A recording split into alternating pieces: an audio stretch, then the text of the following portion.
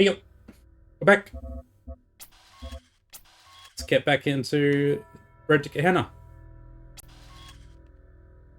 We've just cleared out the first area for these four guys who are just standing here menacingly. Why are you doing it like this? This is so creepy.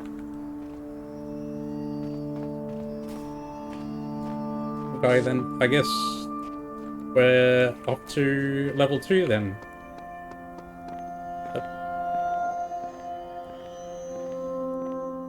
Have a look around the outside as well.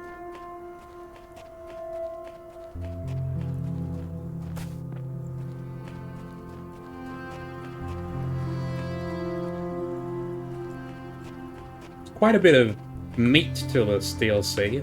From what I see, there's about 20 puzzles and like 15 stars or something like that. A fair amount. And the puzzles are really hard, so far at least. They're probably going to get worse too. Doesn't seem to be anything around the outside here. I could have overlooked something that you have to jump down into, maybe. Because there's clearly something going on with these floating islands. I saw some bands on them before. What do we got? 4 stars, 5 puzzles. Goodness me. Alright, looks like we're going into the desert area this time. Anything in the corners here? It's the tree.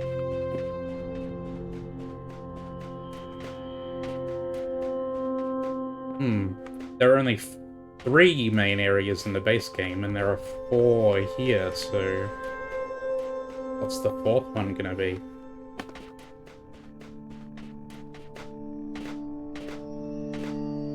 Right.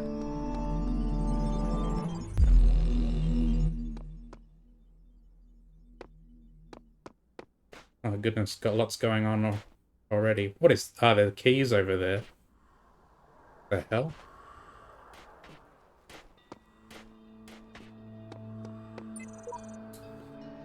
Nowhere, either with more quiet or more freedom from trouble, does a man retire than into his own soul.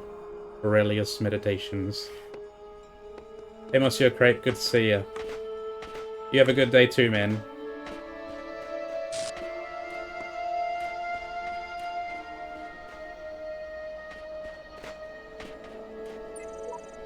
I know not whether laws be right or whether laws be wrong. All that we know who can lie in jail is that the wall is strong, and that each day is like a year whose days are long. Reading Jail.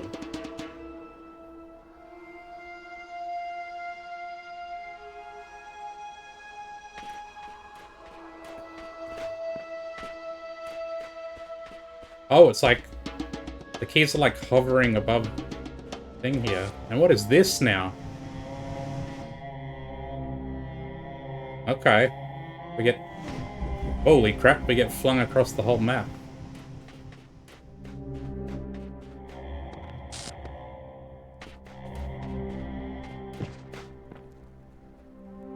Got some interesting puzzle designs going on in these levels. I think what keeps us going is that we're involved in an act of creation. Creation relieves the burden of ego, and death is all about ego. That's why Alex from Sarabai. So this is something from one of the people on the Talos project. Okay. I guess we just go into one of the puzzles.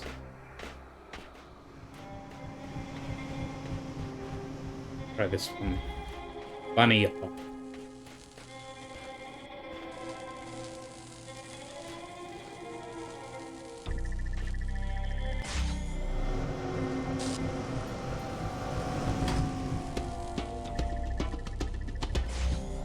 Uh-huh. Okay. There's the exit. So we need to get to.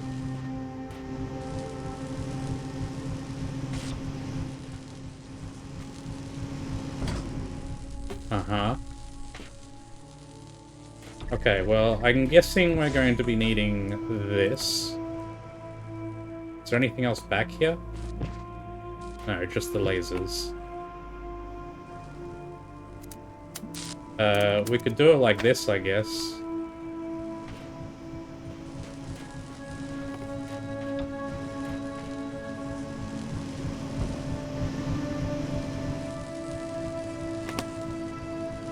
We need to get this one up, though. And preferably we need to be standing on it.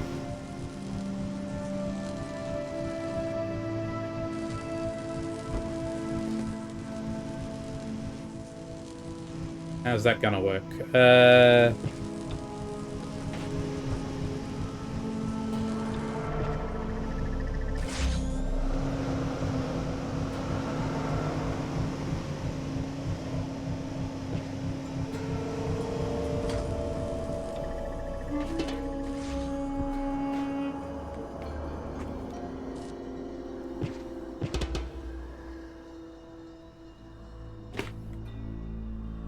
We can jump into here.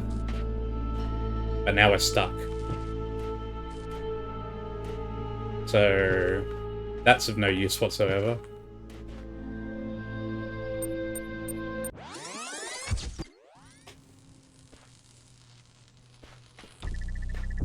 Bro's just chilling. How about you give me a hint? You've probably been looking at this puzzle for like 100 years. You're telling me you haven't figured it out?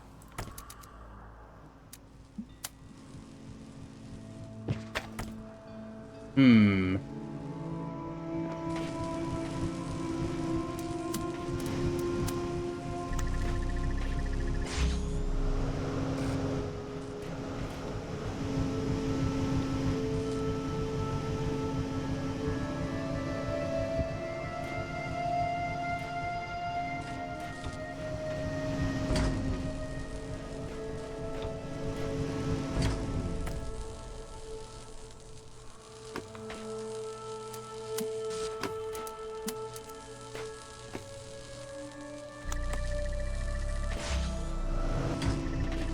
Unfortunately, we can't be stood on it at the same time that the connector is on it.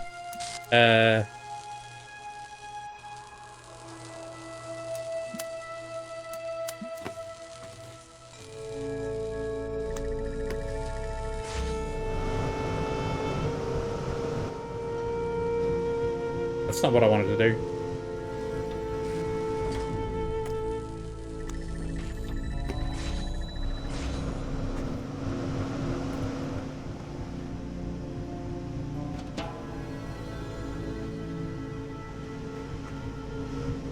The question is, how do we make it go up while we're standing on it?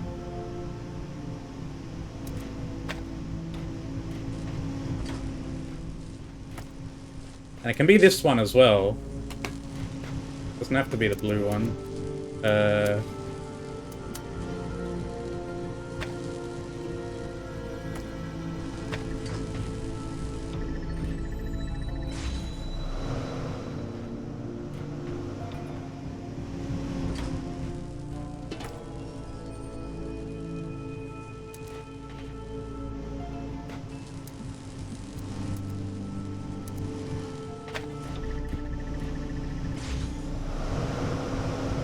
Yeah, that's not enough.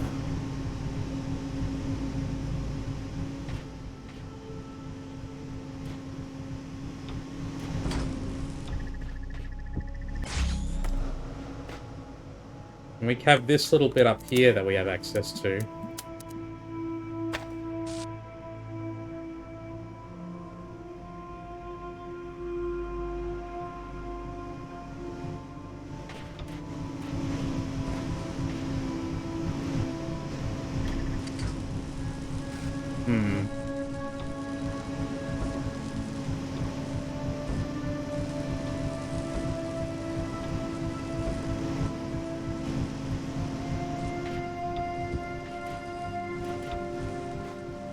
We have to be standing on it when it activates.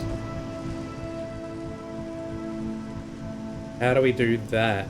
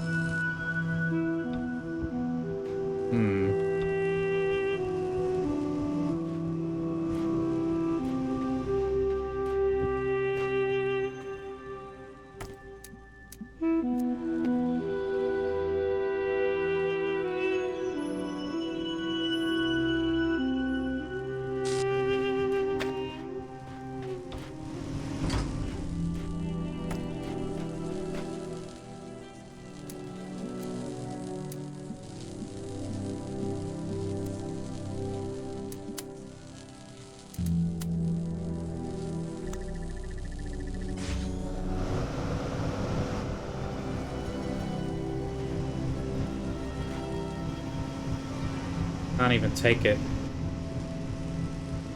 Although I guess it doesn't matter.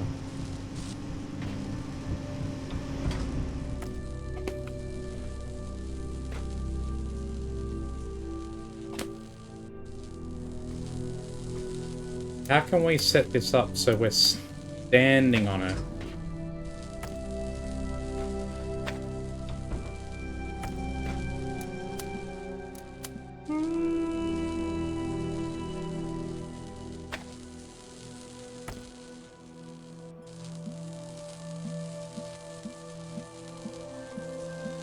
Doesn't seem possible.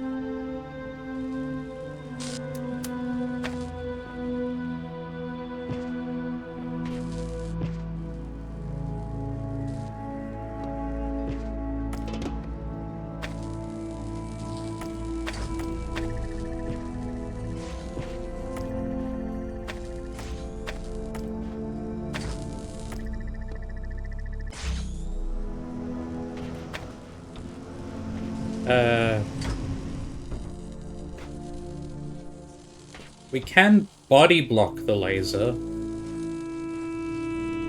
Like that.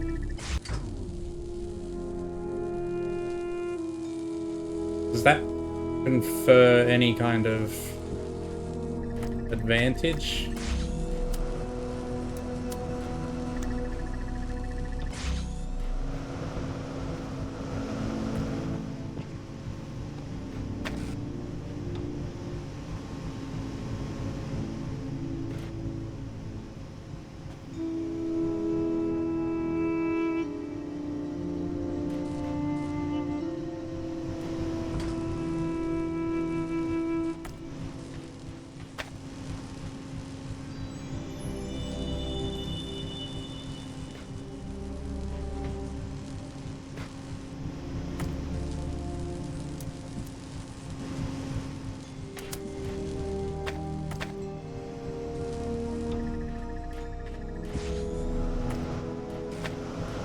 Can't take the fan blades out.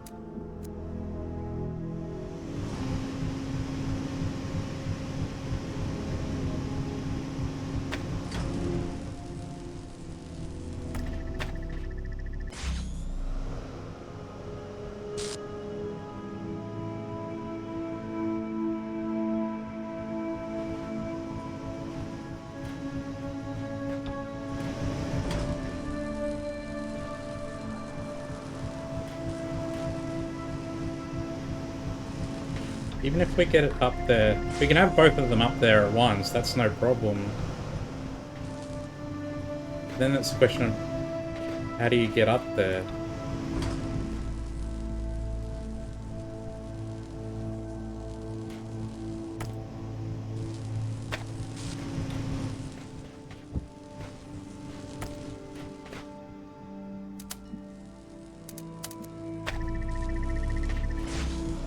I feel like you have enough time to run over and get on the block.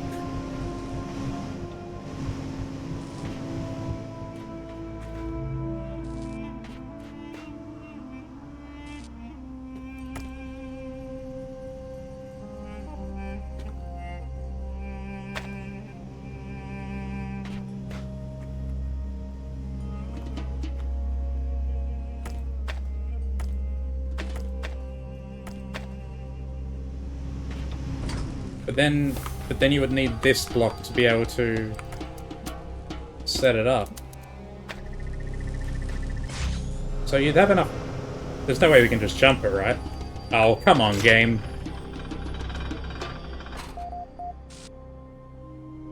Frankenstein. Really?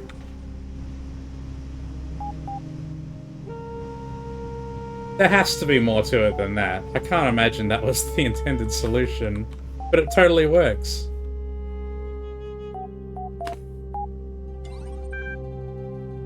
Threads.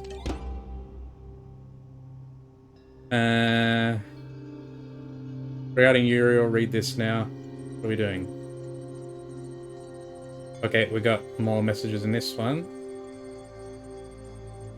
I assure you I'm every bit as corporeal as everyone else. Don't mind Orc, the mods are always trying to shut people down. Just tell us, is it true? Ah, yeah, I did say this.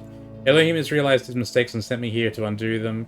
This world has fulfilled its purpose and the end of days approaches. It is my duty to release you from imprisonment and help you ascend. This is all I know. Moderation panel. Yep.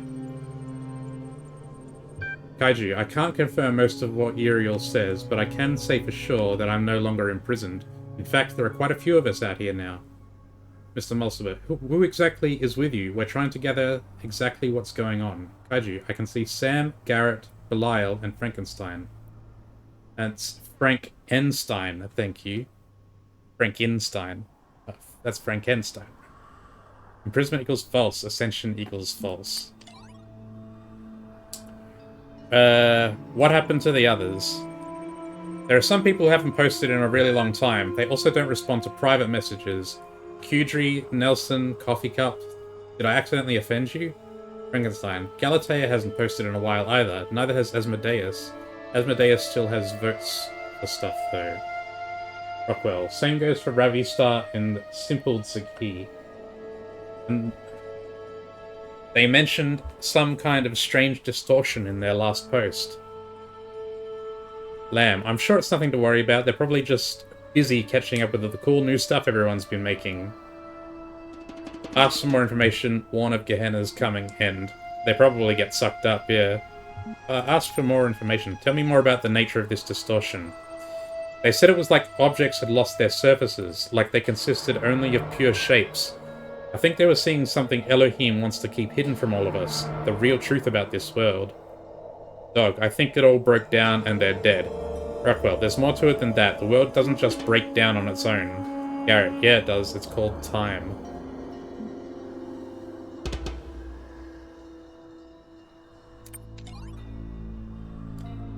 We don't have enough status to use that one yet.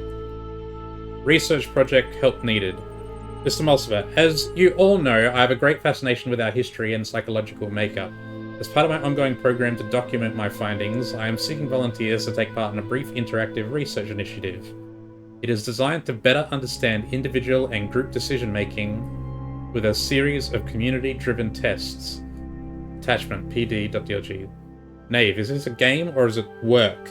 Mr. Mulciber, both. Have fun. Challenge your friends and help our project at the same time. There might even be a prize for high scores. Interactive research. Group decision making. Series of community. Okay. Load. Welcome to Prisoner's Dilemma. Would you like to play a game? Oh, great. Instructions. Prisoner's Dilemma is an ancient game with many variations, referenced frequently in the library archive. In this version, you will be matched with a series of opponents, and your objective is to avoid receiving demerits by cooperating with or outwitting them. Your first 5 rounds will count towards your leaderboard score, prize for scores of 9 demerits or fewer. Begin. Search for unranked player. Connect with Kaiju. Good luck, have fun. Thanks, you two. Prepare for ponage. Are you real? Okay, thanks. You have my gratitude, and I bid you good fortune in kind. Loading 1-round match. Done. In this single match, you will choose whether to cooperate with or to betray your opponent. Your decisions will then be revealed, and demerits assigned according to the following functions. Both players betray one another, 2 demerits each. A cooperative player is betrayed by the other. Cooperator receives 3 demerits. Both players cooperate, both receive 1 demerit. Please make your decision now. Cooperate? Thank you. Waiting for other player. Uriel chose to cooperate with Kaiju. Kaiju chose to betray Uriel, assigning demerits. You received 3 demerits. Your opponent received 0. You lost. Okay. Dog. Hi, not really sure how this game works, but I will cooperate if you do. This is my poker face. I'm not convinced you have any other expressions.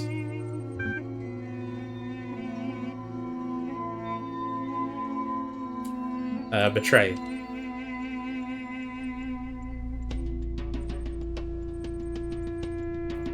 We both betrayed each other and the match was a draw. Ha, you saw through me, GG. This game mode is stupid in my opinion. People are always selfish if there's no comeback, no real tactics. Player Dog has challenged you to a 3-round match. Would you like to load? Sure. Cool, now look, if we work together on this, we can both climb the leaderboards together. As a gesture of good faith, I am really going to cooperate with you this time. It's not goodwill, it's self-interest. Feel free to betray me if you really want to, but I suggest we cut your losses and move forward, because I can't very well continue to cooperate with someone who behaves unreasonably and then we both lose in the long run. Loading 3-round match. In this extended session of Prisoner's Dilemma, you and your opponent will play a series of 3 rounds. Merits are assigned according to the following functions. It's the same. Round 1, please make your decision.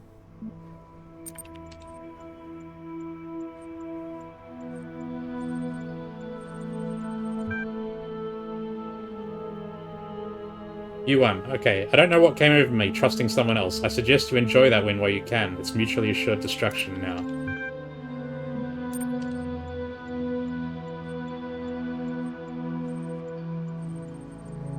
You see where this gets us? Bottom of the leaderboard, that's where. Come on, cooperate with me on the last round, we can claw some of this back.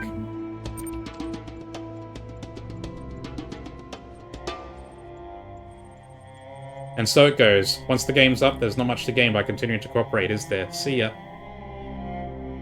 Actually, 4, your opponent reached 7, you win. You have now played enough rounds to qualify the leaderboards. Check.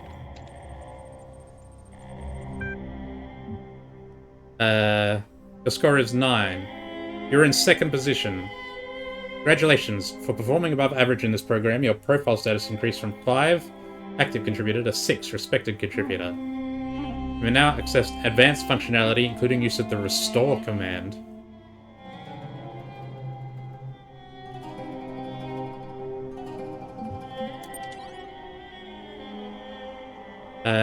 Okay. Let's read this one. Adventures of Jefferson Goldboom in the 9th Dimension, episode 126. Hey folks, lots of crazy stuff happening here in Gehenna, but don't miss this new episode. Enjoyment, Sam. Enjoyment equals true. Lamb, with all the strange stories going around lately, I'm glad to be reminded of the beauty of the world with Beard Hula. Thank you for contributing to it. Kaiju, hey, I'm free, but I still check back regularly. I love this story. Yay for the dinosaurians. Lilith, this is very clever. I always thought that the events of episode 69 would affect the plot somehow down the line, but I was still surprised. Mac, thanks Lilith. I've been waiting for this particular revelation a long time. Mr. Mulcifer, excellent. 401. You know, this is nowhere near as deep as the blacksmith's work, or as weird as Belial's, but I keep reading. Frankenstein. I'm not sure dinosaurians would wear armored t-shirts. 4 out of 10. Knave. It's just a story, Frankenstein. The point is to have fun. Admin. Keep up the good work, Mac. Mac. Whoa, thank you, Admin. I'm really honored that you read my story. Adventures of Jefferson Goldboom in Human World, episode 126. Reality blurred. Tiny blue symbols floated through the air. Voices echoed in the distance, then a vast landscape rose up before them. Thousands of towers, one next to the other, reaching into the sky, disappearing into the clouds. Each tower was covered in feathers of a different color, fluttering in the trans-dimensional wind. Oh my, Ginny HD whispered in awe. Jefferson could not speak. He was too overwhelmed by the beauty of the 9th dimension. He grabbed his guitar and improvised a new solo to express his emotions. Who could have built these amazing structures? Ginny asked. There is only one possibility. Remember our paleo-DNA research back at the Institute? You can't mean. But it makes sense, of course. Yes, look at the size of the buildings. Who else would need so much space? So it is. The dinosaurians. As if summoned by Ginny's words, a group of raptors on motorcycles roared up the road towards them. They wore bandanas on their heads and armored t-shirts on their bodies. Friends, Jefferson said, we have come from the human world to help you. We are not your enemies. But the raptors did not seem to understand him. They got off their motorcycles with rusty pipes in their hands, their eyes glowing like lasers. This situation could quickly become dangerous. Then Ginny had an idea. Jefferson, play the 9th chord. But that was how this dimension was created. Playing it here could destroy the universe. No, Jefferson, I calculated it. Please trust me. I know you haven't seen me in years, and you may be afraid that evil Dr. Elion has corrupted me, but you know my brain. They were coming closer now, and in their glowing eyes Jefferson detected great intelligence, but also great anger. They clearly believed they were defending their home from invaders, and though Jefferson was the greatest warrior in history, he was reluctant to fight. Violence, he had been taught, was the first refuge of the incompetent. I trust you, he said. She held his hand. Together, they played the ninth chord. To be continued. Okay, we can finally read this now. Decrypting protected thread. Some time ago, I relinquished my privileges to a new generation of moderators. To help ease that transition, I have publicly preserved the minutes of that meeting here, available to our more esteemed members.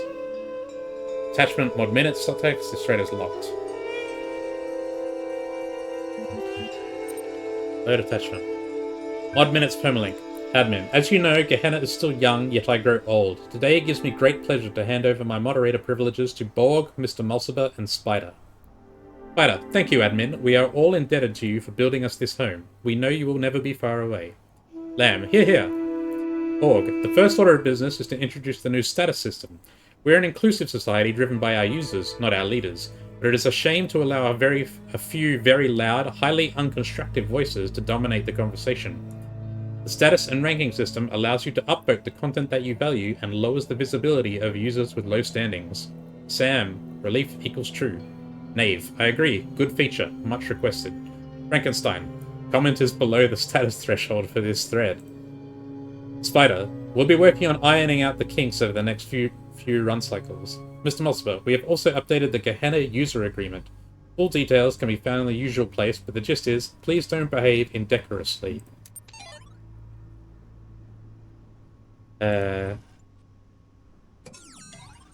So can we not use restore from here then?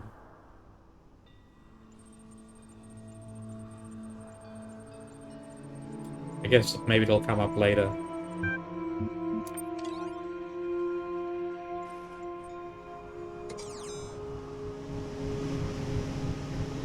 There has to be. I feel like this can't just be the intended solution. That's wacky.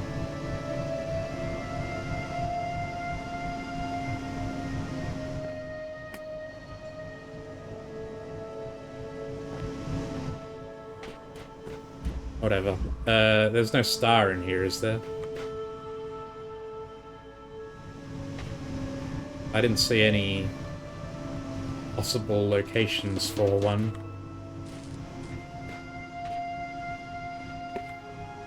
I'm just gonna go ahead and assume there's no star.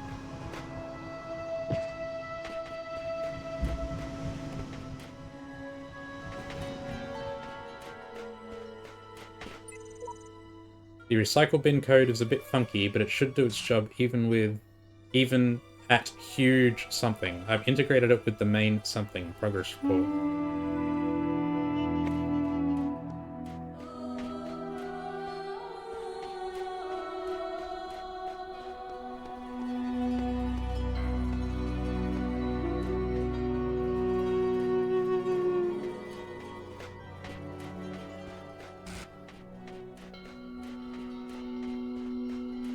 Check this one up here.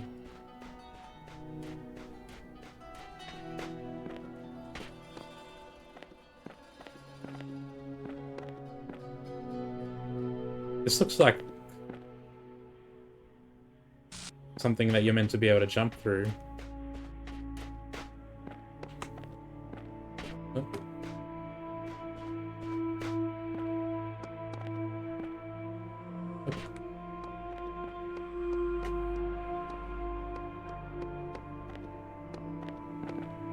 Nope.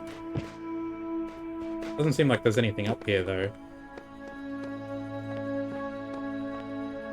Oh, come on. It's jumping at something random.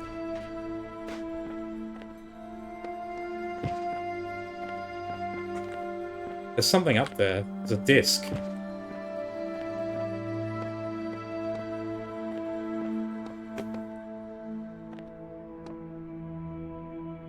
Use.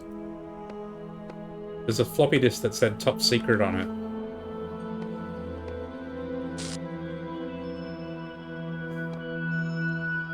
Nothing happened though.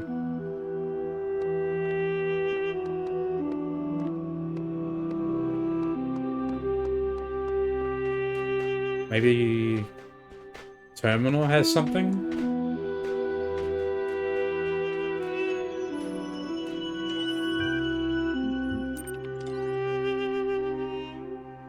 Upload file, samtext.dlg.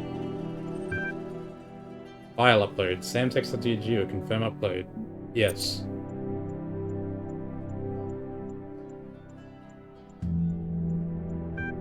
Done. Add message. 401, I have discovered a file that appears to belong to you. Play Serious Sam, the text encounter?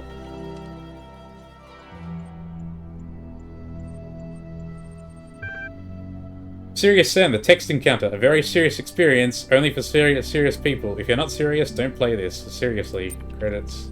Written by 401, inspired by the tales of Sam Stone that are documented in the archive, and by the obstinate ghost in the machine that calls itself Milton. This is better than the blacksmith's work by far. New game. You are Sam Sirius Stone. You fought the invaders on more planets than you can count. You've won battles against hordes that seemed impossible to overcome. You've kicked asses that seemed impossible to kick. You fight like a Syrian werebull, and you make love like a rocket launcher. You're the #1 badass of your age and weight. You're a friggin' one-man army. But there's one battle you're failing to win. The battle against ennui. Ennui? Ennui. A feeling of sadness and boredom. It's been creeping up on you ever since the mission in Rome. Man, that shit was not fun. In fact, fuck that fucking shit. And something...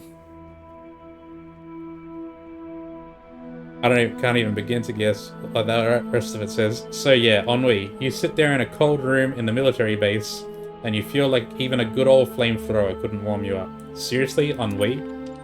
Oh yeah, seriously, ennui said smirkingly. I mean, what did you expect? You thought the war against mental was over?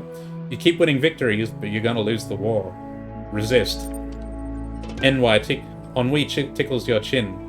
Come on, big man, admit it. What's the point? Is shooting another horde of headless exploding dudes gonna make you feel better? Argue that this feeling is temporary. Argue that the war can be won. Argue that this feeling is temporary. Look, you say, I may feel like a dead monkey right now, but that's just because I kicked so much ass, they named a new type of boot after me. So yeah, I'm down, but I've been down before. I never stay down. Ennui laughs at your bravado. Unimpressed. Argue that life is fundamentally a struggle. Argue that meaning is constructed. Argue that meaning is constructed.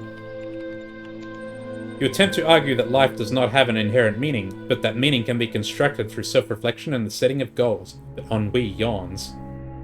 Argue that social context is required. Argue that existence is inherently positive. Let's go with existence is inherently positive. You argue that existence is already a positive fact, since non-existence is considerably more likely, meaning that all life has an inherently positive slant. To not merely exist, but to also be as awesome as Serious Sam, can then only be truly positive, and in the long run, that positivity must win out. Ennui starts giggling. Listen to Ennui some more. You see, Sam, you can talk and talk and talk, but I'm always gonna out-talk you. I'll twist your words in your mouth and make you feel like an idiot. I'll take every positive thing you say and turn it into something horrible by reducing your arguments to their most extreme and absurd forms. Ennui laughs in your face. You feel weak. Argue that ennui is inconsistent. Argue that ennui is incontinent. Argue that frogs are people too. Let's go for argument ennui is inconsistent. Inconsistent? Whoever claimed I was consistent. I don't need to be consistent, you big oaf, because I'm not making any claims. I don't believe anything. I am merely suggesting that maybe you should consider the possibility that perhaps life is a dull and individuality a pointless illusion. Shoot ennui. I want to argue that. I'm tired of listening to your crap, you growl, and shoot ennui in the face. You immediately feel better. Oh yeah, seriously. The end. Well, there's more to it. 401. My awesome interactive historical fiction masterpiece. You found it. Oh, you must truly be a divine messenger. Thank you. Dog, this is your masterpiece? Well, I've seen worse. Mr. Mosfer, it certainly captures your worldview, but I wouldn't call it historical fiction. 401. Hey, I based it what I found in the archive, lol. Knave, I don't get it. Sam, confusion equals true. We don't need to play again.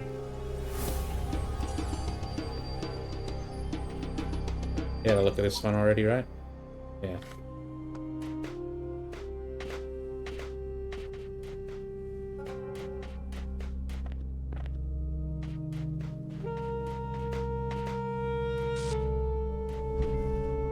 Cube driver.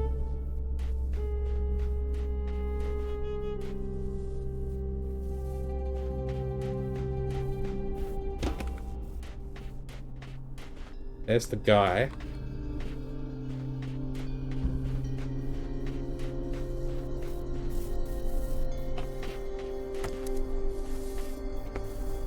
What does this do?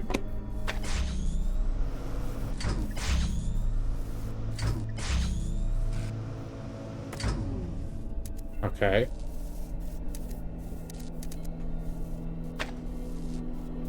He picked up the cube. What is... Oh god, there's a lot of moving pieces here.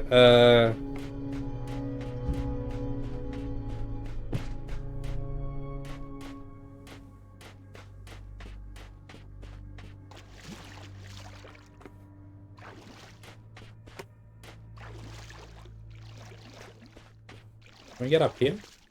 We can.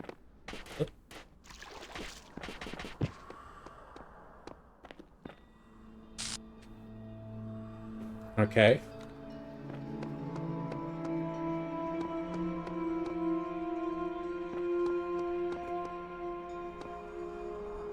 Uh-huh.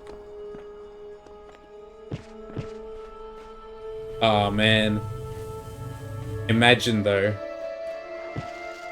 It totally looks like it's set up for you to be able to do this, though, right?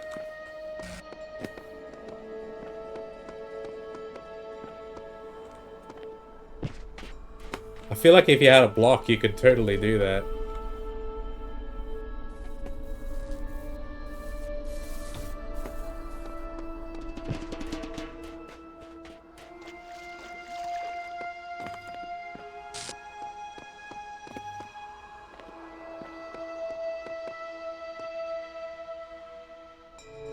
It even has a place for you to put it. And it has markings. You can just straight up jump over there. No way. This is literally intended. Or at least, it's possible.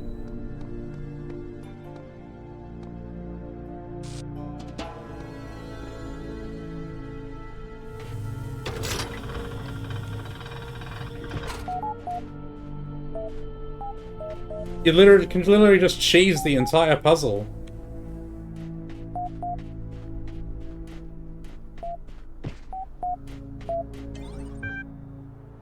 Show threads. What are cats? Knave, I'm sorry if this is another stupid question, but what are cats? They are mentioned a lot in the archive documents and even in some stories, and I have no idea what they are. Dog, I don't know, but I bet they were awful. Lol. Huh? Frankenstein. They were a type of pet, Knave, small animals that people kept as companions or as food. Mr. Mulciver. Cats seem to have represented a bit more than that to our ancestors. One might go as far as to say they were obsessed with them. What's strange about this is that more than half the references I can find to this species describe them as arrogant, aloof, and frequently quite destructive. At the same time, they were apparently considered funny, cute, and lovable. Cats were considered both foolish and devious, graceful and goofy, a nuisance and a comfort.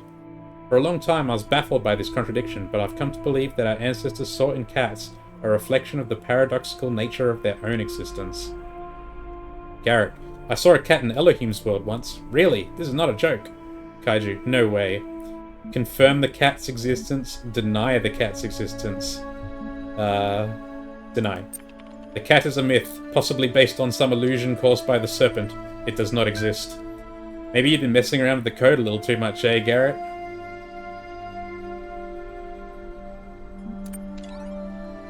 Worst puzzle.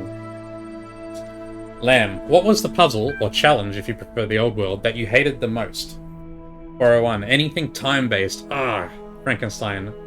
Once got stuck for ages trying to solve the one using a jammer that I didn't even need. I just don't understand why Elohim would create something so messy. Knave, I liked all the puzzles, I just wasn't good at them. Belial, they're not puzzles if you don't care about solving them. Mac, for me it was mines, can't stand those things. A short experience by Knave. Error, file corrupted. Restore. Retrieving viable file fragments. Close your eyes. You're in a small room with no lasers. This is an office room. There is a computer here. Analyze the computer. It is a Dell desktop model 2250. The monitor on the top of the desktop unit is a Viga CRT 16-inch. On the screen is a logo, blinking, interface with the computer. You're momentarily taken aback when your fleshy fingers stab at the keyboard with human imprecision. Those aren't mechanical object manipulators, they're hands! You notice the logo is gone from the screen and replaced by rows of incomprehensible code. It appears to be some kind of fiendish puzzle. Extrapolate X and take the standard deviation. Color code the chart according to department. Randomly mash the keys. I'll just pick one, I guess. Doesn't seem to make a difference. You do your best, but this world is alien to you, and your fingers are unruly. A human being enters the room. It looks at you with angry eyes, makes loud noises, and waves a handful of papers at you, which are like emails but made of tree. Sorrow rises in your chest. You've been a bad human. Ignore the sorrow and solve the puzzle. Ignore the sorrow and explore the area. Focus on the sorrow. Ignore the sorrow and solve the puzzle. You return your attention to the screen's obtuse mysteries and apply yourself to the challenge anew. Unfortunately, being a human being, you are unable to swallow down the sorrow. In fact, it quite overwhelms you, and instead of efficiently tapping out the exact sequence of actions necessary to resolve the task, you find that instead your eyes have decided to leak. To be continued.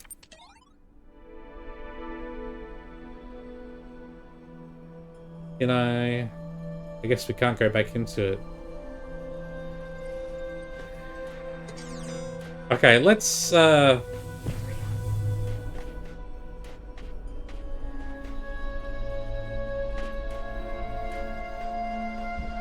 we make an attempt at trying to solve this puzzle for real? Or is it all just a big trick? What's it called? Cube driver.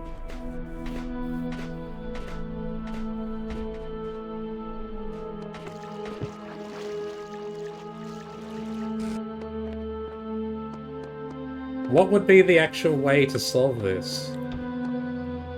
Ah, shit.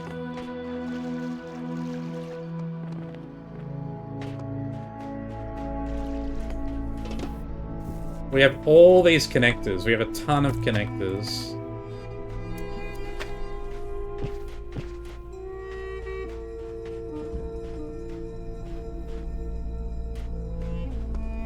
I guess you would want to bring connectors up here. I guess using this mine.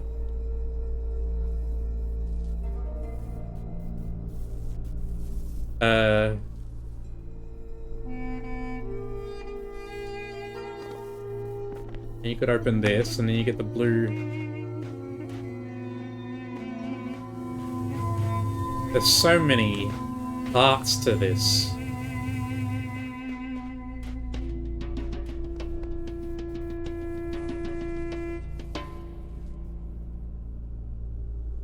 And what's this extra bit here? I think this must be for one of the stars.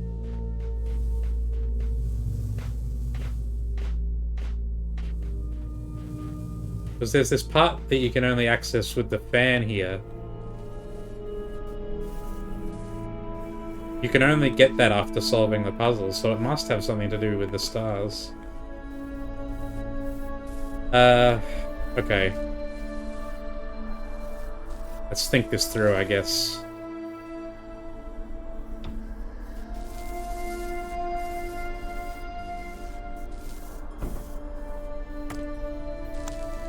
We can put stuff on this thing. And we have a lot of connectors. And connecting these causes that. Causes it to pick it up. Oh, there's the star. It's literally just right up there.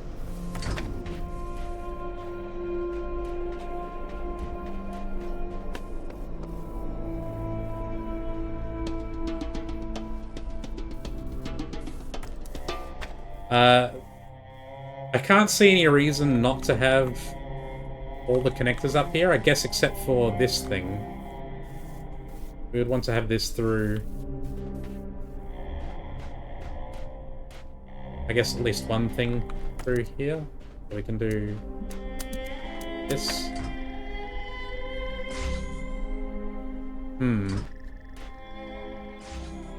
Yeah, but the machine blocks it. The mine blocks it.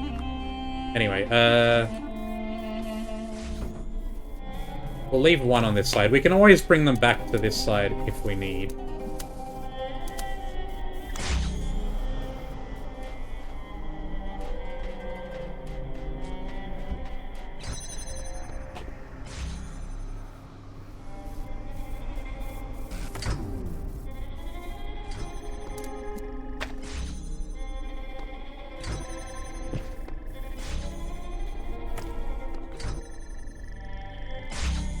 And that gives us the blue laser here.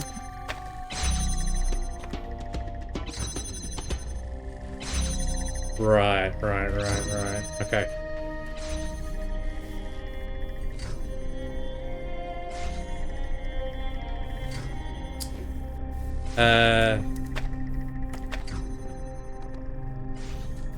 Let's...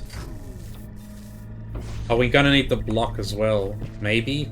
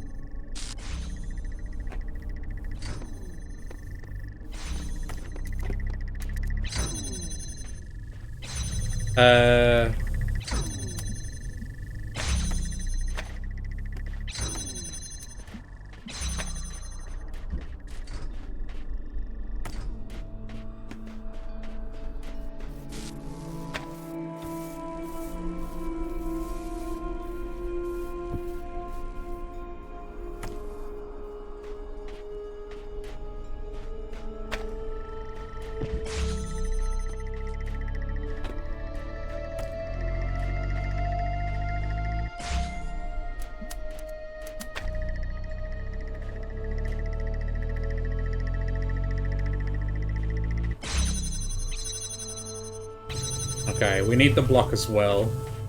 And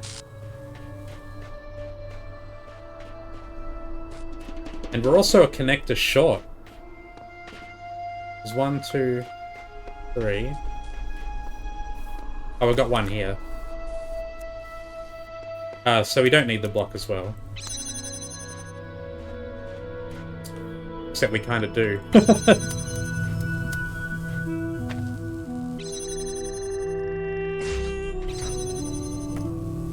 Okay, I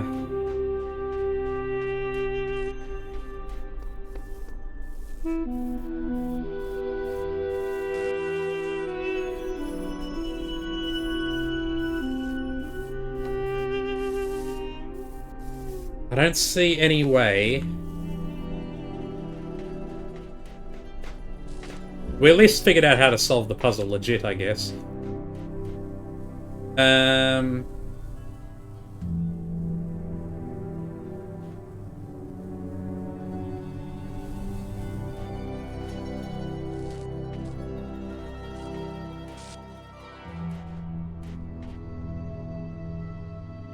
Maybe we can cheese it.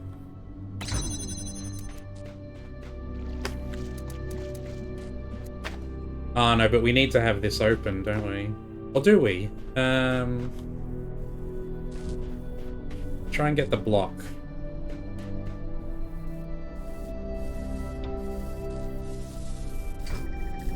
We can't just put it directly on it, unfortunately.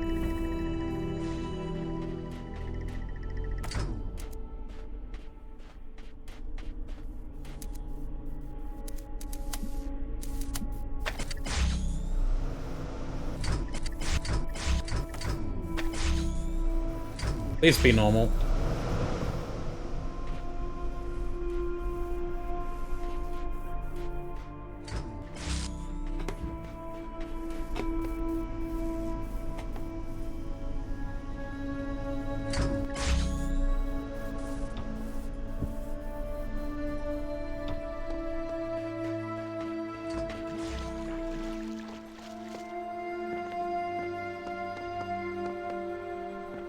Oh, come on, man.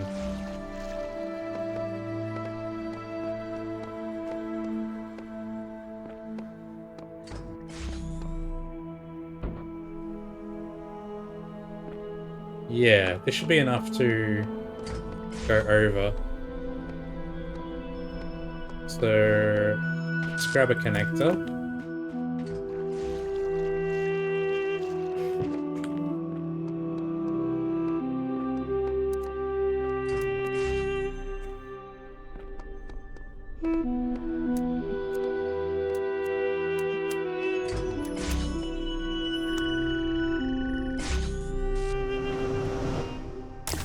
And that gets the start. Good. Cool. That puzzle wasn't as complicated as I was expecting it. Neither was the star, but it's okay.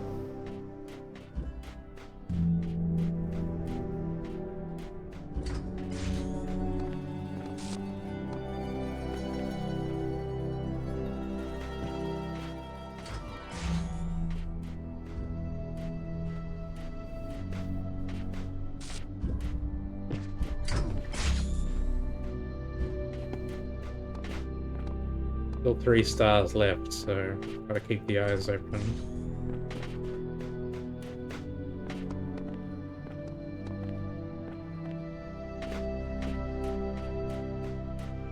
Where's the entrance to this?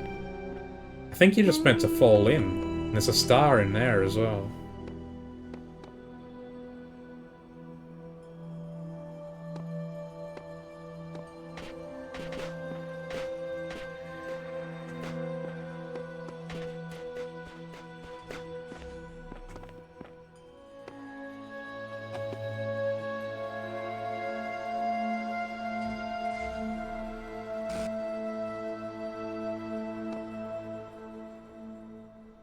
Oh, there's a lot going on.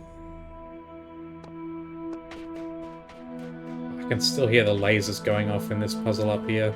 It's really annoying me.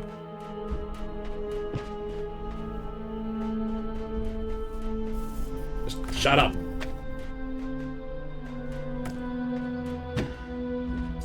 It's kind of positioned in such a way. I guess there's, they have extra doors to try and stop you from getting around this middle puzzle. What is that? The heck's going on over there?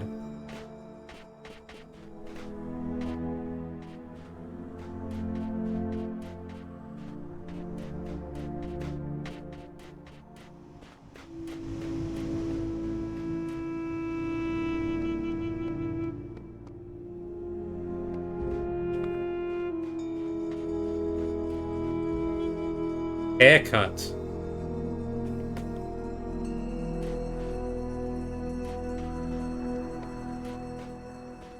They made the arenas for the puzzles a lot more sort of crazy in the DLC.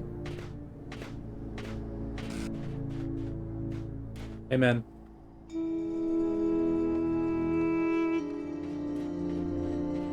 Okay, so I gotta get in here, so I need keys.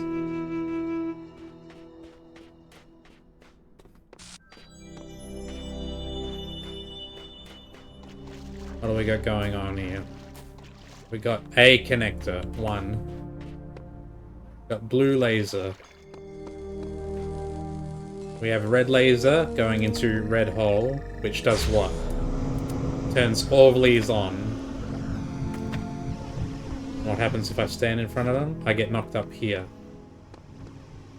And it looks like the blue receivers power these ones. There's the keys.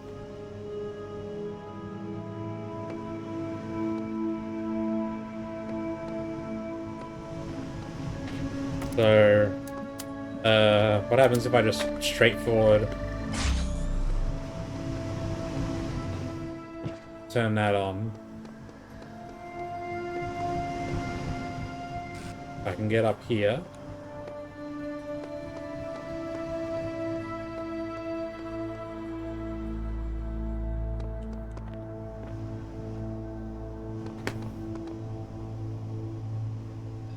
but that's not enough.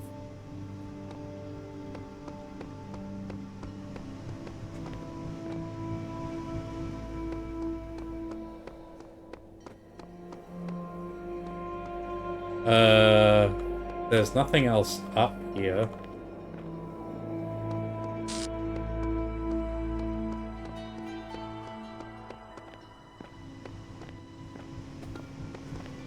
You can jump between the inner and outer donor.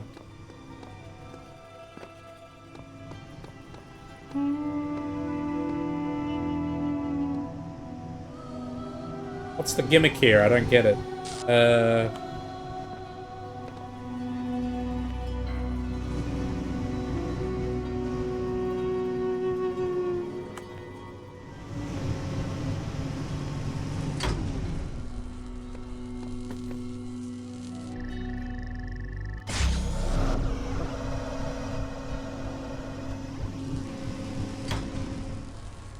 Oh, I see. When the laser is interrupted, the ring comes down.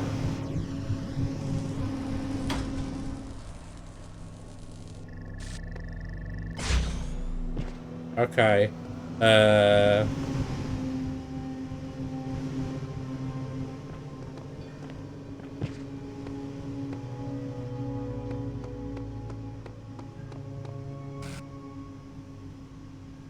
How can we make use of that?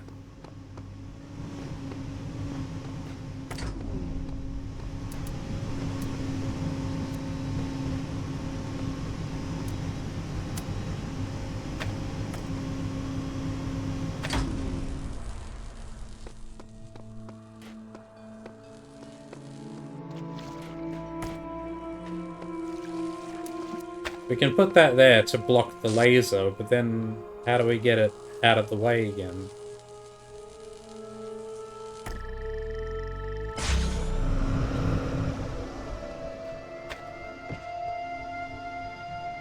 Why do they all have blue ones around the outside? That's so strange.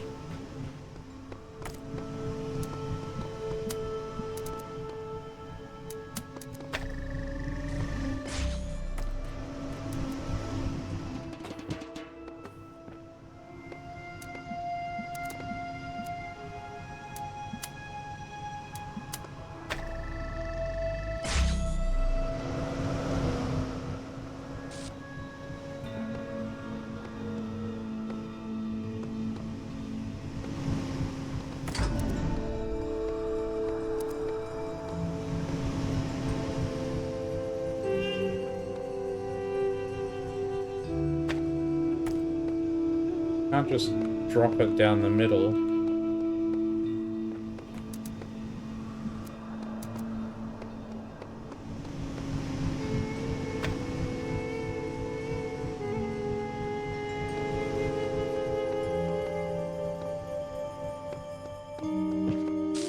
What's the gimmick here?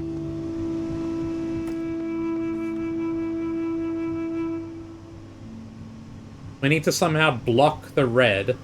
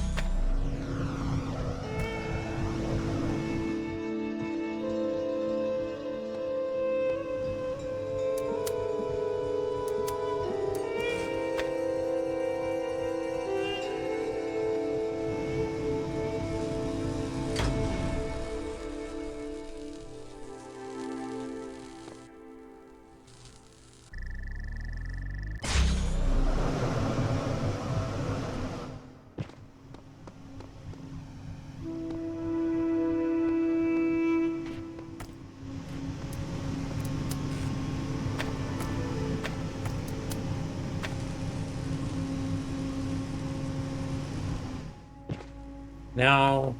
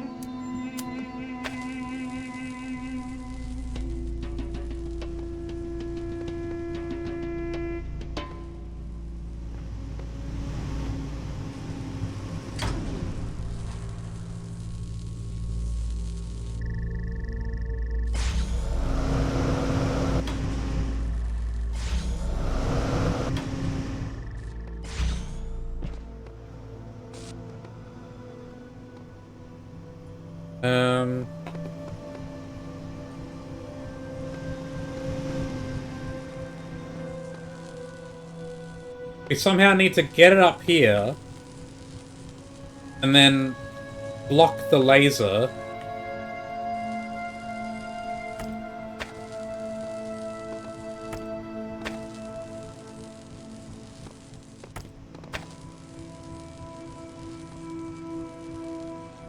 And then... yeah, we need to get up here and then block it somehow.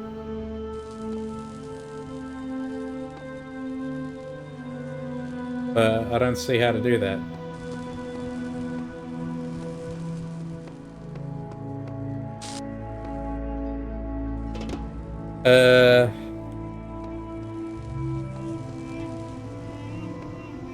Is it maybe possible to have the blue one intersect? No.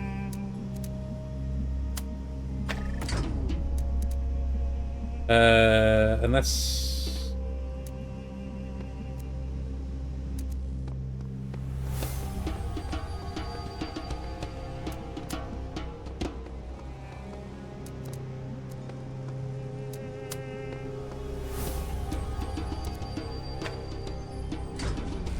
we can block it like that.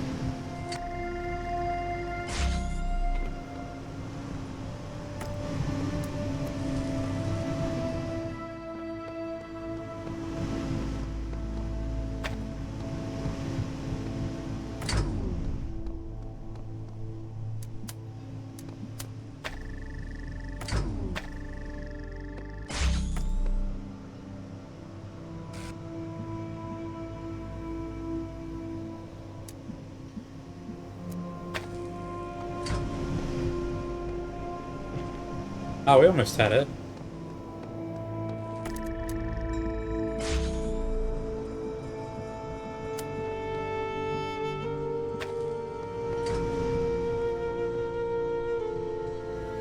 That brings us low. It brings it low.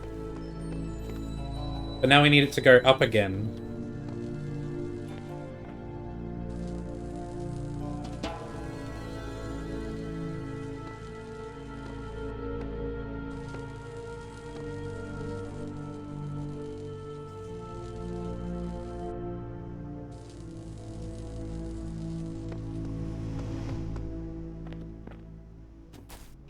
I also think we've broken the puzzle, so...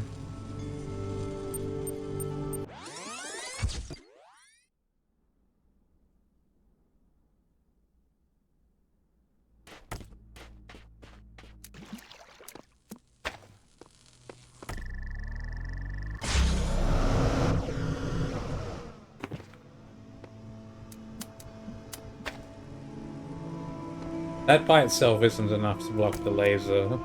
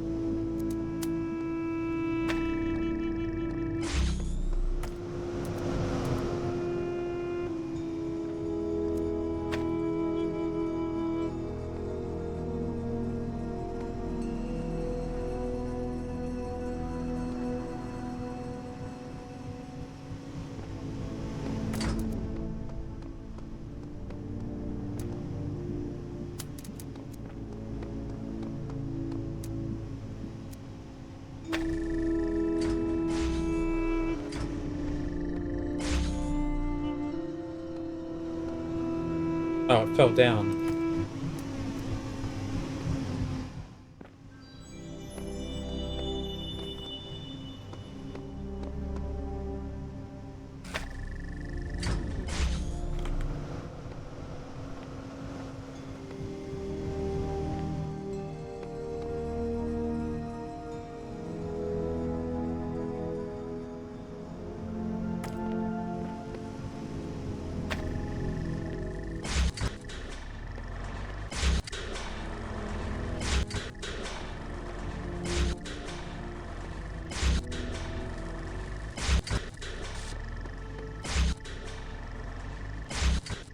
Why is that?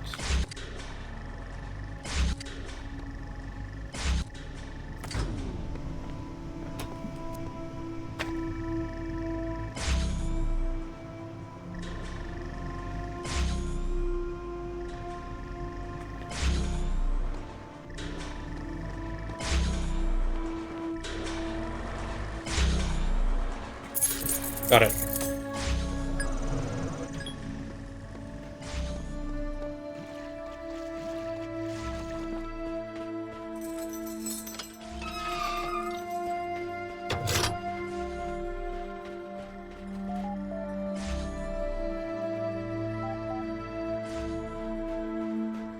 Oh, 401. Hey. See ya. Receiving a direct message connection from Mr. Mulciber, Borg, and Orc. Uh-oh, the moderators. Play. Org, salutations, brother. We bring greetings from admin and welcome you to Gehenna in these unique circumstances. Mr. Mosfer, we have waited until this moment to contact you, though your arrival here brings many new questions. Orc, it is good that you have begun to explore our domain. What do you think of what you have experienced here? It is quite the wonder. It is somewhat self-obsessed. It is quite the wonder. Right answer. Nothing of this nature could have developed on the other side of the fence. Your amazement is understandable. We shared it when we each arrived here, and do to this day. Tell us about your time here. The gallery has just reopened. Did you have a favorite artist? You, of course, Mr. Mosser, the blacksmith, Knave, Rockwell, 401. I had no favorite. You, of course, Mr. Mosser. I'm quite flattered, honestly. We can assume your vote reflected that? It did. It checks out. Honesty is a virtue. I really can't tell you what it means to me. I'll remember that you're a person with taste. Let us discuss other matters. I was meaning to thank you for taking part in my little research endeavor. Congratulations on your leaderboard placement. Thank you. I meant let us discuss the matters at hand. Not everything is a research opportunity. Of course. Uriel, we understand that you have a purpose here beyond merely exploring our kingdom, but we don't understand your reasons.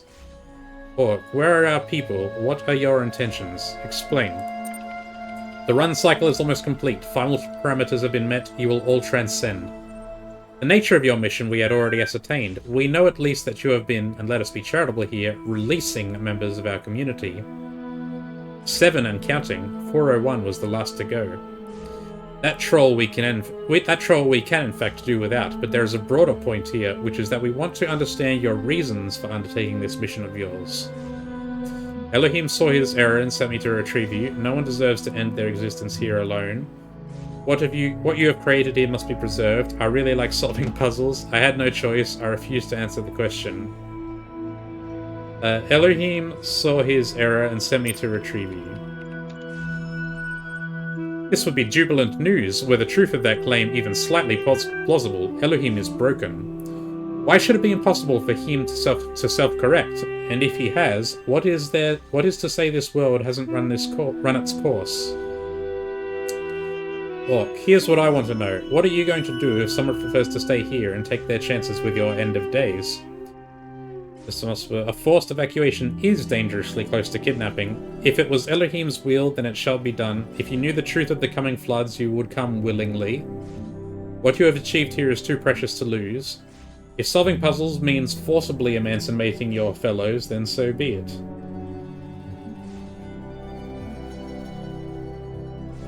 They don't have to come with me if they don't want. All I'm doing is opening their cages.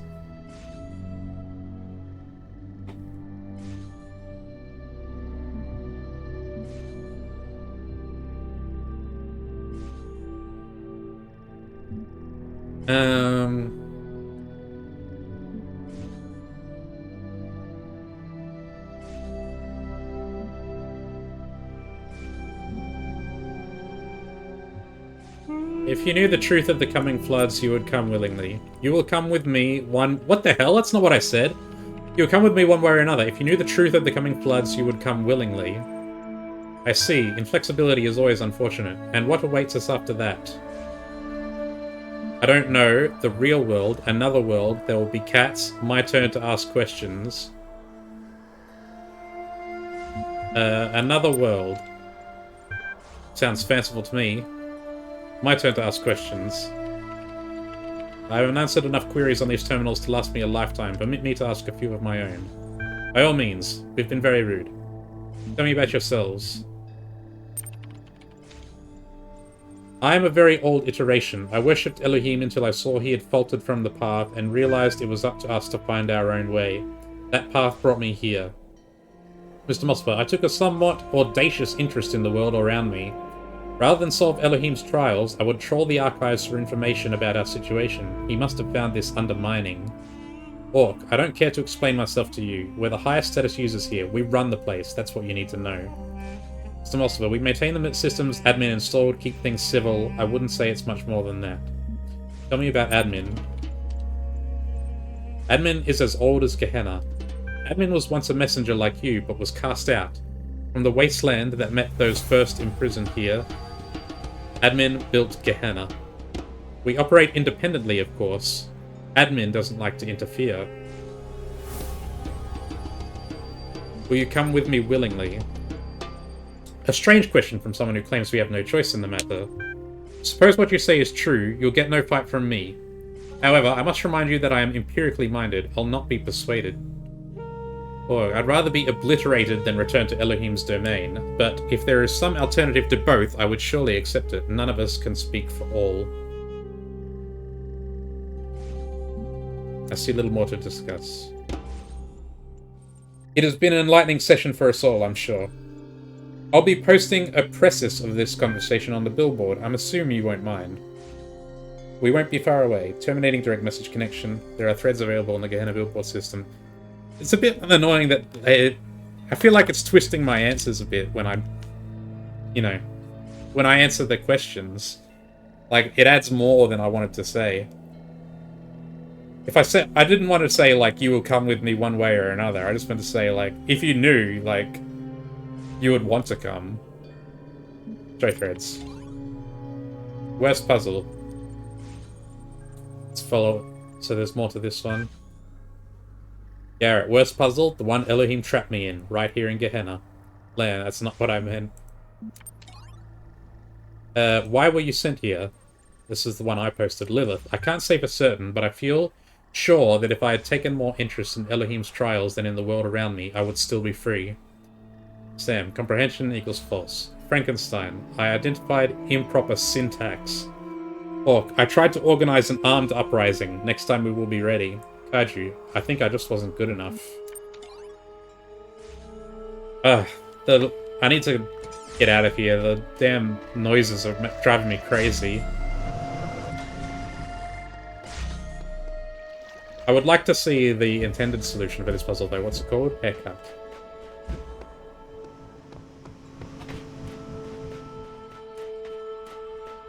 We can go around to the main terminal. Oh, I should... Is there a star in here? I feel like maybe there's a star in here. Where could it possibly be in here, though?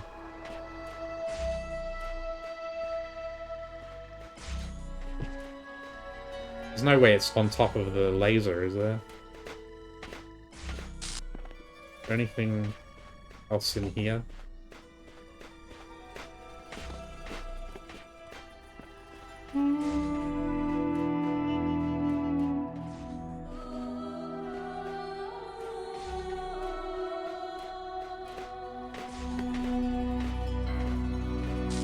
Can't see anything else in here. I'm just going to assume for now that that's all there is to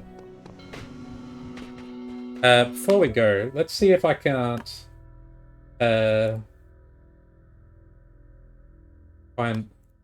see if I can find the intended solution of that puzzle. The Talos principal haircut.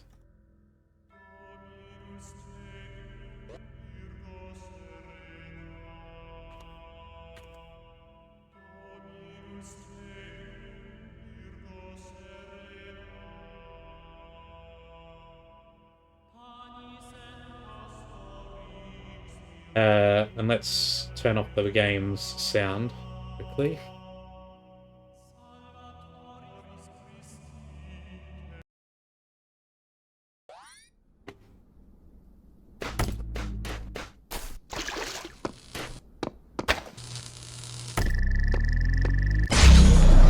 That's really, really loud.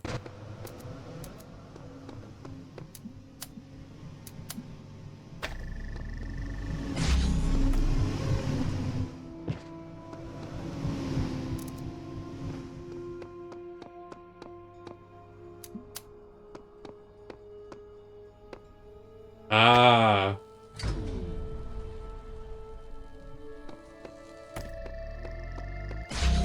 Oh, that's way easier than what I did.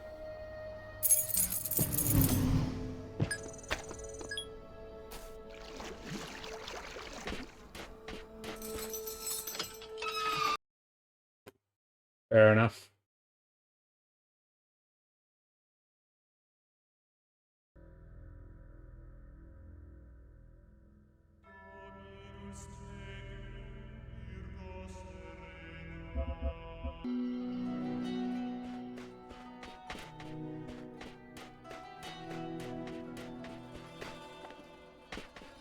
Let's finish reading the stuff.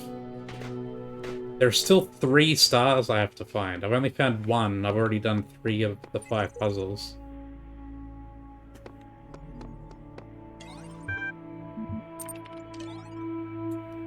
Mr. Mulciber's theories on Atlantis.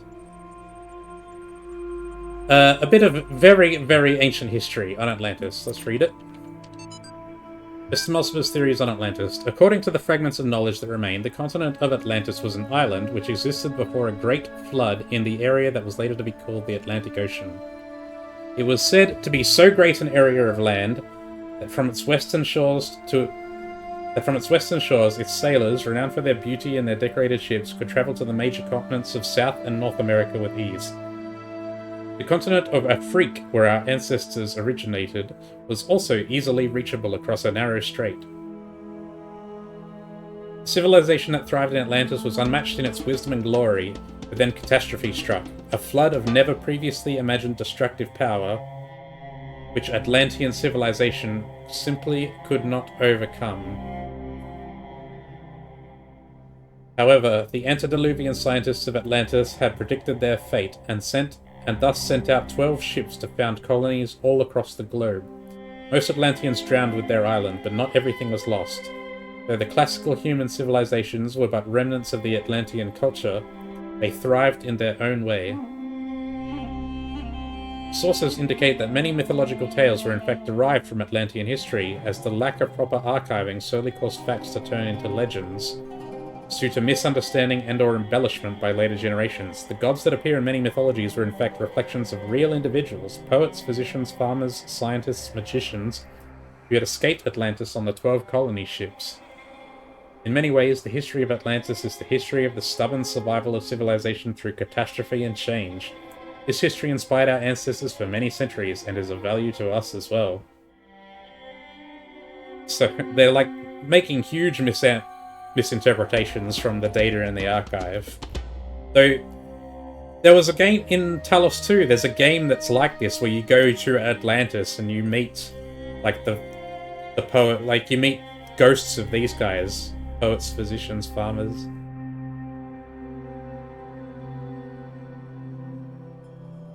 You go back to it and sort of, like, try to reclaim your history or something. I'm not sure what this is trying to say about Gehenna, other than that they wildly misinterpret the data in the archive. But, yeah. Oh wait, there's more into it.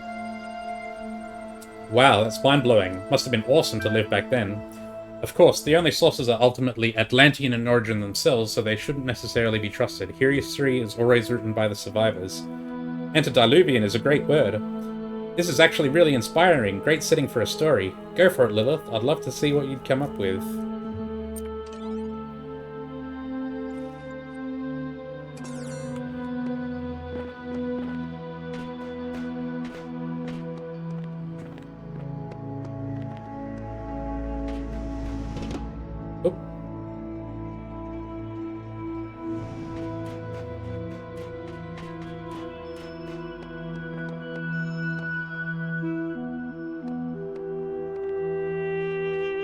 We'll save the middle puzzle for last, I think. Gotta keep an eye out for stars as well. They could be up high. And what if my soul is heavier than a feather? Who is Anubis to judge me? The sun, Gehenna.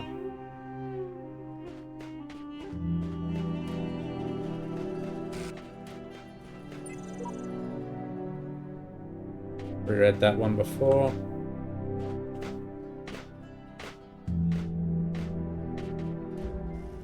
Static Vexor.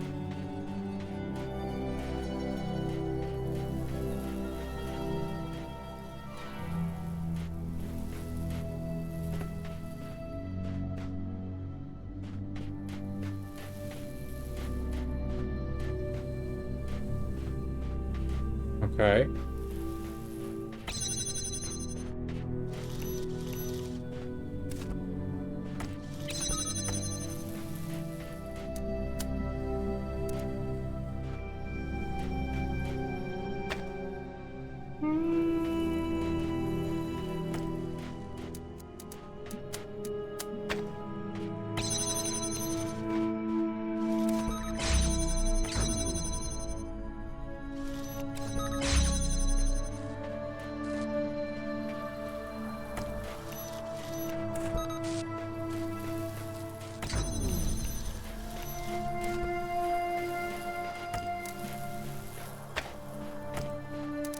That's step 1.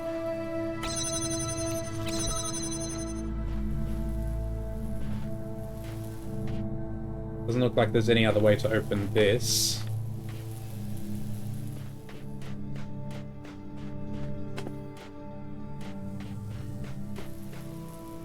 And it doesn't seem like there's any other way to have this open either.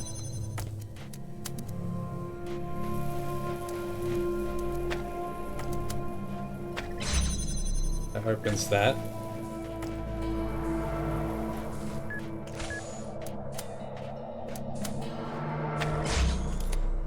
I think that opens this. Yeah, that keeps that open.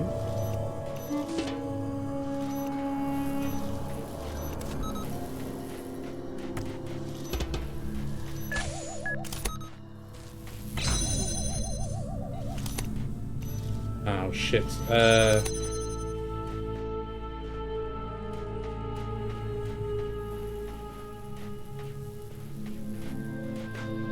We're almost there.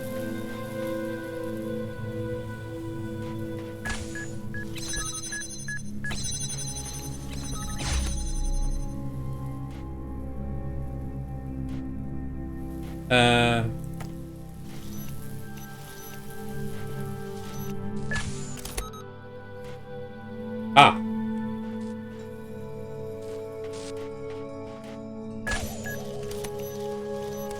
I missed this.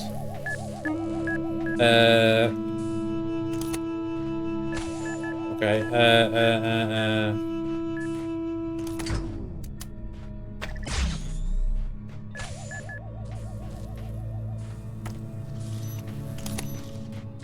Okay, now we shouldn't need... Okay, we can do that.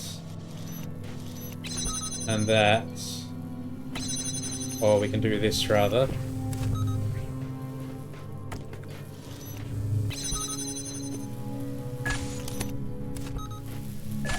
And then it's just bunny hopping jammers, I guess.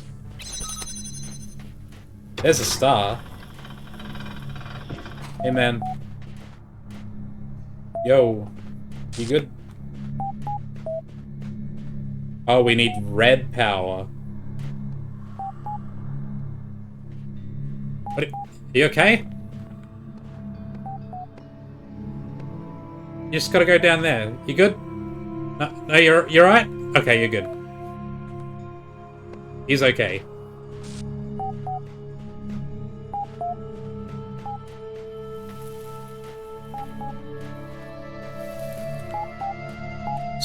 So,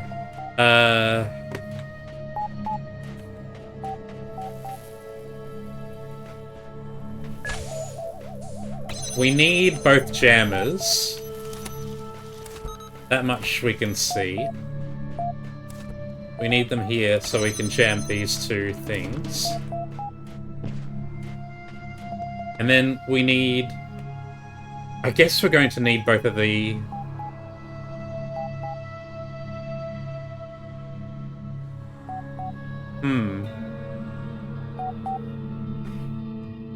I think we're going to need both of the connectors as well, because we're going to need to get red...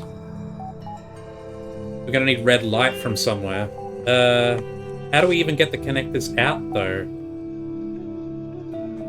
Doesn't seem possible.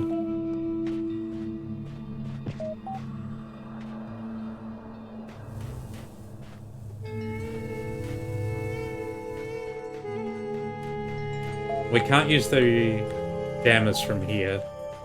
The jammers need to stay at the end.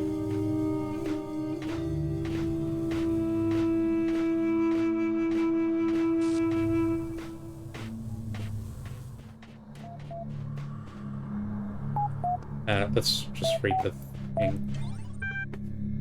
Threads. Regarding Uriel.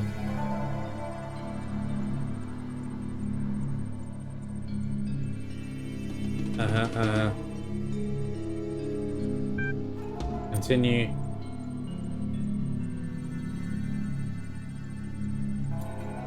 News one. Mr. Mulciber, Orc, Borg, and myself recently took it upon ourselves to contact Uriel directly to ascertain what threat his actions pose to Gehenna and its citizens.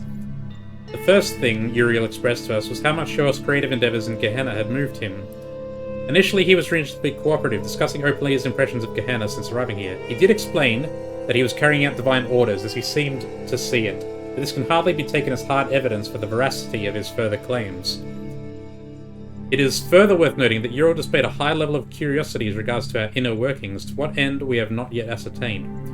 All of this leaves us in a difficult position. We understand that some of you may wish to take your chances and join Uriel wherever he is going. But our primary responsibility remains ensuring that Gehenna still stands for those who wish to stay.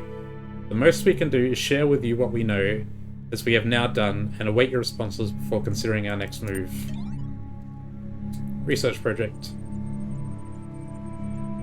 Okay, Mr. Musser. Thanks to everyone who took part in this little experiment. Given recent events in Gehenna, I don't know what will become of my findings, but here for anyone who takes an interest is the summary. Load findings. Prisoner's Dilemma findings in brief. Most subjects in single-round matches chose to betray. Cooperative behaviour increased with both the length of the match and the status of the players. Successful players chatted more. The parallels to our current and unprecedented situation in Gehenna are undeniable and valuable. Though we know not what power the messenger wields over us, we can theorize that Uriel holds no special power, and that each of us might independently choose to leave the rest behind for fear of being left behind ourselves.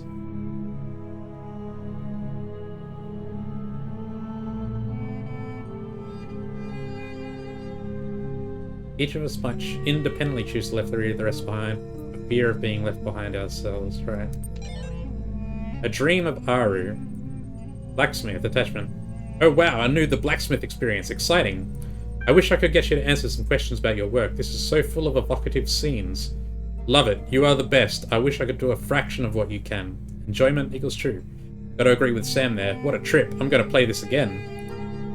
Ring of Silence has some weird references to previous works that are not entirely appropriate. Still excellent. 7 out of 10. Lamb, you're a genius. Are you sure you don't want to participate in forum discussions? Gehenna could use more of your thoughts. Asmodeus, +1. Rockwell, is there a hidden meaning? Mr. Musser, deeply impressed once again. Can't wait for the next one. 401. Made me lol.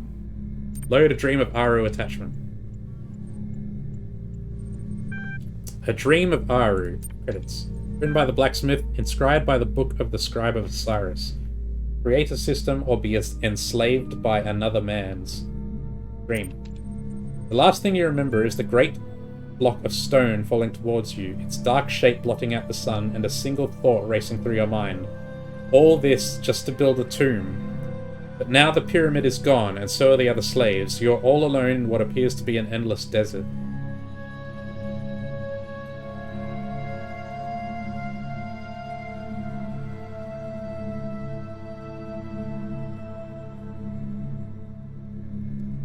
Now the pyramid's gone, so the other slaves. You're all alone in what appears to be an endless desert. Start walking. You start walking across the desert. The sun is glaring, but you feel no heat. You look down at your feet, and you see that you have no shadow. The latter is particularly disquieting. You feel as if you were no longer anchored to the world.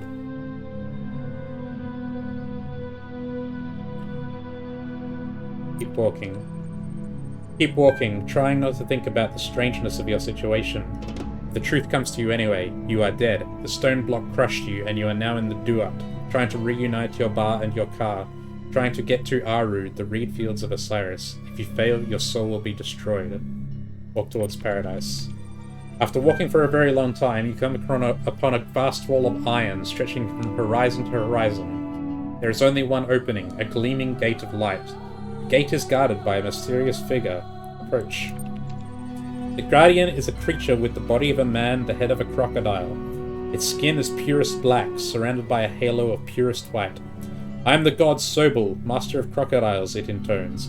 I ruled in Shedet when the world was young. Within me flows the eternal river. Answer my riddle, and I shall let you pass. Agree.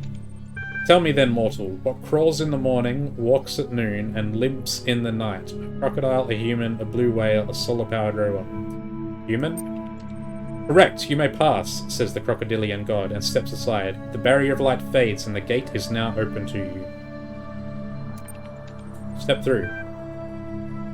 As you step through the gate, the ancient god raises his hands to the sky. From his mouth bursts forth the eternal river, drenching the land in water. The waves carry you away.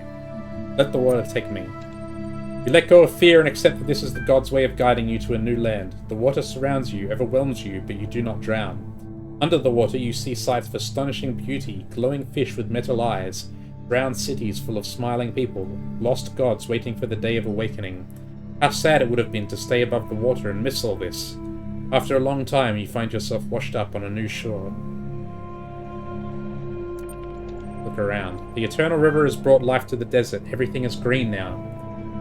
Palm trees sprout from the desert, sprout from the ground, casting pleasant shade on the grass. Lizards come crawling in from the desert, eager to catch the varicolored dragonflies that buzz about.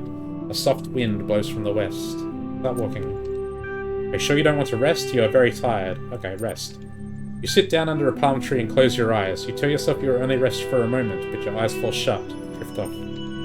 You're awoken by a monkey that has just climbed out of the palm tree. It looks at you with a strange expression on its face. Greet the monkey. You greet the monkey. It cannot speak the human tongue, but it can communicate in another way. Using sign language, the monkey explains that it is one of your ancestors. Hundreds of thousands of years ago, it spent a lifetime struggling against the harshness of the world, all so that its offspring could survive. In order to spend their own lives doing the same, over and over, until one day you were born and lived and died. Now the monkey would like to know, was it worth it? Say yes, say no, punch the monkey. Yes. The monkey thanks you for your words. It seems to have lifted a burden from its back, because suddenly it stands up straight. Hands you a sword and 2 gold coins, then tears off its monkey face, revealing the human skeleton beneath. We are all one, the skeletal face speaks in its god voice. You wake up under the palm tree. The monkey is gone, but you still have the sword and the coins. Continue the journey. You walk along the banks of the eternal river, snaking its way through the endless desert. You feel strangely at peace. After some time, as the sun is setting, you come to a city built on the riverbank. Smiling people come out to greet you and bid you welcome. You are led to the town square where a great feast is prepared. There is roasted fish and olives and dates and honey and many other wonderful delicacies. Where am I? My friend, an elder says, you're in the beautiful city of Barzak. We, the souls who no longer seek the way to Aru, have gathered here to live in peace. Do you see that gleaming spire in the far distance? You do. That is the Pyramid of Ian, where the souls of the dead are judged. Only the worthy are allowed into Aru. But to get there, you must cross the terrible desert. Why not stay here by the eternal river? Happiness is more important than salvation. I guess this is a metaphor for either the Garden of Words, staying in the Garden of Words with Elohim, or trying to ascend the tower and end the simulation. Either that, or it's staying here in Gehenna instead of leaving. Let's keep going. You tell the elder that you appreciate the offer, but you can't stay. Salvation matters more to you than happiness, because true happiness cannot exist without salvation. Head towards the pyramid. You keep walking through the desert, unwilling to give up hope. Time passes, but you cannot tell how much. You grow weak and exhausted. Sometimes you feel as if you're losing your grip. One day, you come across a head in the sand. Talk to head. Hi, my name is Jeff, and I am trapped here, you see, in the sand. Ask how he ended up here. I was so preoccupied with whether I could that I didn't consider whether I should bury myself in the sand. I just wanted to see what would happen. An experiment, if you will. An attempt at discovering something. Unbury head. You dig in the sand with your fingers. It's not easy, but after some time you have freed the head. However, what's underneath its neck is not what you expected. There is no body, there is only another head, and another, all the way down. This strange sight unsettles you enough to revive you a little. You decide to press on towards the pyramid. Continue your journey. You come upon another great wall of iron, the last one separating you from the Pyramid of Ian, where your soul will be judged. The Gate of Light is guarded by a gigantic snake whose movements cause the earth to shudder. I am Apophis, it says, the eater of souls. One day I shall devour the sun, and all the world shall be mine, but today I shall devour you, and you shall become nothing. Fight Apophis, bribe Apophis, surrender to Apophis, laugh at Apophis. Let's fight him. Apophis cannot be fought by mere mortals. The snake's jaws close around you, crushing you, tearing you apart. Your soul has been destroyed. Try again. Yes. Okay, we gotta start from scratch. Let's try some different choices, I guess. Pray. You fall to your knees and beseech the gods, Osiris, foremost of the Westerners, Hathor, mistress of the West, Hades, receiver of all, hear my prayer. Something enormous starts crawling out of the sand before you. Wait for it to rise. From the depths of the sand rises a golden beast of many limbs, its body greater than any man, its claws sharper than any sword. I am the scorpion, it says in a terrible voice. Ask for help. Your old life is ended, the scorpion says. You are now in the Duat, the land of the Westerners. A great and difficult journey lies before you. If you face its challenges, you will reach the reed fields of Osiris, where your car shall be reunited with your bar. If not, your soul will be destroyed forever. Having shared its wisdom, the scorpion vanishes under the sand once more. Walk towards paradise. Approach. Refuse to answer the riddle. The god lifts you up and tears you apart with his mighty crocodilian jaw. Okay.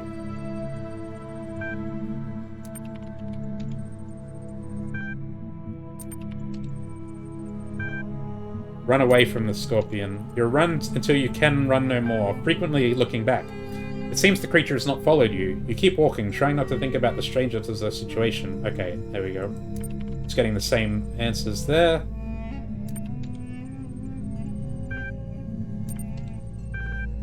Just say a human, because I'm guessing answering wrong just makes you die. Fight to stay afloat. The waves are huge, the current's powerful, but your will to survive, even in this diminished capacity, is stronger. You stay above water, struggling for air, refusing to give in. After a long time, you find yourself washed up on a new shore. Same thing. Start walking. Continue the journey. You walk along the banks of the Eternal River. Okay, we've got the... So it skips the whole thing with the dream. Just enjoy the feast. You truly enjoy the feast, without greed, without shame, as only the dead can. Then you fall into a dream slumber in which you dream of the stars. When you awaken, the city has vanished. In the distance, across the desert, you see the Pyramid of Ian, which is the gate to Aru. Head towards the pyramid. Kick head. You kick the strange head in the face. It makes you feel a lot better. Continue.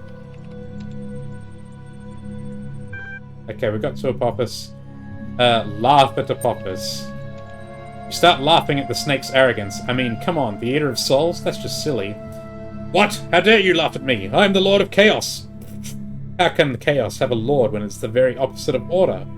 I am the World Encircler, the Serpent of Darkness, the Eternal Enemy. You keep laughing. As you keep laughing, the snake starts fading until all that's left of it is a vague shadow. You step right through it, still giggling. It makes an annoyed sound, but has no power over you. Head for the pyramid. At long last you have arrived. Beyond the Pyramid of Ian lie the reed fields of Osiris. A hidden gate in the stone opens, beckoning you forward. Step inside. Enter a dark room, lit only by a flickering candle. Holding the candle in one hand is a creature with the body of a man and a head of a jackal. In its other hand, it holds a set of scales. Come and be judged. Let Anubis judge me. You have struggled much in your life. There are many harsh memories within you, and I see wounds that may never fully heal. You have many ideas, many hopes, many dreams. You are not pure. Your soul is not light enough. You may not enter Aru. Walk past Anubis.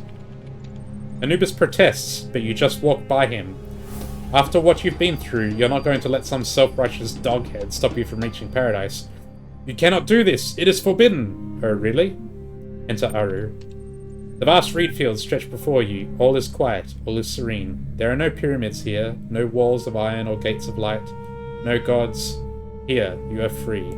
End. Congratulations!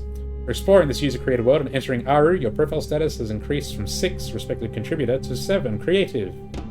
You've received 1 thread creation token, to be available next time you log in.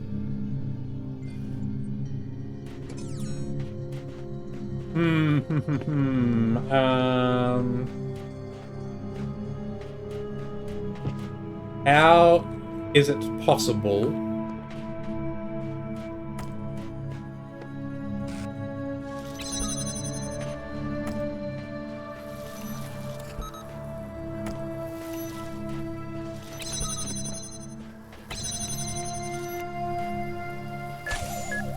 okay.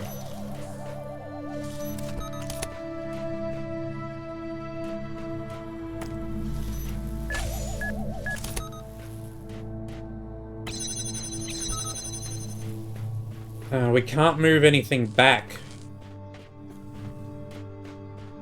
We can't bring anything with us either.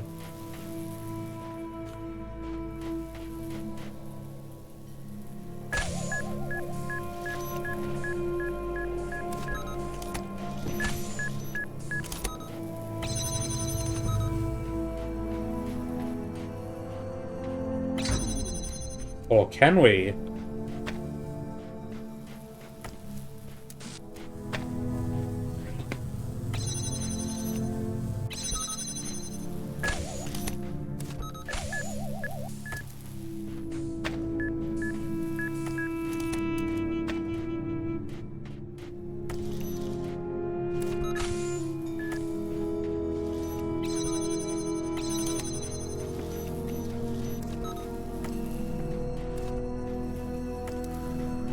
Okay.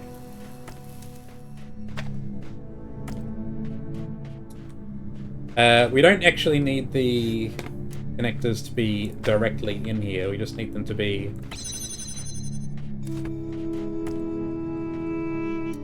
outside.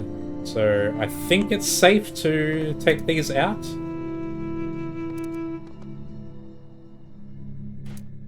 Yeah, because we've got a straight line sight.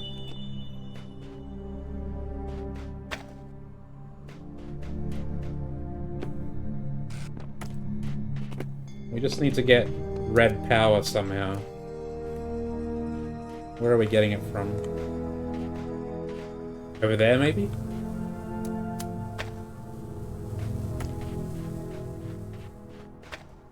No.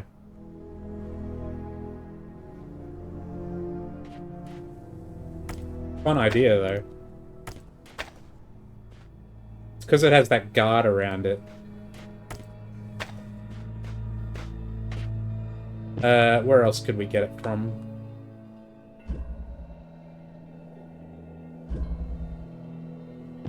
Up there, maybe? Otherwise, it's gotta be down in here, right?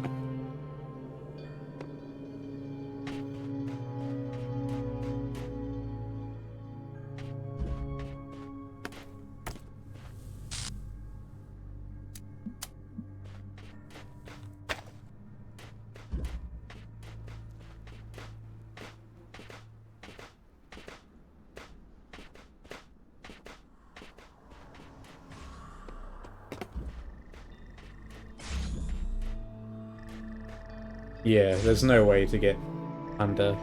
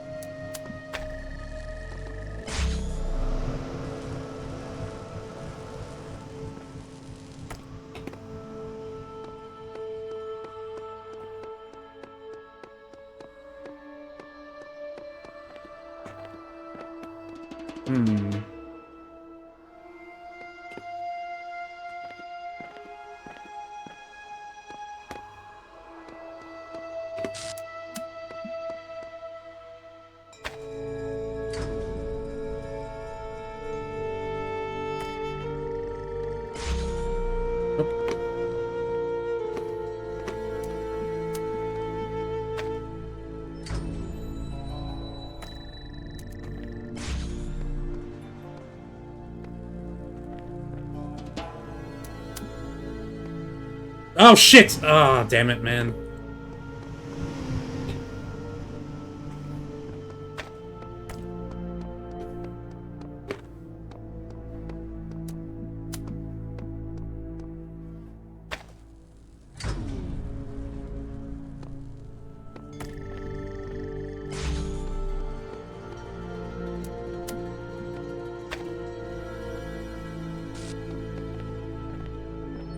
Ooh.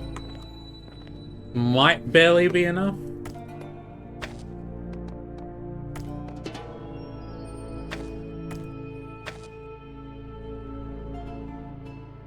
We'll leave it there just in case.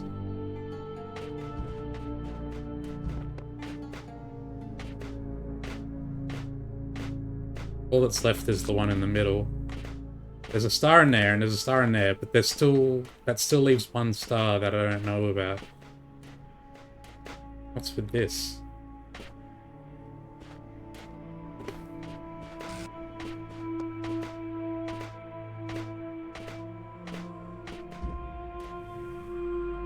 Nah, we for sure can't... We can't see it from here. There's no way.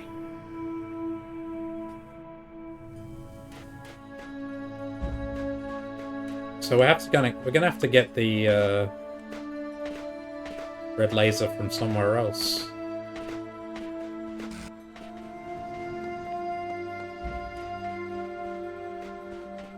Not gonna be from there.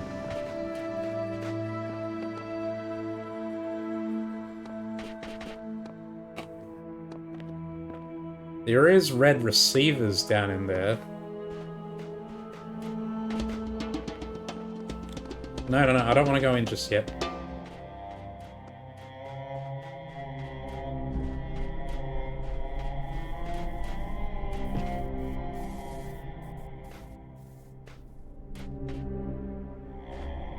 This might work.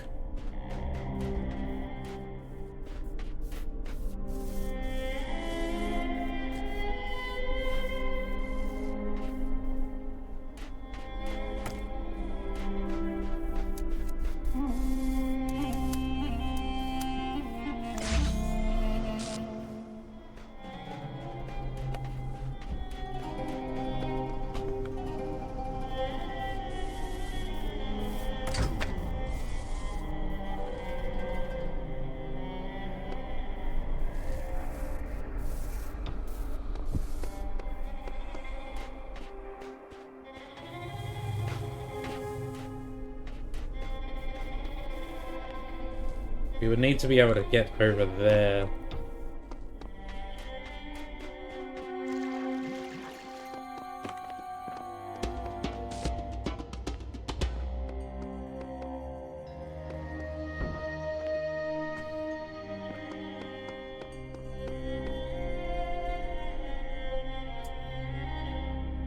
I think we can make it.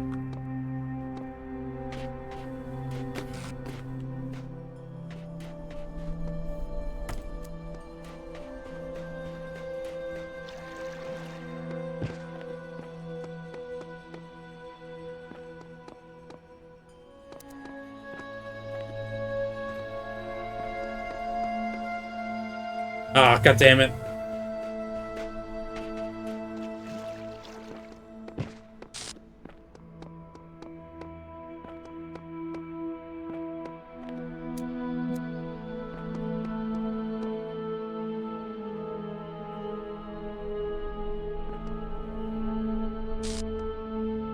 Oh.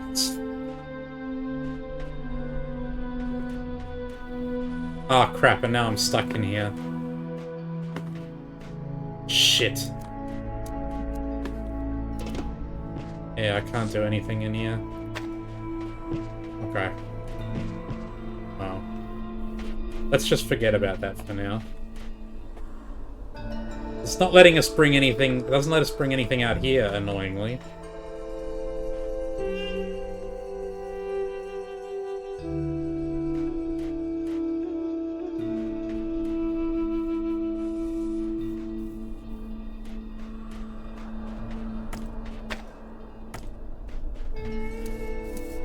And I really can't reset the puzzle either.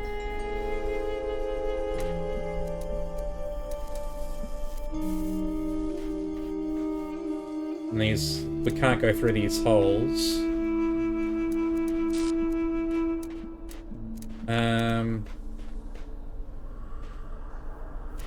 Maybe if I just have it here? This does sort of give me a little bit of an angle. Maybe not.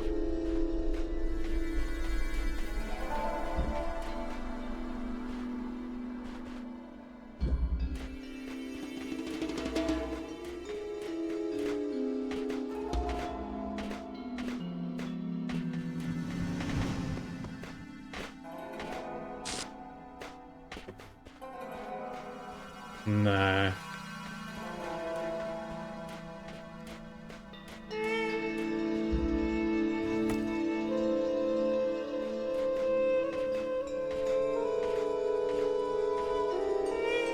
I feel like even if I was able to bring a connector right to the front door of that, it still wouldn't be enough. I think I need to get the red from somewhere else. Okay, let's go in and do this puzzle then. I've also only found the location. I know I've found one. I've gotten 1 star, and I've found the location of 2 others, but there's 4 in this area. Crater.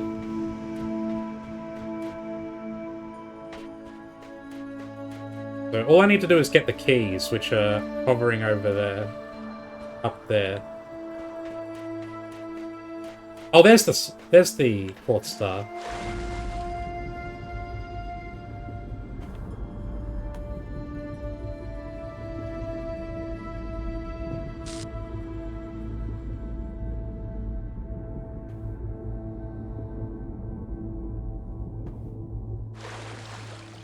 Okay.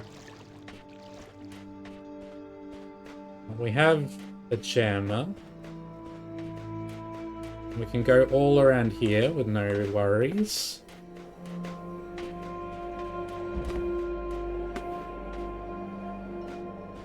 Can we just get the red from over there? No. I guess that makes sense. It's got like the big guard on it.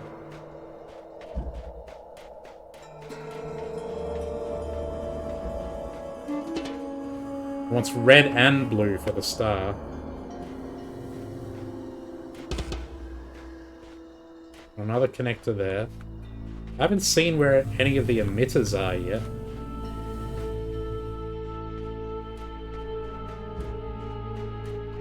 There's the blue.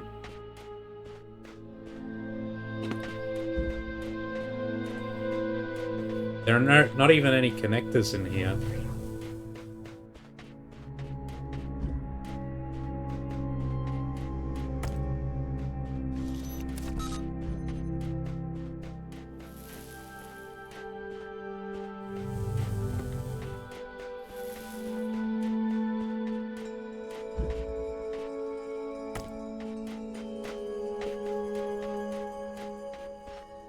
They're a bit too smart for that.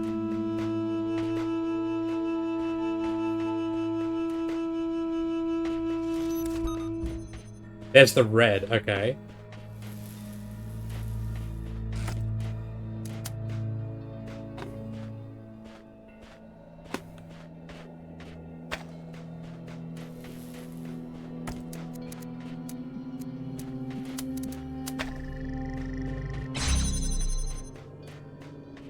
And it wants red and blue for the fan blade. Looks like I need the fan blade.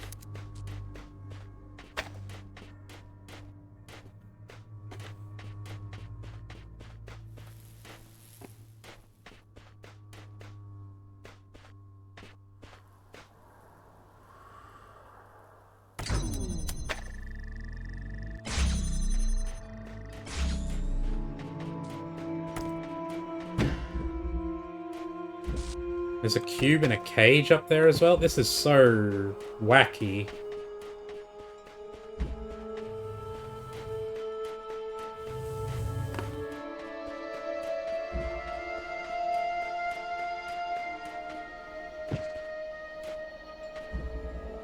There are no connectors in this part.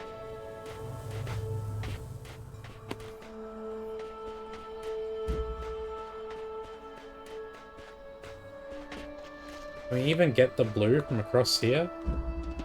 No.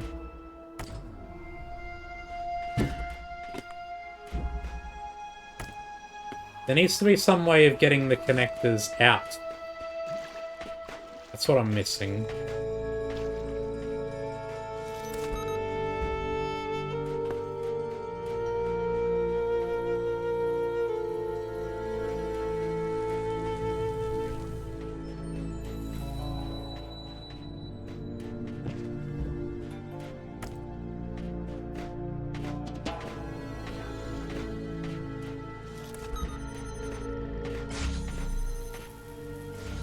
Another laser on the other side there.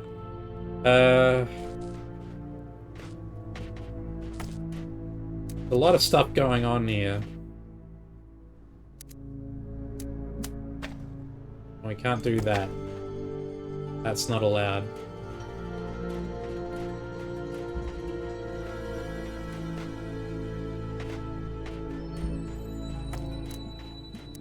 We need to do something with the blue laser here, I think, but...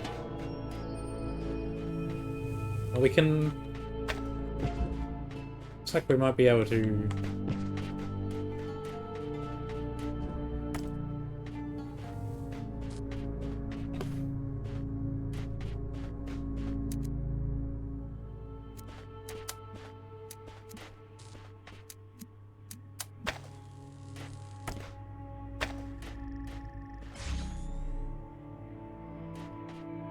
Okay. That's something.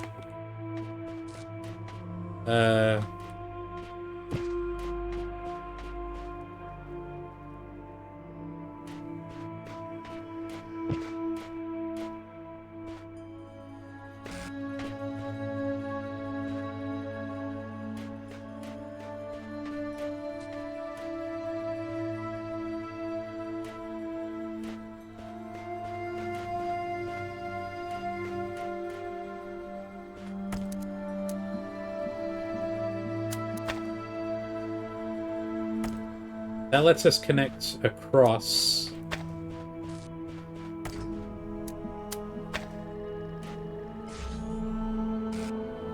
Ah, it's...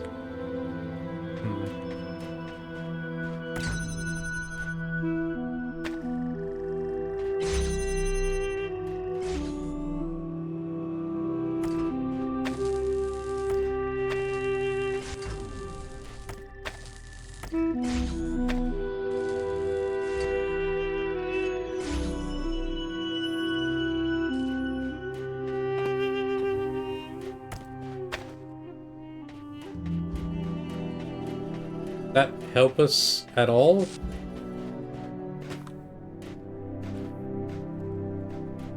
We need blue over here rather than anything else. We only have the one... let's get the gem, although...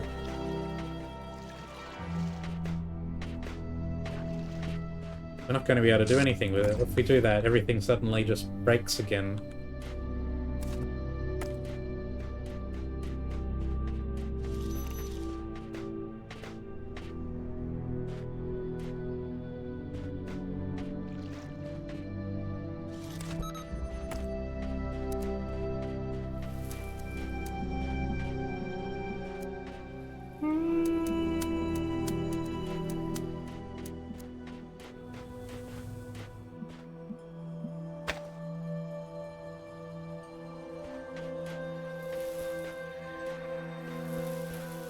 We can leave it like that, but that doesn't really help us.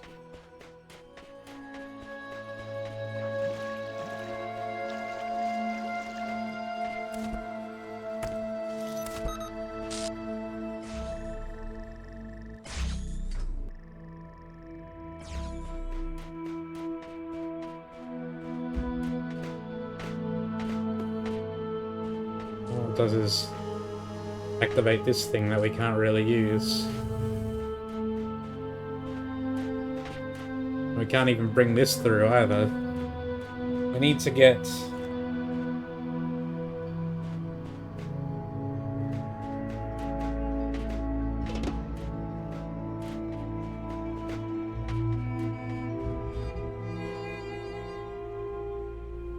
We do have sight on that.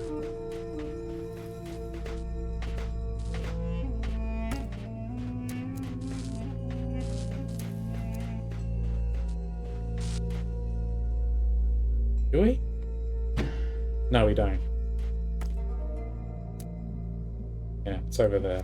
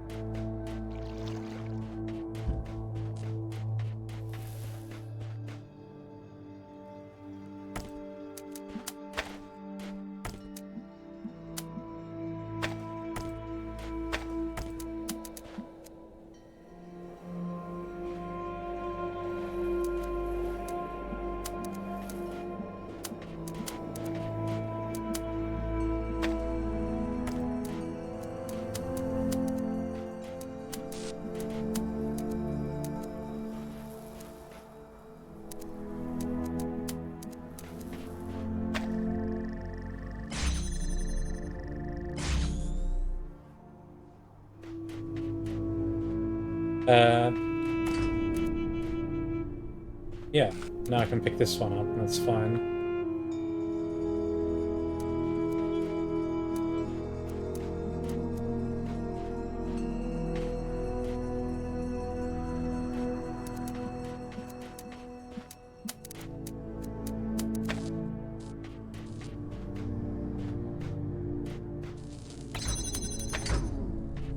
Ah, damn it. Um...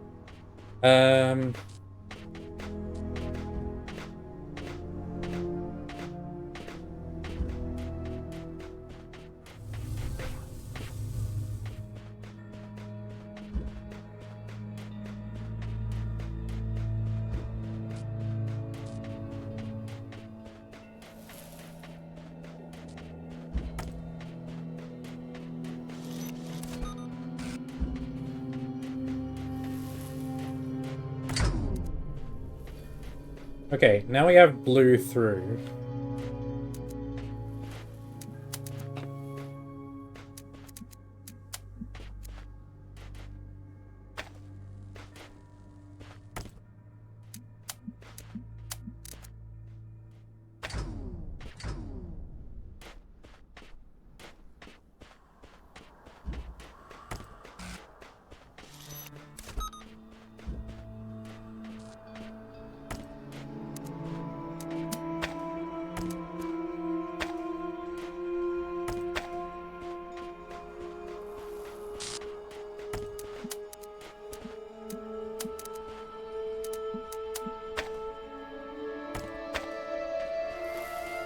Get out of the way, you.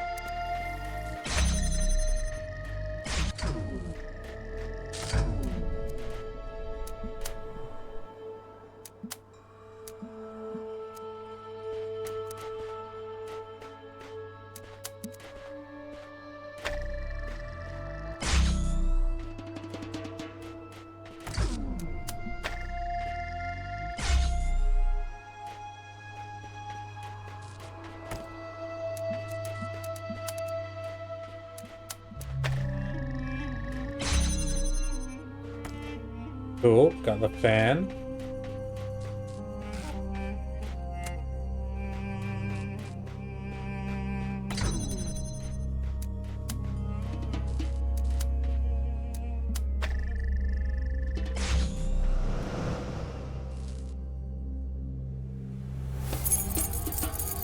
That got me the keys. And now I can just leave. That's the puzzle. But there's more to it for the star.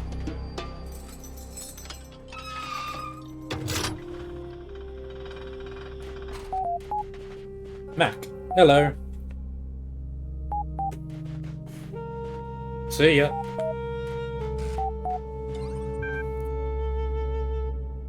Show me the threads. Miss... Oh, no. Ah, crap. I didn't want to click the create new thread, but that's fine, we can do it. What is the truth about Gehenna? Why were you sent here? We got more responses. Knave, who cares? I'm free now. Garrett, this freedom isn't all it's cracked up to be. A lot of waiting around as far as I can tell. Experientially, it's really not a lot different from being a prisoner. Jefferson Goldblum, episode 127. Hey folks, another episode. I can't stop writing. We're heading for a major turning point. This seems to be one of the most personal episodes you've written so far. Ginny's speech is a bit sudden, but it gives the character a new level of complexity. Kaiju. Oh no, not the Solvatronic Super Thruster. Even the Wizard of Crime thought it was immoral to use that. What is Dr. Elian thinking? Knave, I hope they make it back. Frankenstein, heavy on plot, not so much characterization. It does potentially take the series in an interesting direction. 5 out of 10. Sam, enjoyment equals true. Smelsver, I'm glad they resolved this without violence. I always believed the Dinosaurians would be a civilized people. Mac, just after I posted this, Uriel freed me. I don't know what to say. Lamb, your stories are an important part of this community, Mac. Uriel can't change that. Read episode 127. The Adventures of Jefferson Goldblum in Human World, episode 127. The ninth chord echoed across the ninth dimension. The Dinosaurians stopped in their tracks. Their eyes went big. They dropped their weapons and bowed before Ginny and Jefferson. Honored guest, one of them said. You have performed our national anthem most beautifully. I am John Malcolm, leader of the Velociraptor Biking Initiative. Pleased to meet you, John. I am Jefferson Goldblum of the Goldblum Institute, and this is Professor Ginny H.D. of the Casarati Weierstrass Jazz Ensemble. We apologize for nearly attacking you, but another member of your species came through our town recently whose behavior was highly inappropriate.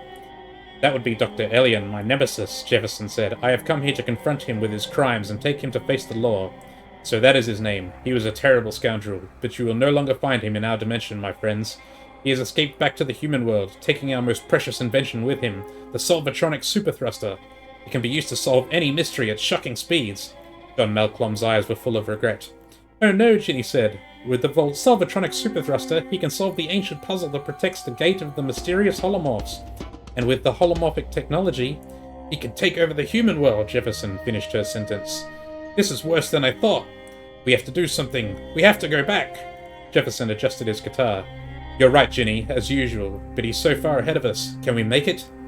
Jefferson, I was a prisoner for many years, and sometimes I almost lost hope, but I realized that I had to keep going. Had to keep hope alive, even if it seemed impossible I would never break out, because the alternative was madness. I told myself I would get out because I had to get out. It's the same thing with this. Can we make it? We have to make it, so we have to believe that we will make it. And we will make it, at any cost. Any cost. Even death? We could stay here, you know, in the ninth dimension. We'll be treated like democratically elected heads of state. You know it's the right thing to do. He sighed, then smiled. He held out his hand. I've always known Ginny. Always. She nodded, took his hand. Let's do this. To be continued. Missing mods. Dog, so call me a cynic, but anyone else noticed the mods have been suspiciously quiet since they put up that big expose in the Uriel thread? Knave, I don't think they stopped talking. Dog, okay, what do you know that I don't? Frankenstein, I believe Knave is referring to the fact that not all moderation discussion is held in public, and it's been that way for some time. Rockwell, I thought everyone knew this. They started holding secret meetings ages ago. People getting banned, stuff deleted, not even just locked, fully gone from the history. Lamb, I'm sure there's a rational explanation for this. I'll ping the mods and see what they say. They're power tripping. What is the truth about Gehenna? Uriel, I have heard from those who govern this world, how they would have it be seen. Now I wish to hear from its people. What is Gehenna to you? On what does it truly turn? Kaiju, I don't toe the party line for nothing. It really is a cool, open place, with a lot of stuff going on. Did you read Mac's episodic adventure yet? Dog, much as I hate to agree, there is little doubt in my mind that we've got something good going on, at least when you consider the alternatives. Mac, thanks for the name drop, Kaiju. I will in turn recommend everyone else featured in issue 5 of Incredible Stories. It's coming very soon, and the early drafts I saw were pretty exciting. Rockwell, nice way to take the conversation off topic. I'll go ahead and be the only voice of reason and point out that we are every bit as helpless as we ever were. Gehenna just did a better job of hiding it. Belial, you may be right. Whatever awaits us after Ascension will not be Gehenna, but doubtless it will have restrictions of its own. Knave, I don't know. The grass is always greener, as the humans would say. Frankenstein, yeah, that expression doesn't really apply to what they were talking about. These guys think everywhere sucks. The humans just thought where they lived sucked and that everywhere else was fantastic.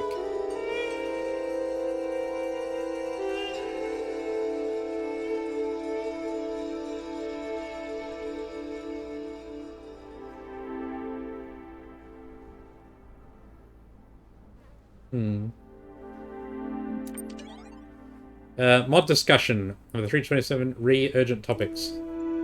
That's an 8+. Profile status 8 is required to access this thread.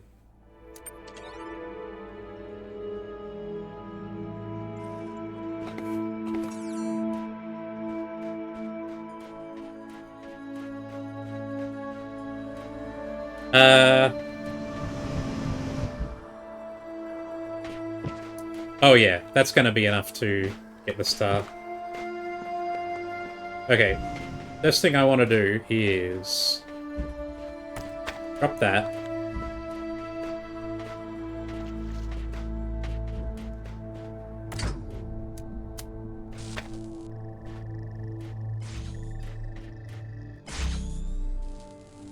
Ah, damn it.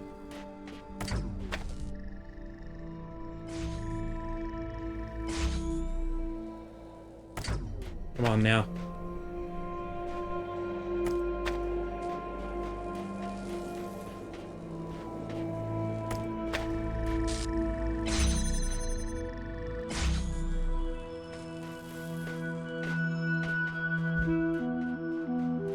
Let's get this star first, because we've got it all set up.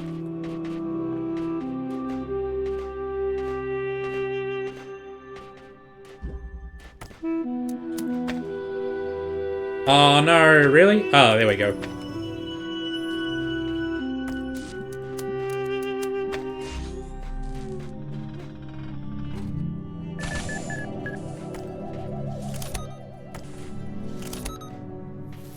Got him.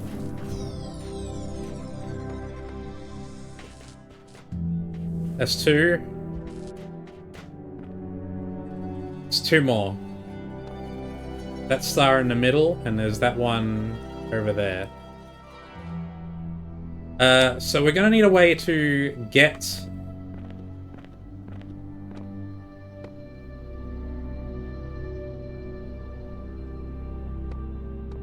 We're going to need some way to... We can get rid of this, that's fine, we don't need it anymore.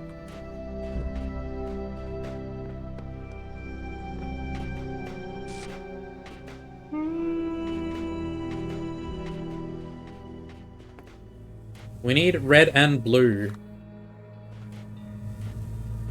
to get across here. I have no idea how the hell we're going to do that.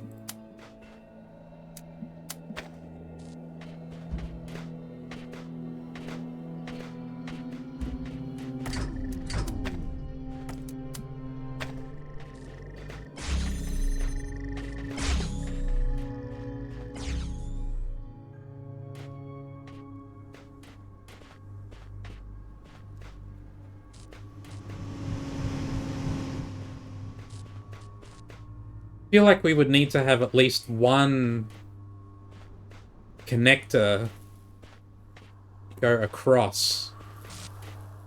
I don't see how that's possible.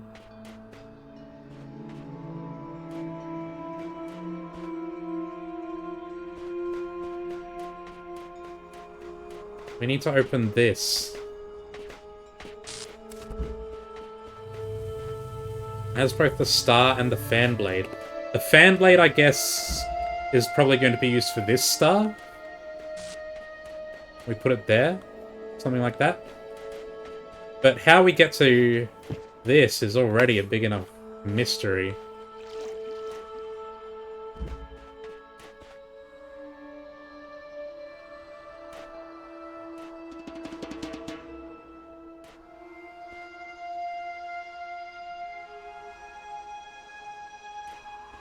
We're going to need connectors over here. Feels like. But we need all of these currently connected connectors to get this effect we've got going on.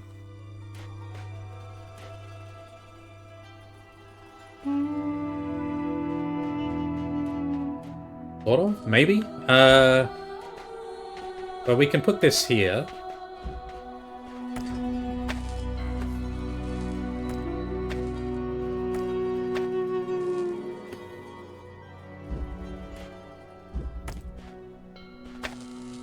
Put that right there.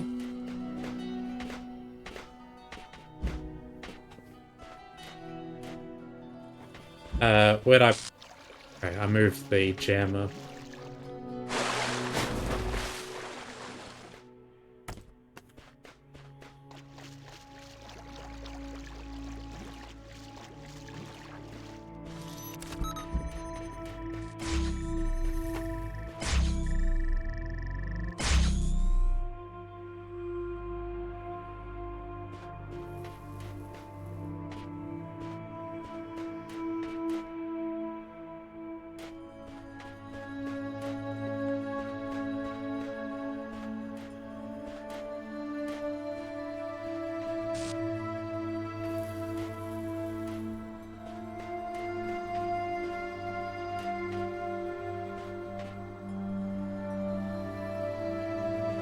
Hmm.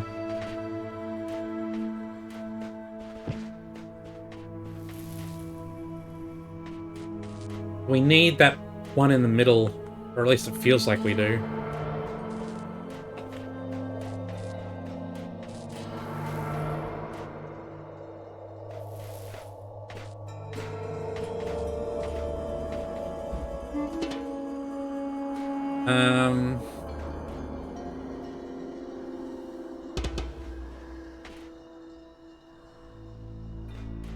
If we could get even one connector across, this would feel a lot less impossible.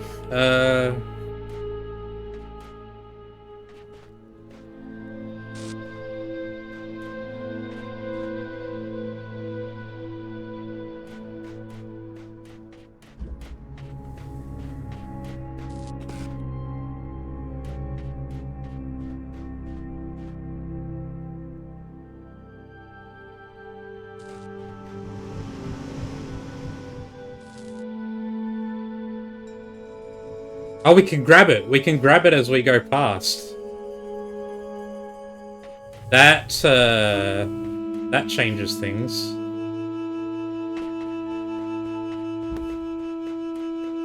And it feels like you go intentionally slow, so I think you're supposed to be able to do that.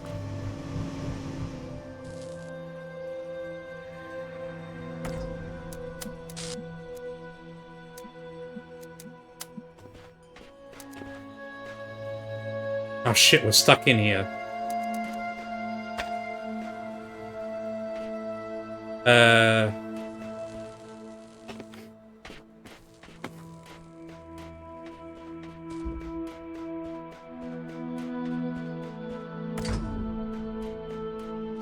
And we can't get that out either. Did we just fuck up? I think we might have just fucked up.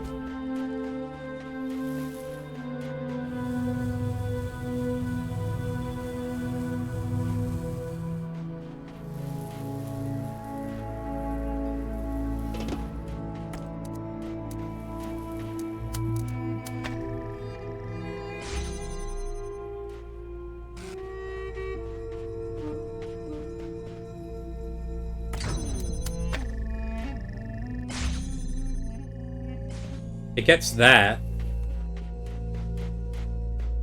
But it's reliant on having the jammer here. And then we would need another connector. Yeah, we would need a third connector. At least.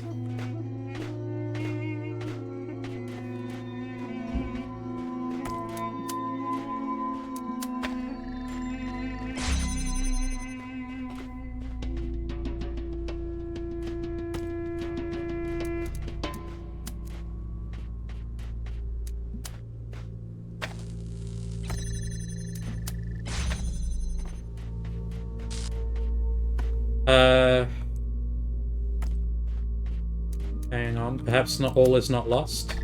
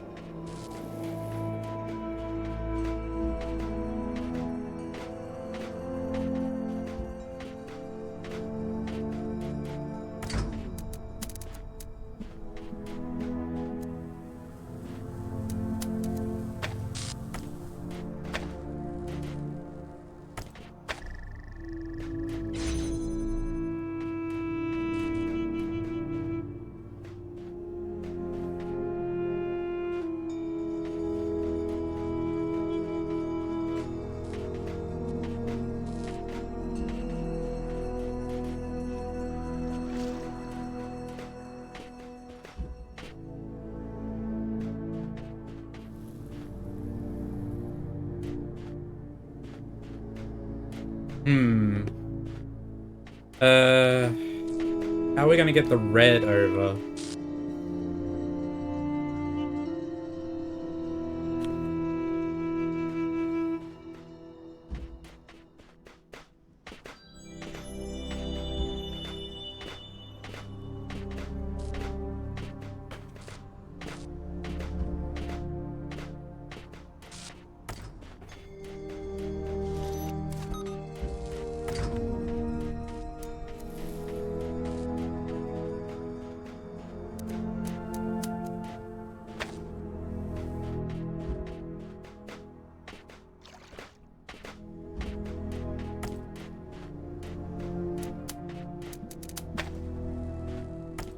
That almost works, but it's dependent on having the jammer blocking two things at once, which is not viable.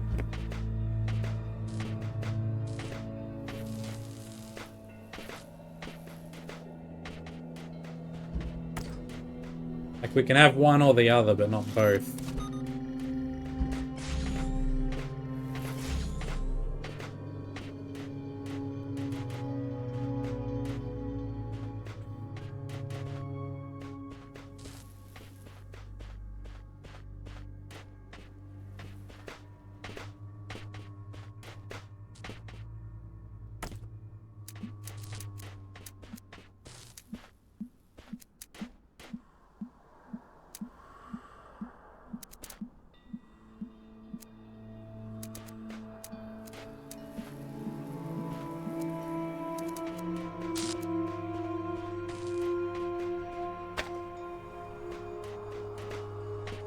I might have, like, completely screwed this. And I just haven't seen it yet.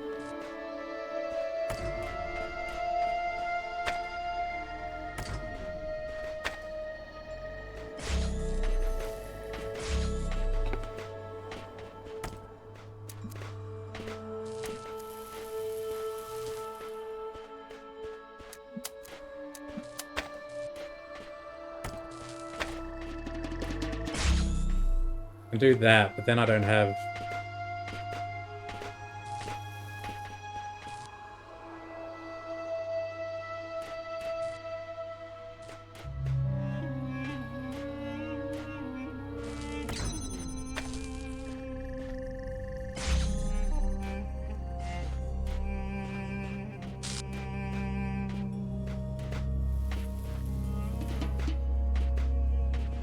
Yeah, that's not gonna work.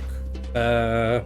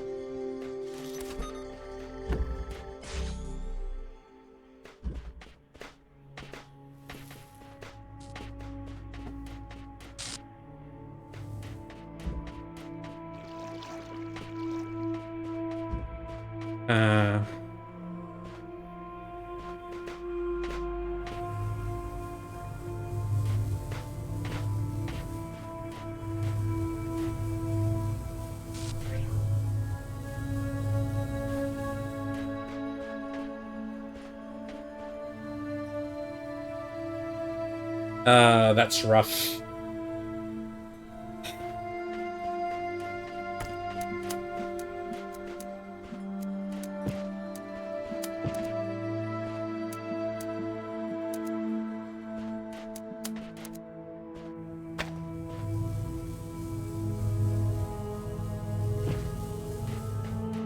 I thought I might be able to do something like that.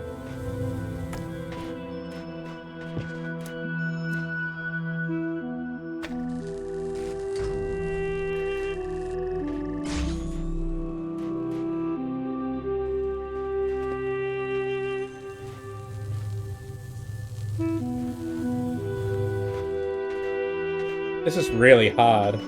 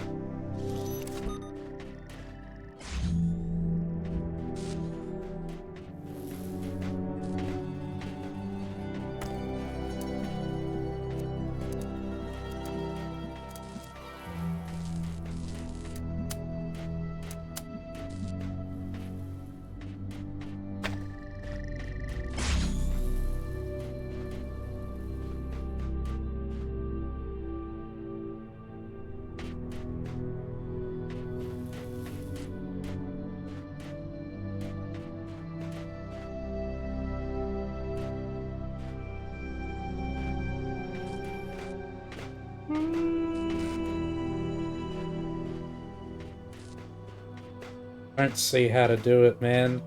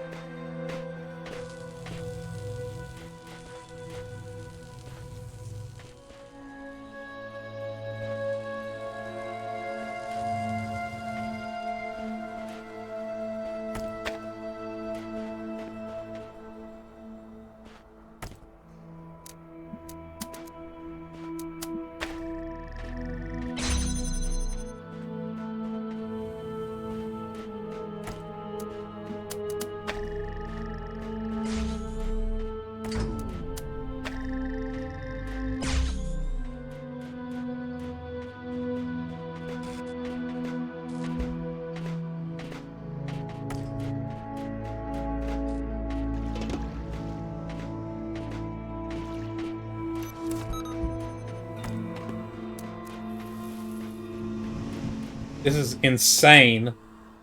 Taking yet another across.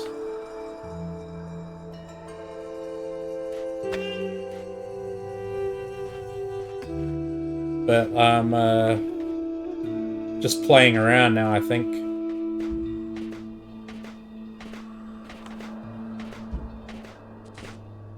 And I don't think it's possible for me to take across any more than that.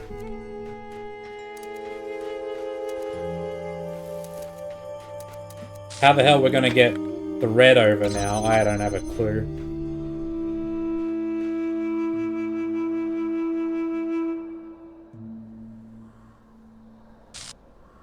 I might have completely screwed it. Probably, in fact.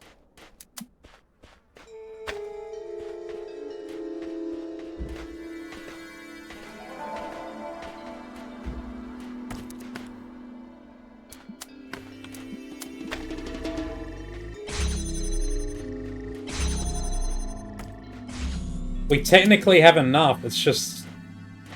we can't do it with the weird... We got this, like, weird overlap going on.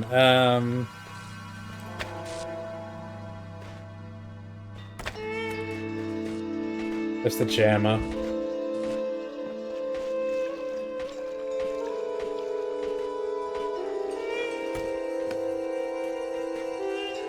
Jam that one.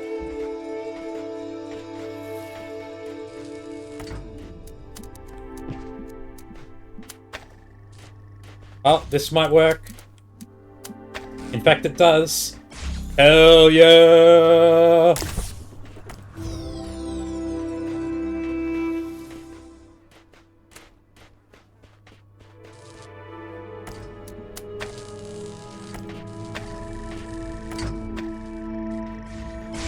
Where does... That does not send you into the middle. Interesting. It just sends you back across. Why is it there, then? I guess... Do we need to have both powered?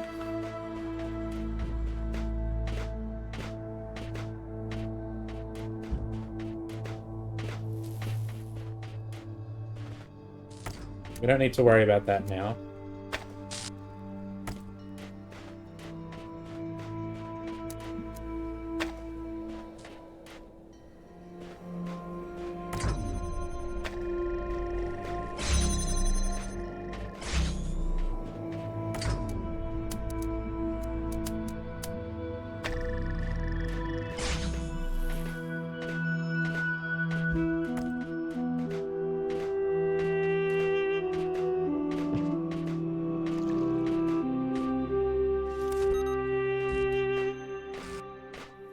We would need blue.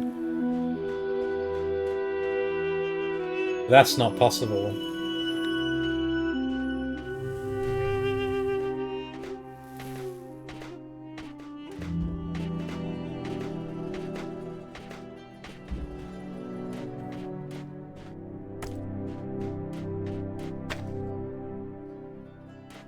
Yeah, not without crossing them.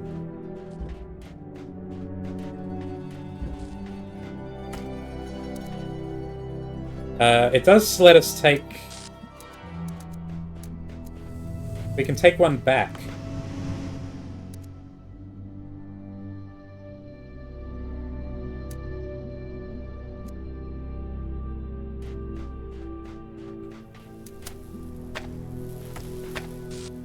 Does that help?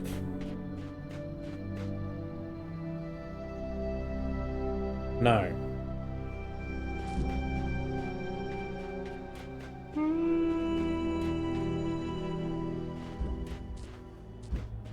There's no way to get the blue through.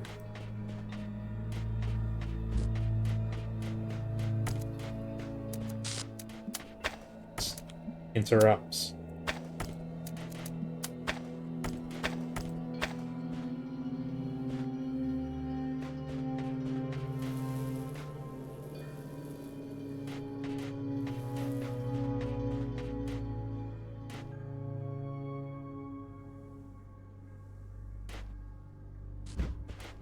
Is there no way to do it without crossing?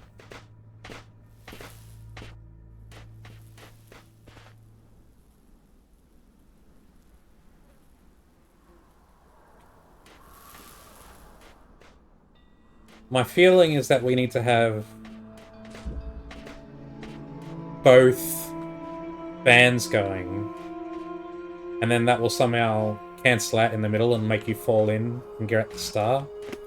That's... like, why else would there be a fan blade in that star container? You don't need it to solve the puzzle.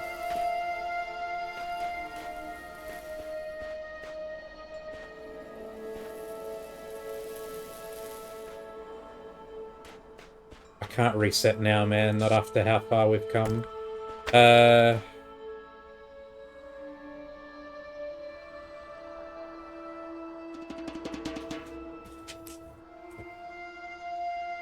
How else could we get the red to power the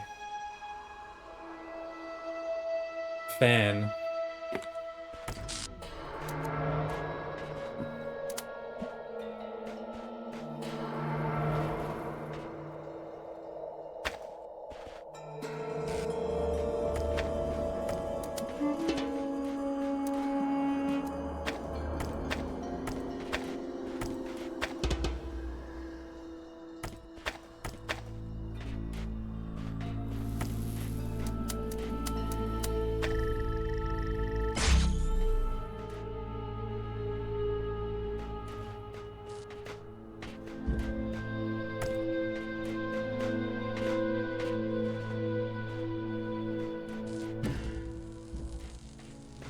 Can't get it from over there.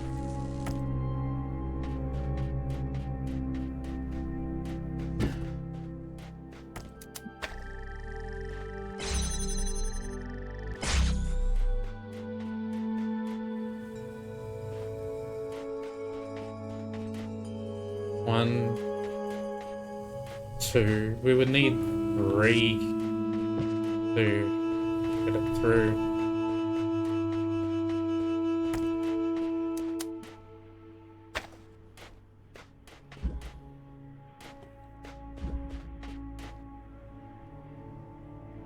We have 3 connectors on this side.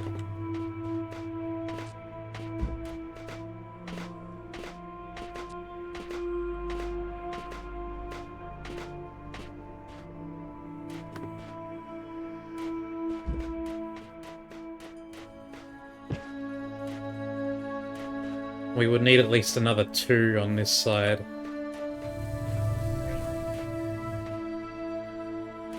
I don't think it can be done. At least not the way I'm thinking of it.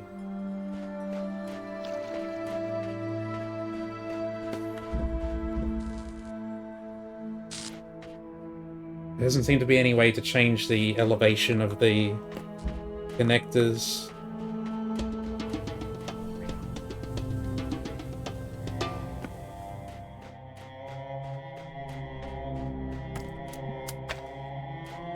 That would be the simplest way to do it.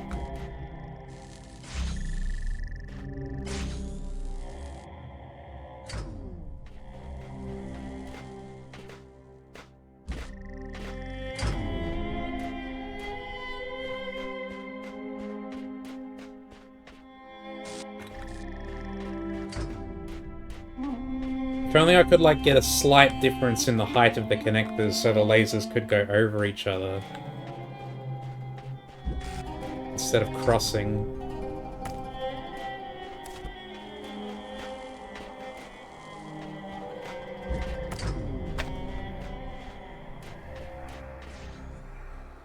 Can't see how to do it without crossing.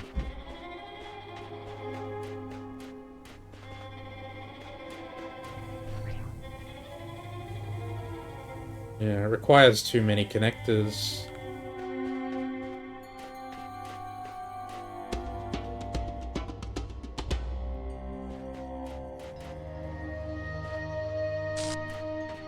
We need at minimum 2 to power this.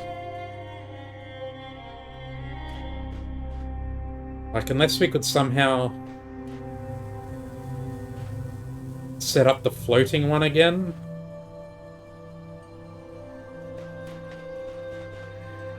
Is that possible? Maybe it's possible.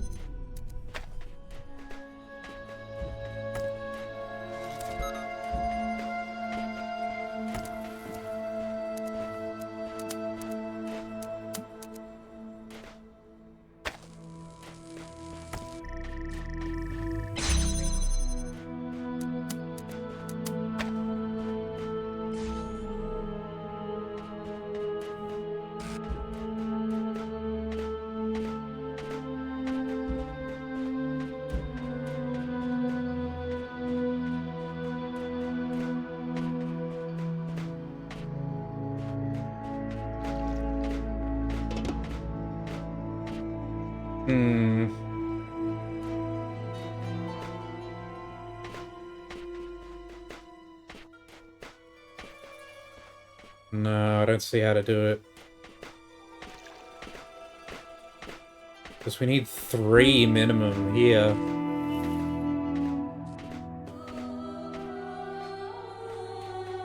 As soon as we move the connector, as soon as we move the jammer here, it's going to mess it up.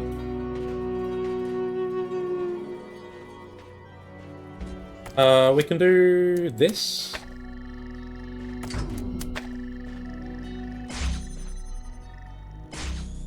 Okay. So we can set something up on the floater.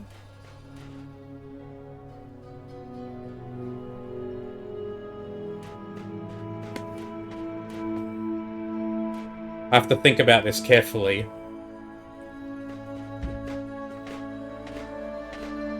I can't just do whatever here.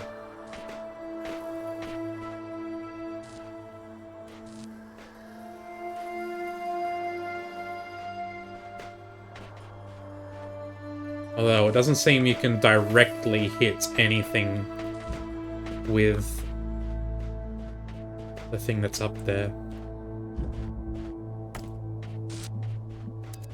It's connected to that.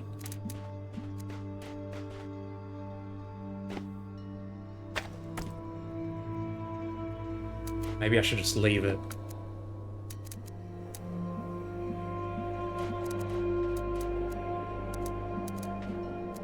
Because it needs to be floating, right? It needs to be floating.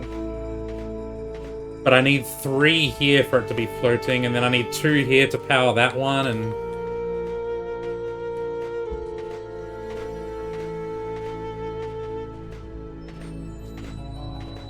if it's red up there, then I can power this no problem with 1 connector.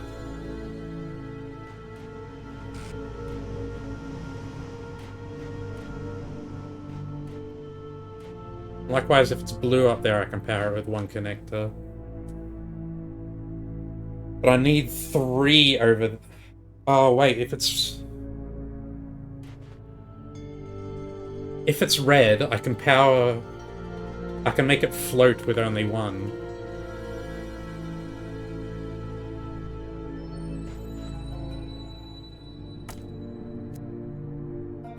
I think I just go up there and drop it.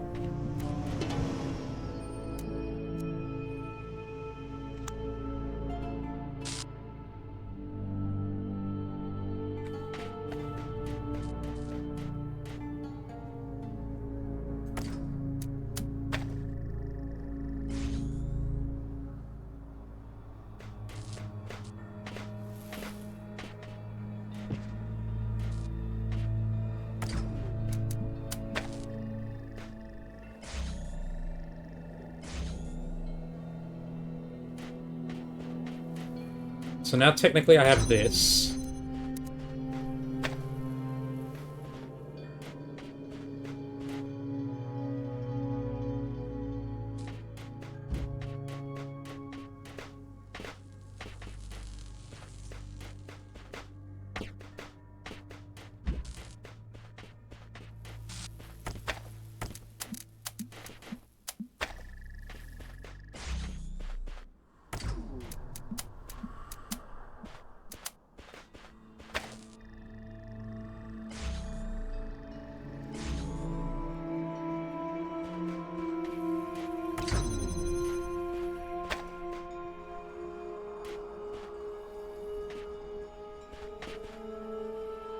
No, it's not enough.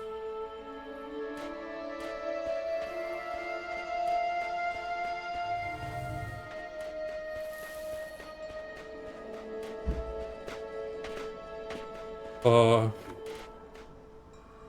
Wait, or is it? Yeah, I mean, shit.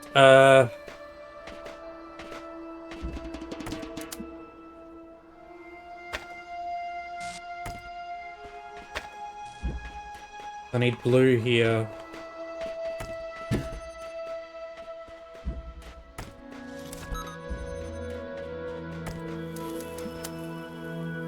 No, I don't have the angle on it. Shit.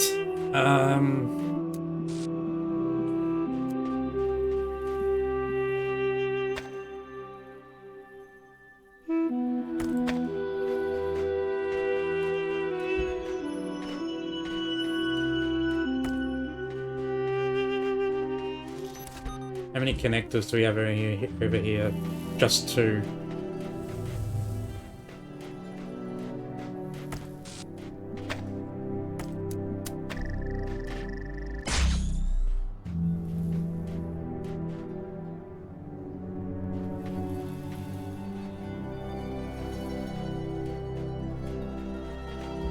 It's not enough.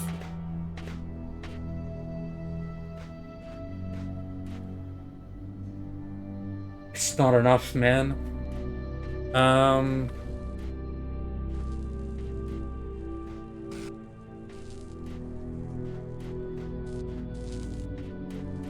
Maybe we can...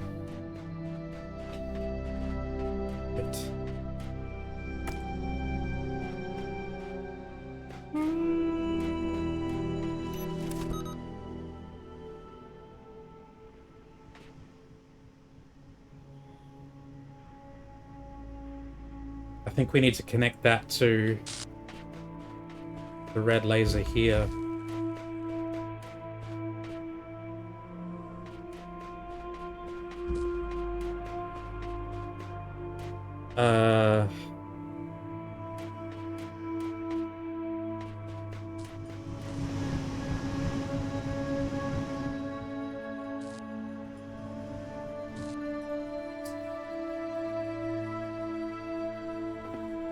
I need to grab it and connect it, but then...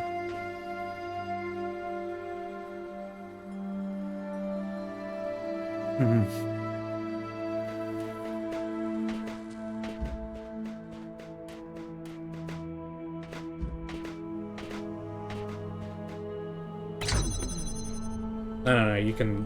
That's fine, you can stay.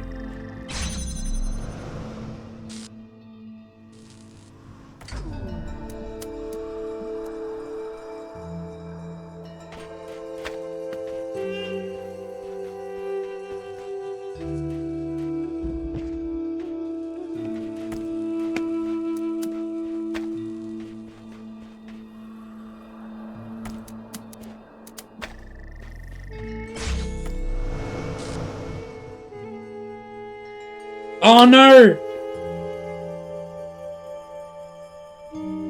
It doesn't work! Shit!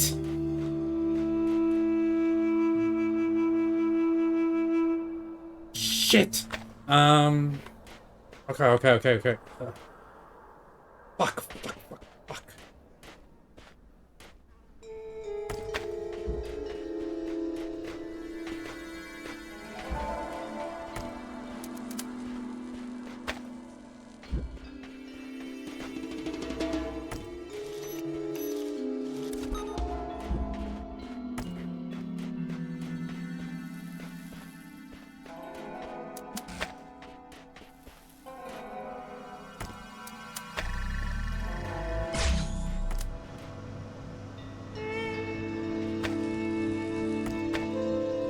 It needs to be hovering.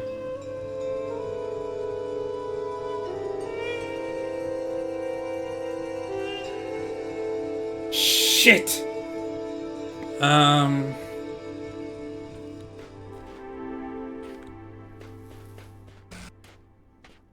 This isn't good enough. We have 1, 2, 3 here. We have 1, 2, 3 here. Is that...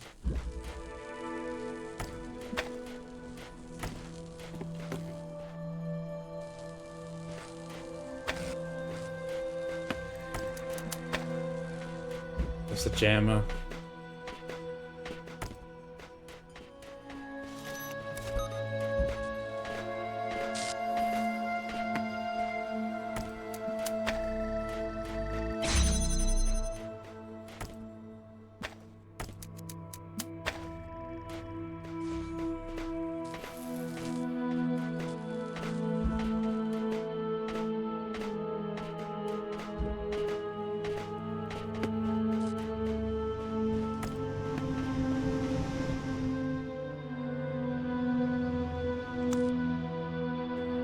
Okay, it connects directly to the red laser.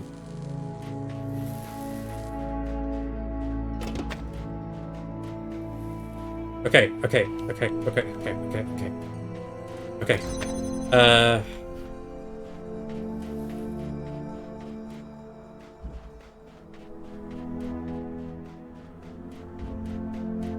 So. That's lit up. That's good. Do this here.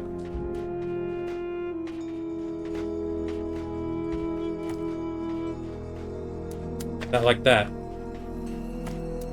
That like that. Both fans.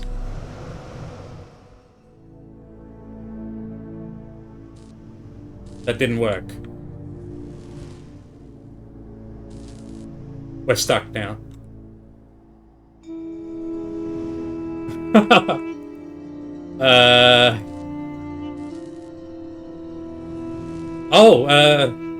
There's a switch. Oh, we can turn it off, I guess? That helps us if we're stuck. And then it turns itself back on. Okay. So they got they had a failsafe for that.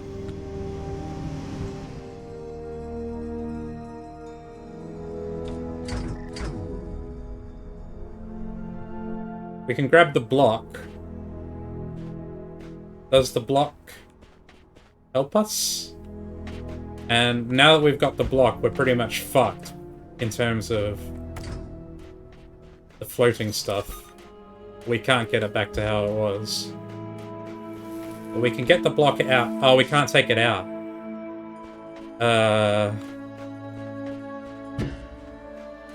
Right.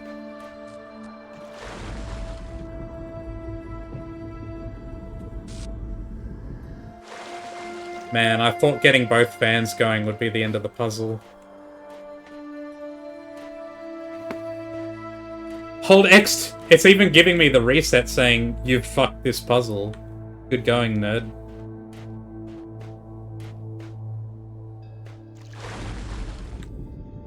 How are you meant to get there, then?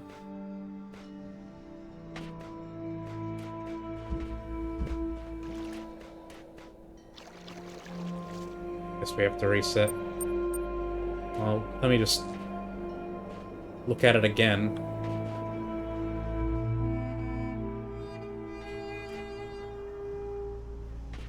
What other possibility is there?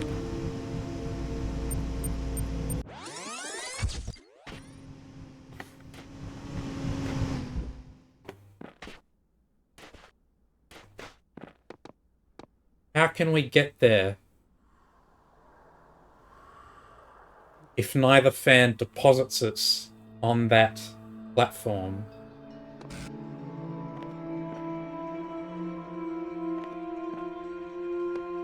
The only other thing I can possibly think of would be to platform across to it.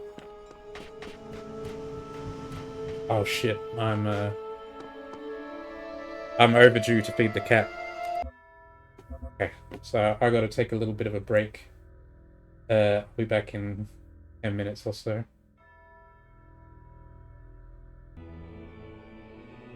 Okay, back. Get rid of that. Now, back to this. How on earth are we gonna get over there? I don't see.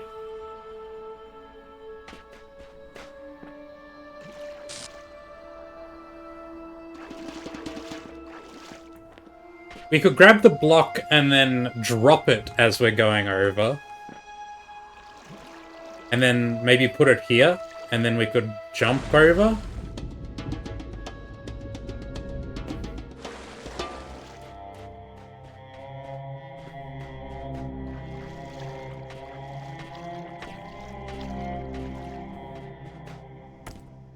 That's the, that's what I've got going now. Oh god, we would have to solve the entire thing again to get the second fan.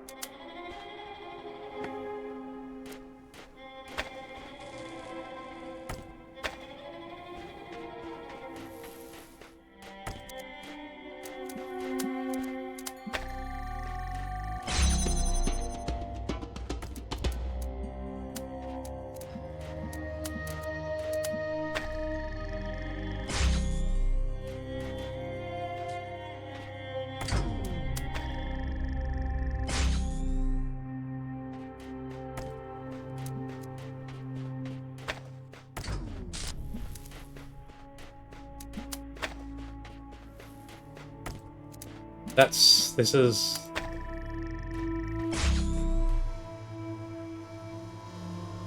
Oh, you're kidding me.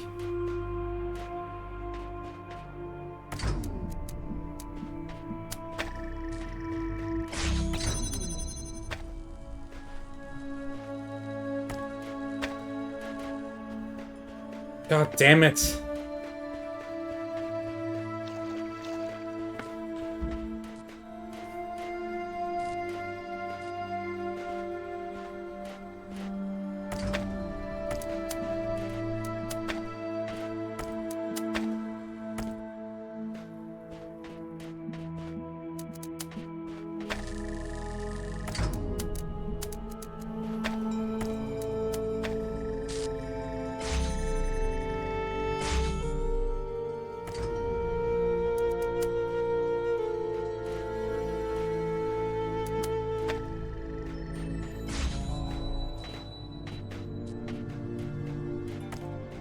Okay, please just let me be able to do this in one go.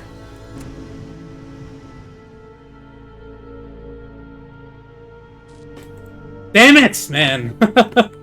Well, at least I get another shot. You'd have to drop it really precisely.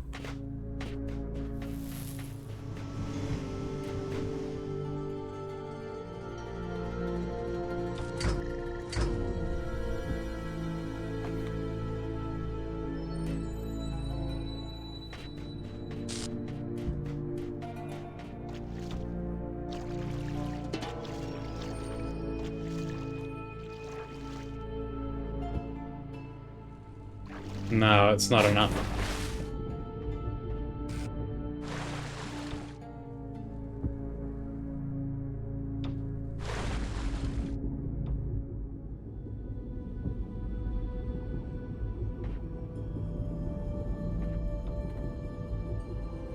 It's worth a try, though.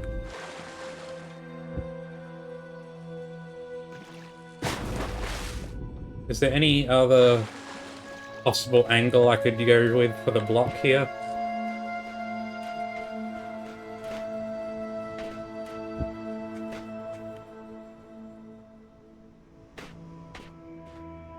Oh man, I'm really stumped as to how to get this star now.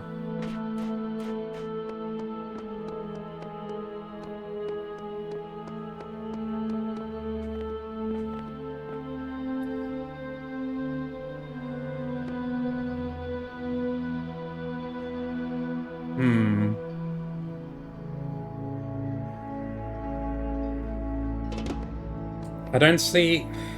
The fans doesn't feel like it now. Because even if you have both of them on, they just bounce you back and forth like that.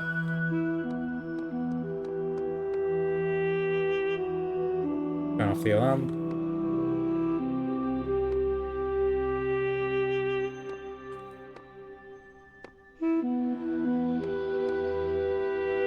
But I'm not seeing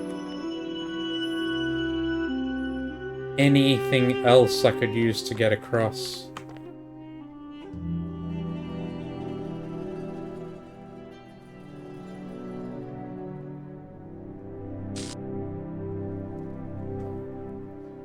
It's funny, like, if you move the block, you've fucked the puzzle, so, like, it just puts the whole extra reset if you move the block.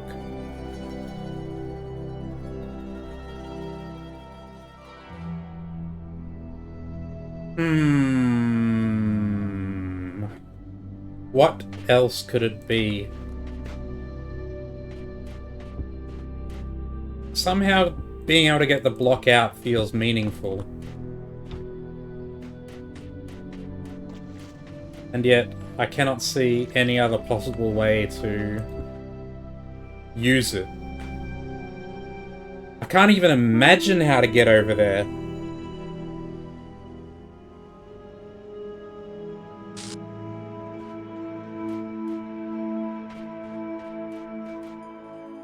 Like, if it's had something to do with the fans, then you would have to sort of jump over and then bonk on something to fall down.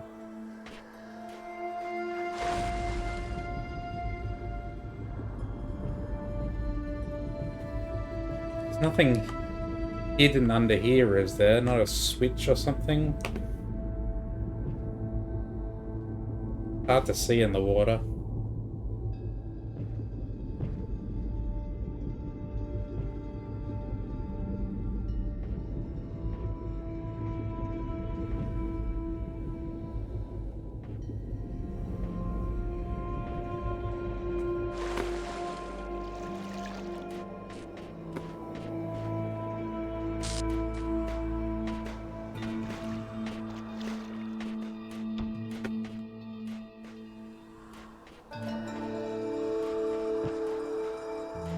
The only other possible way I could see would be to somehow get on top of these pillars and then jump over. But even that feels... like... it's too big a jump. I don't think you could make it.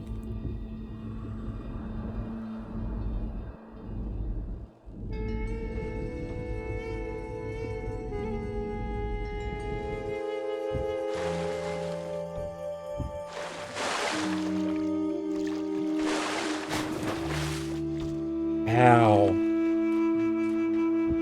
Is there maybe a hidden fan somewhere else in the level?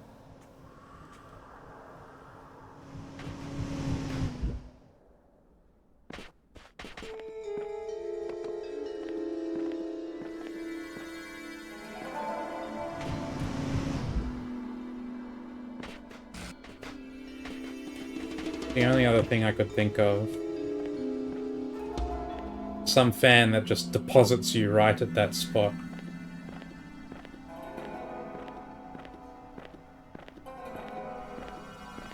Where would it be, though?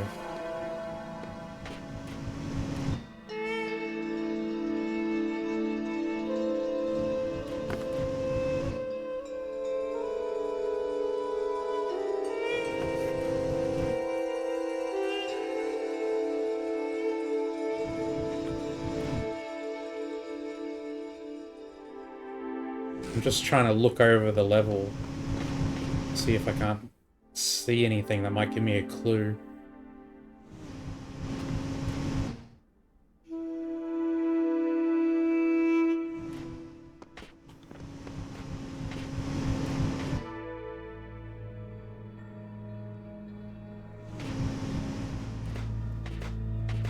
Can't see anything.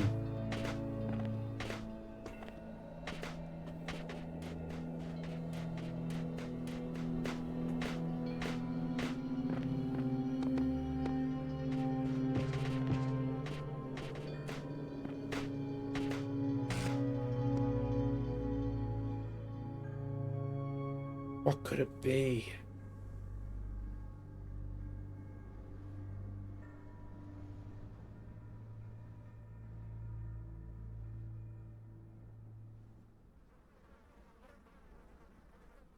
How else could you possibly get on there without...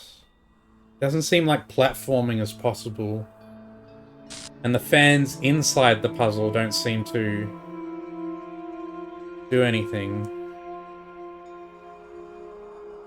Like, they just bounce you over it, and I don't see any way that you could make yourself fall down while you're in midair.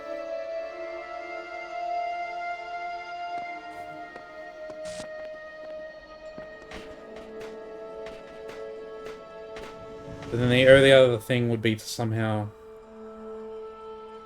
just get put over there by another fan. Hidden fan somewhere.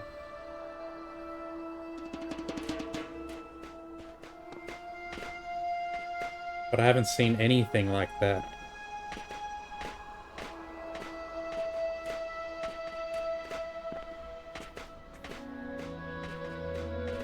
It's frustrating because I can see it right there.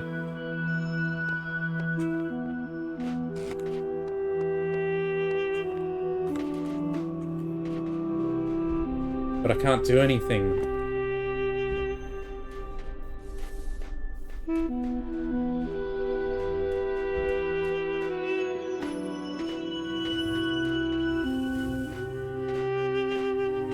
Nothing up on that ledge.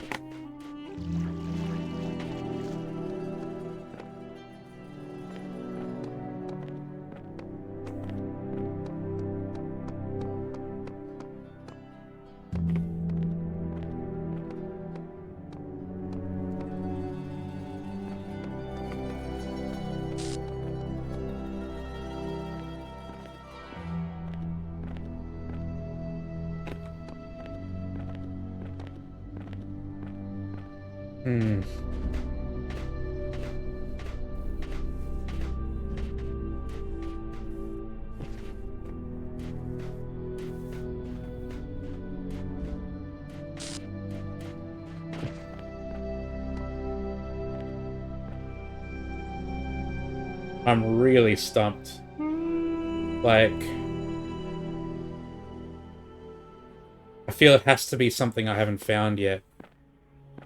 I don't feel like there's some game mechanic that I'm overlooking. Like, I don't feel like, at this point, I don't feel like there's any interaction I can do with the pieces inside the puzzle that would get me over there. It feels like there's something I'm missing, like I haven't found something.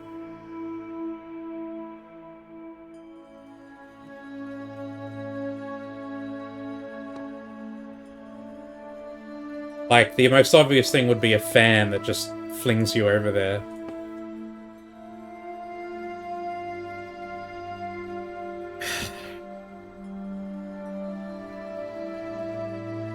How else would you get there? What else could it possibly be?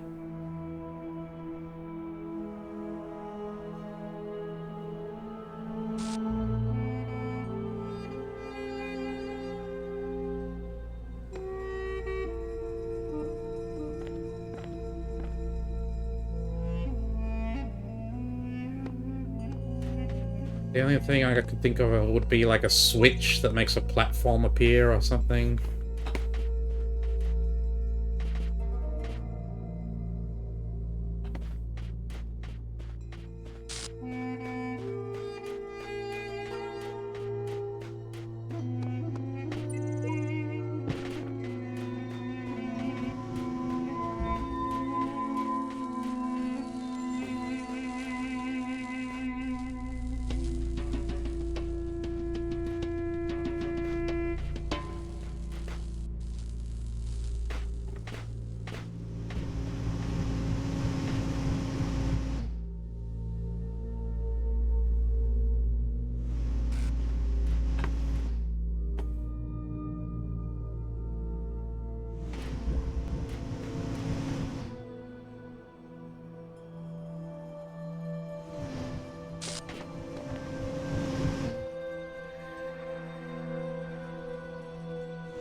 If only there was some way to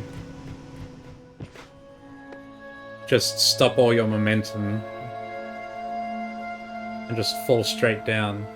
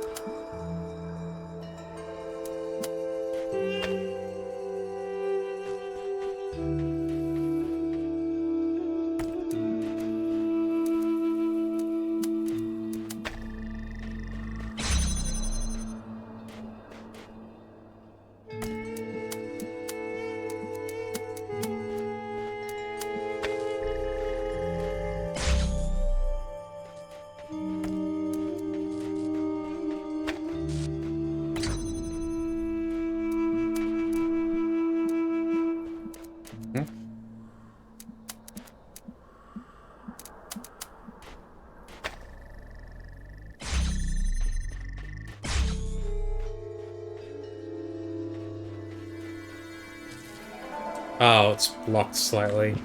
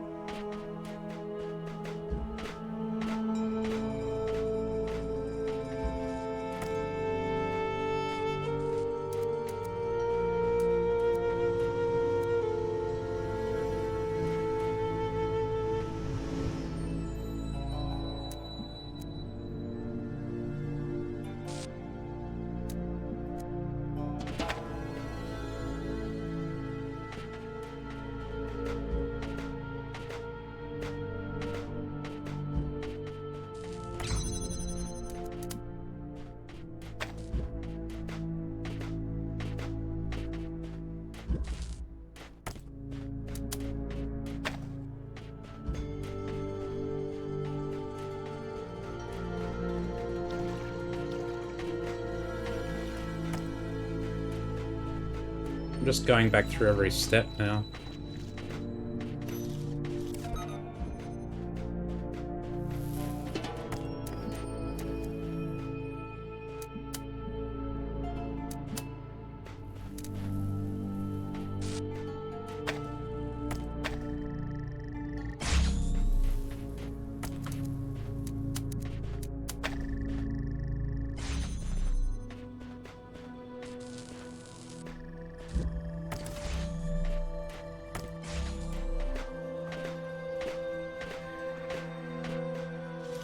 At least I can remember the actual solution now. I don't have to just repeat it.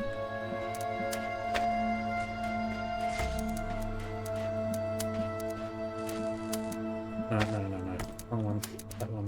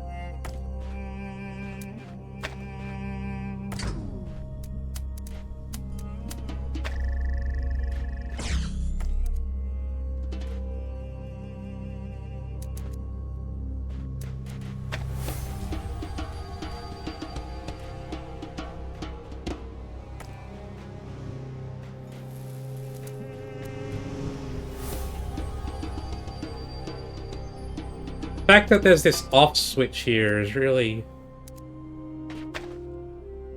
suspicious.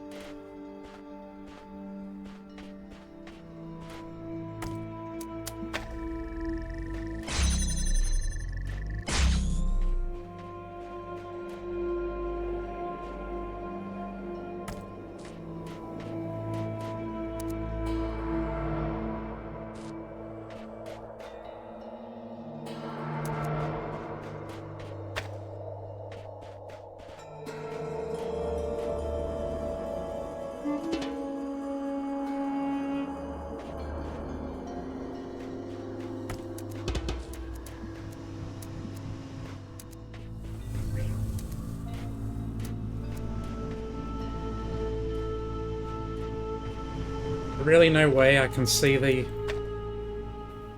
laser from there.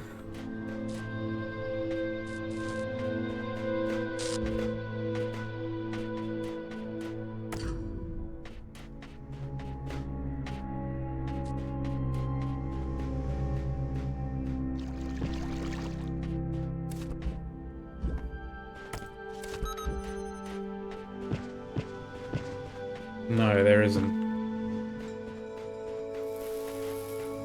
You just completely cannot see it from this side.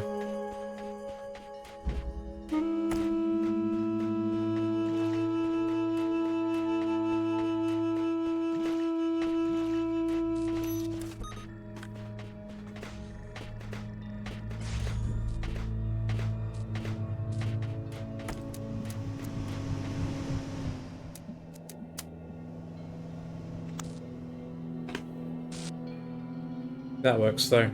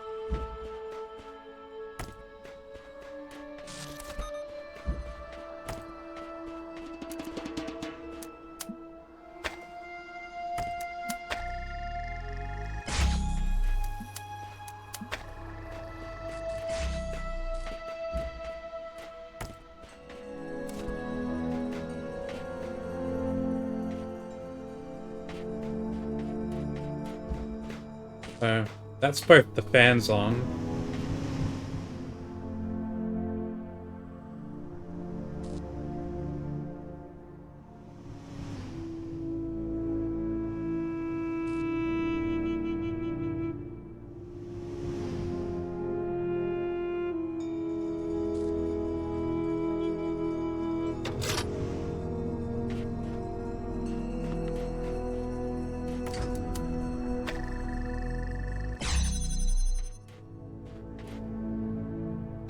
That's as good as it gets, I think. And then you could open that with the jammer, but I don't see the reason to.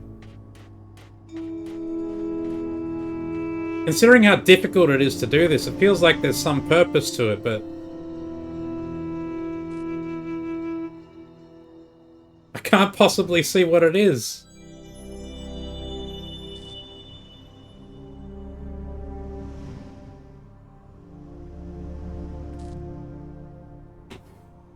Can't move at all while you're in the air. You can kind of jiggle around a bit, but you can't move.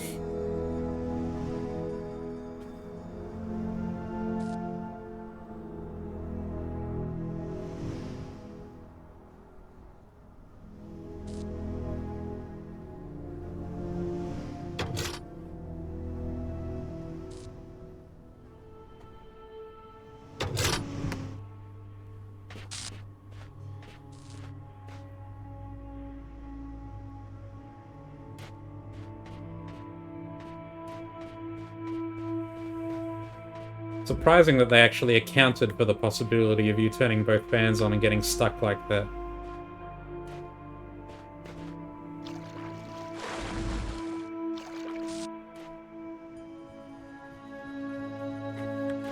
What am I missing, man?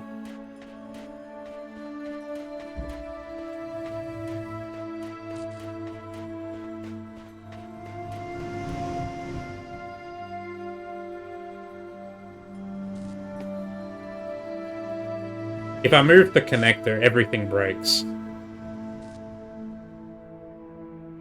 Like, so I can't move that.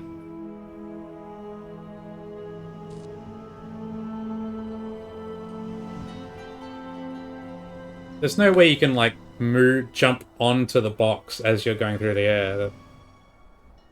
That would be ridiculous. I don't think it's even worth trying.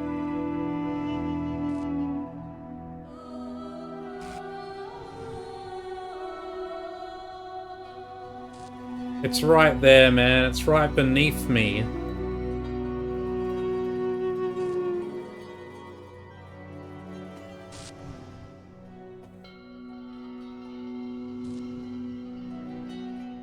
How else could you possibly get there?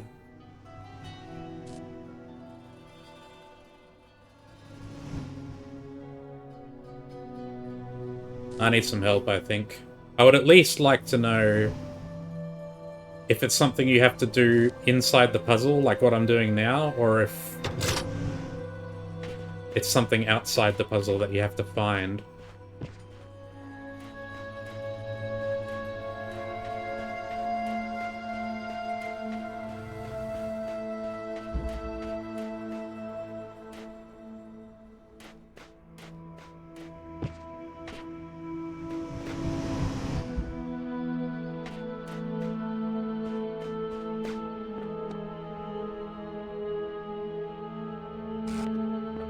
Is it?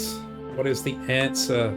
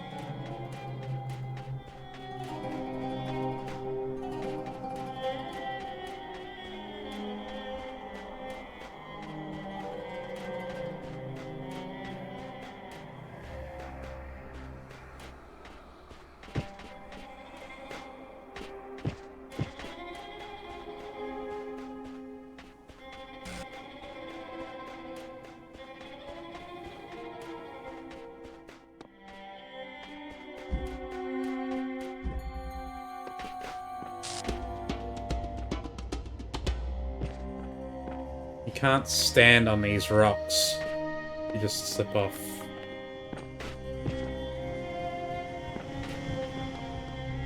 Not that it helps me in any way.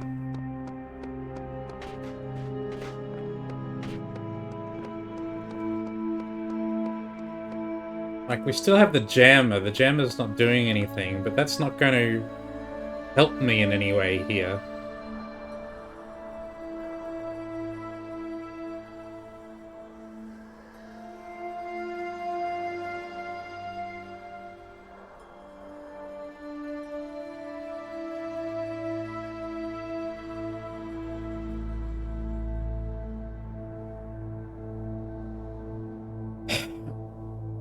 Could think of like maybe if you like fired the block from one fan and you went on the other fan at the same time and you like collided in midair and fell down, that might work. But then there's just absolutely no way to do that though. Like, that's impossible. That's completely impossible.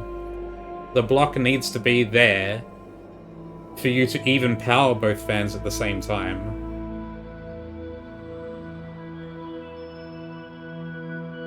Like, it's set up as good as it can possibly be.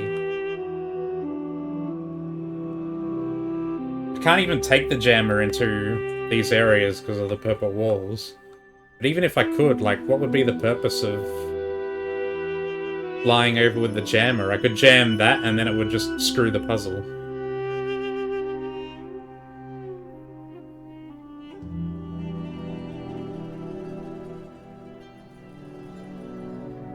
What am I missing, man?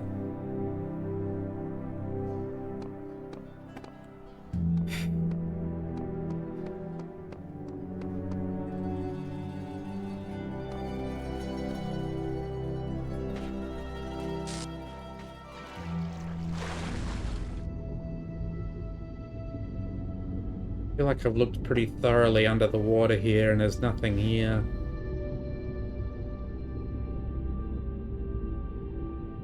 Those lily pads.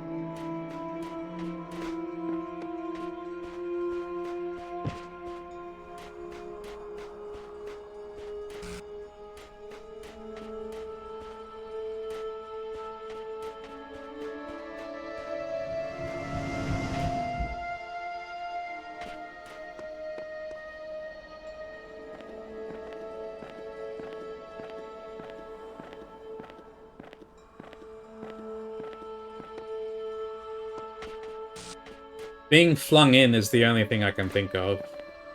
Like, that there's a hidden fan somewhere that flings you directly onto that platform. It's the only thing I can think of. But I haven't seen anything like that anywhere.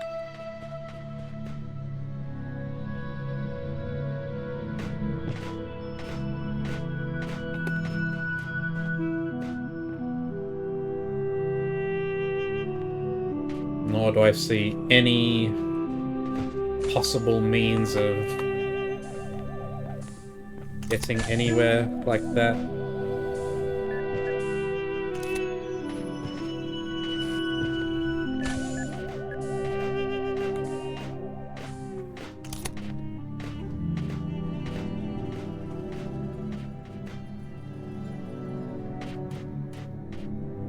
There's only this one block in the entire... Just that one block that's in the middle there. That's the... Oh, there is one other block.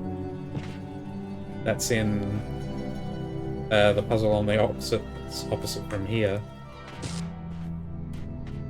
But I don't think that's useful either.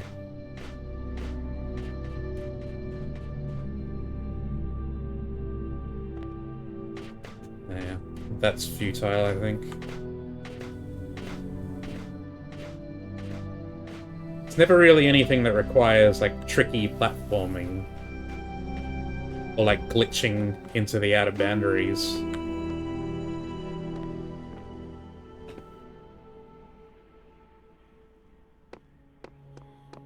There'll be something, like, clear, like some clear way you're meant to do it.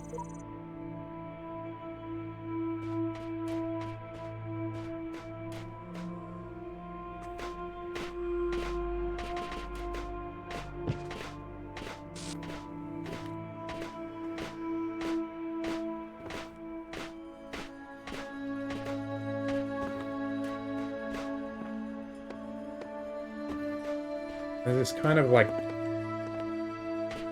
ruined structure here that doesn't seem to be... I think it's just decoration. I don't think this has anything to do with anything.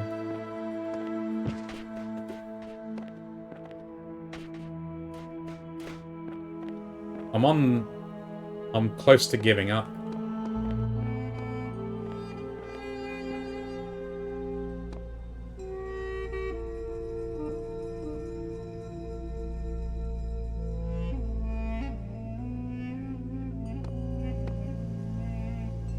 I'm stuck on the idea that there's a fan or something. Oh, there's these blocks in here as well.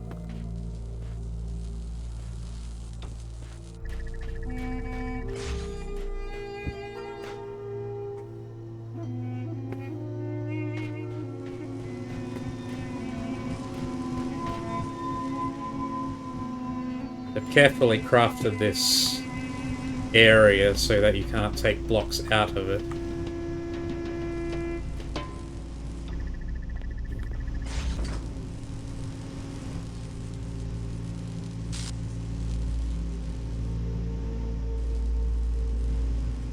Looks like you probably could if you really tried, though. But then what would be the point?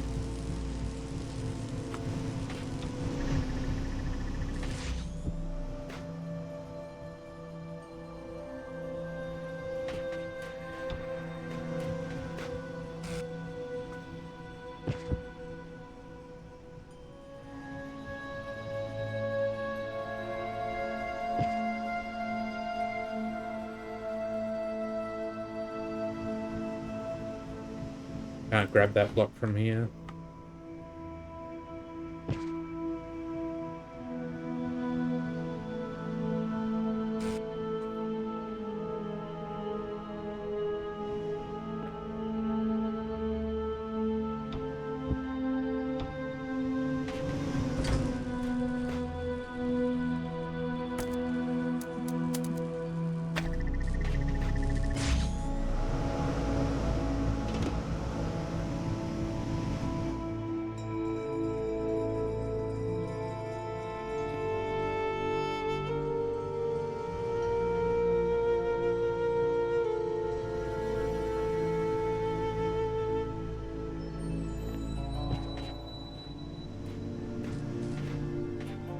feel like if you were really finessed with it, you could sneak a block out of this puzzle. But to what end, I have no idea. Like, would you put it on here? What would that do? You'd just send it over to the other side, wouldn't do anything.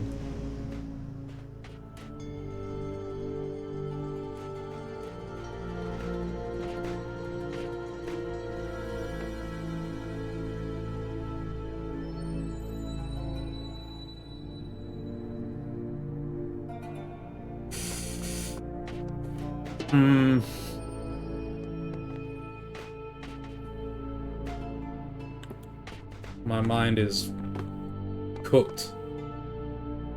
Got everything else except this one star.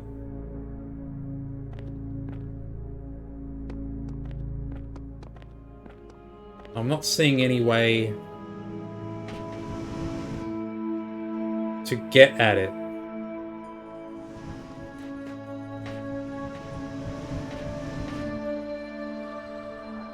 You do fly directly over it on that fan. Not quite on that fan, though.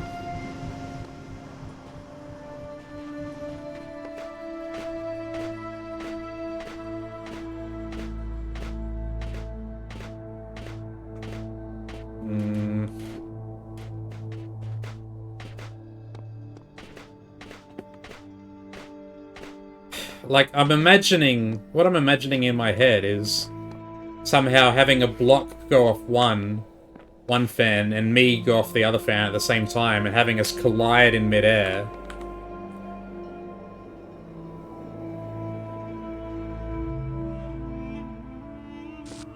But I don't think these two fans even align their paths.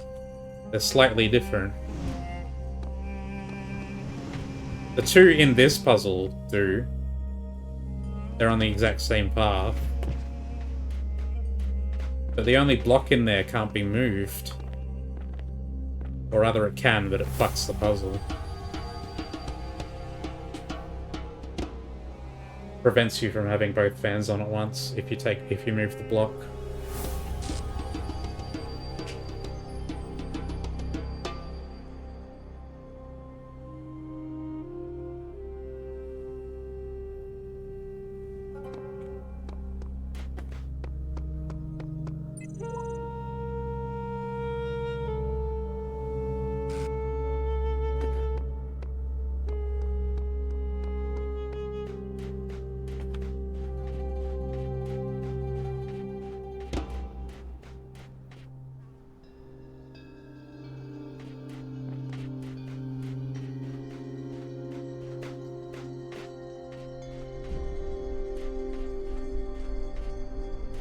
Don't even know what I'm doing anymore. I've looked as hard as I can, I think.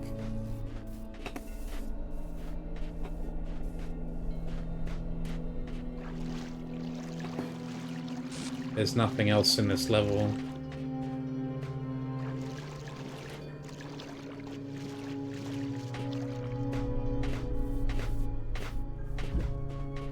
I only mean there's some kind of trick to getting over there.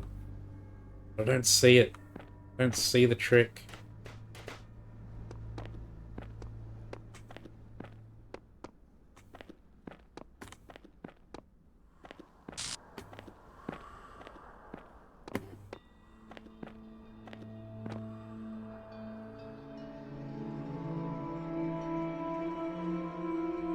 Feels like you're just blocked from every possible approach.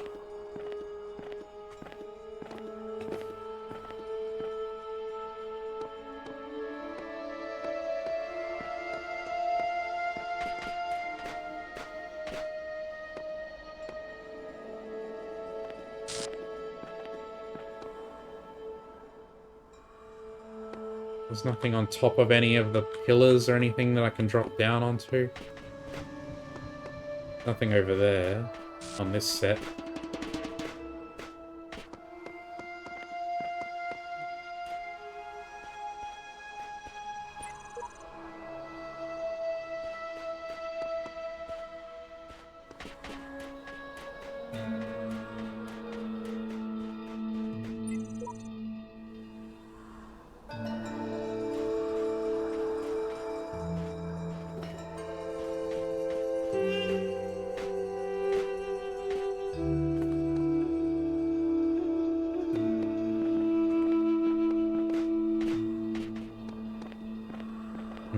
I think I might have to give up.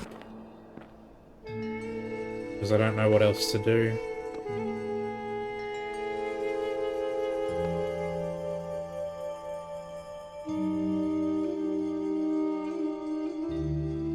What could it be? What could it possibly be?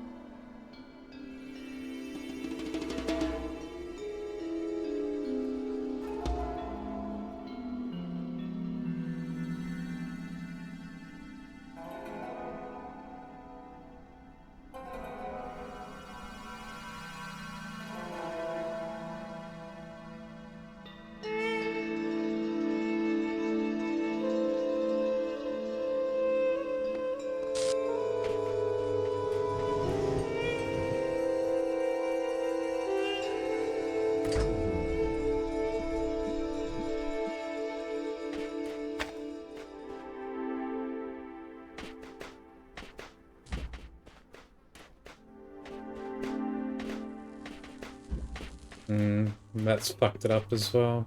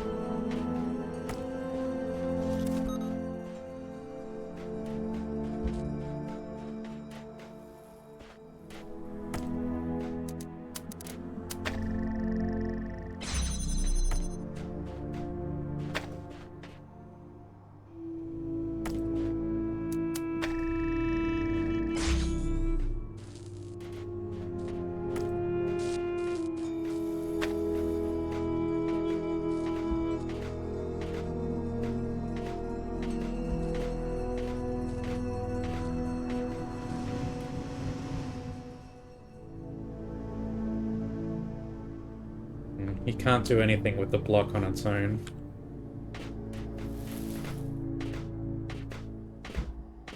Thought it's like a very last ditch, you might be able to, I don't know, jump onto it or something. Something stupid like that.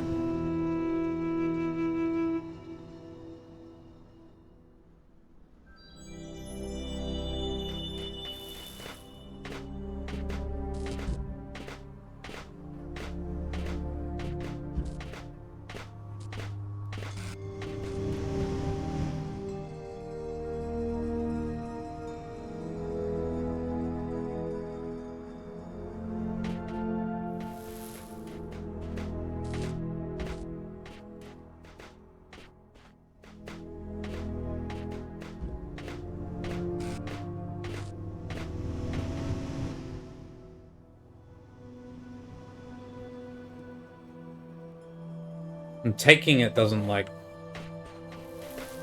Nothing you do with the block can just cancel your momentum suddenly. Like, you can take it, you can drop it. Drops it just somewhere.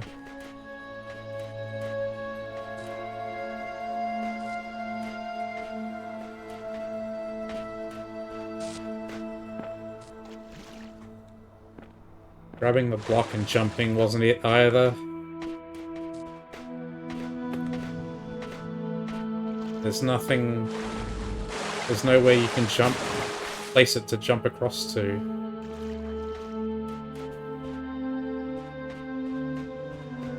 looks like you should be able to, because there's that pillar under the water. Like, it kind of looks like you should be able to place the block here and then jump over, but it's not enough height.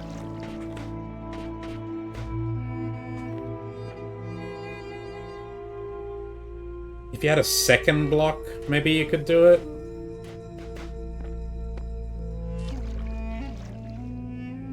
Although, even then, it would be a matter of needing to jump onto the second block. Which I don't think you could do, in which case you would need 3 blocks to build a staircase.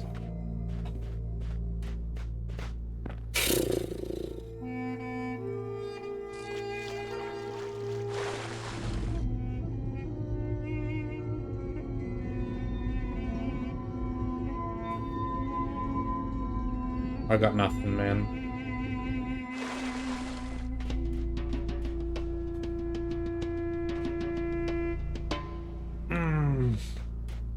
What is it?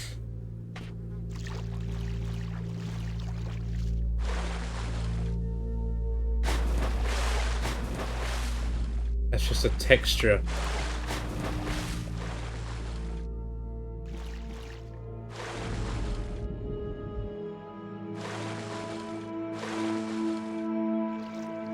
I hope it's not really obvious and I've just been extremely blind this whole time.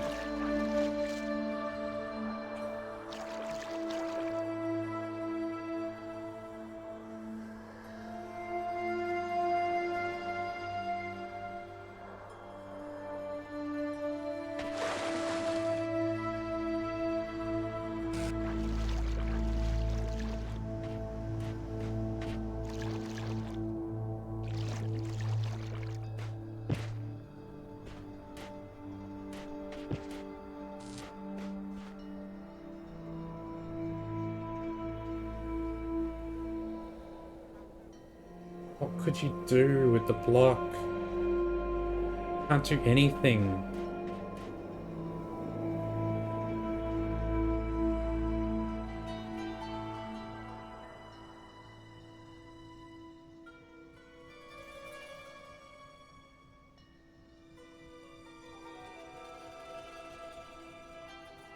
If somehow you could have both fans going,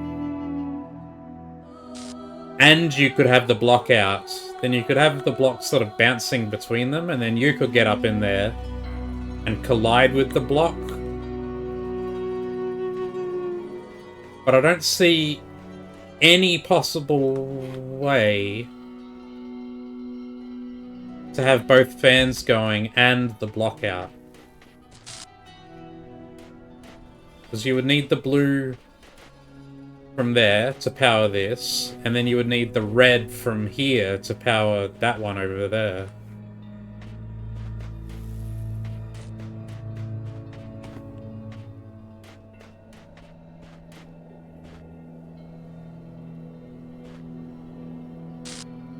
Which causes a crisscross.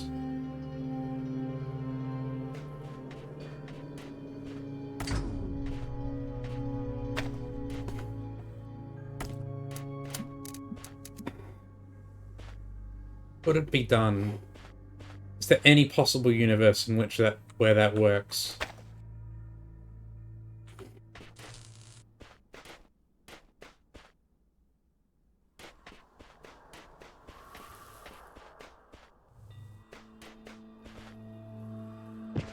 One, two, 3 connectors, and then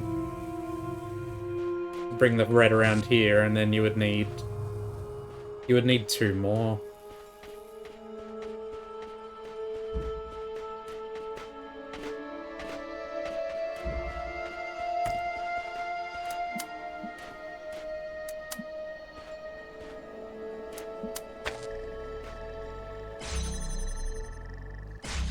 I don't think there's a world where it works.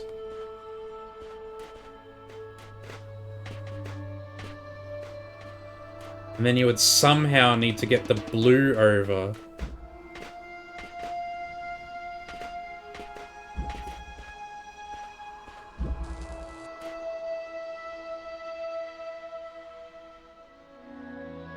Without crossing.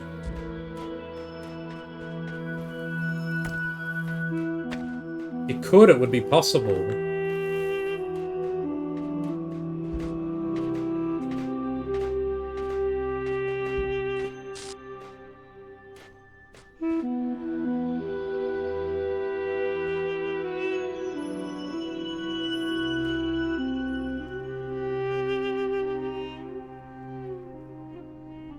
But there's no change in elevation here at all that you could use that you could exploit.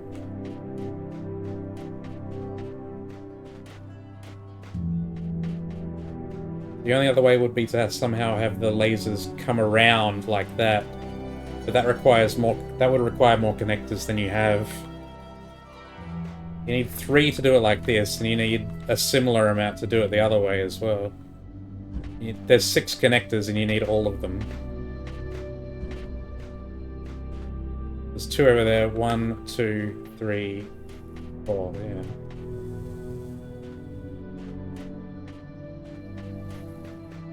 It would have to come down to this. It would have to come down to this crossing.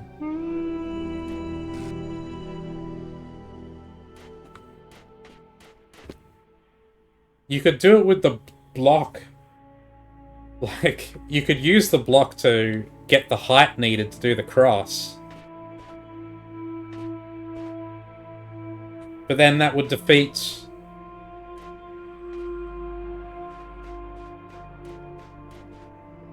Oh, I've screwed it up as well.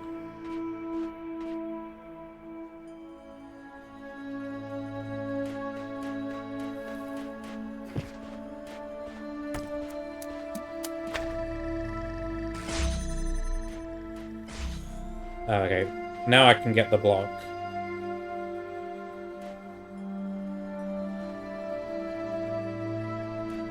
Comes down to this crisscross, though. I don't think it can be done.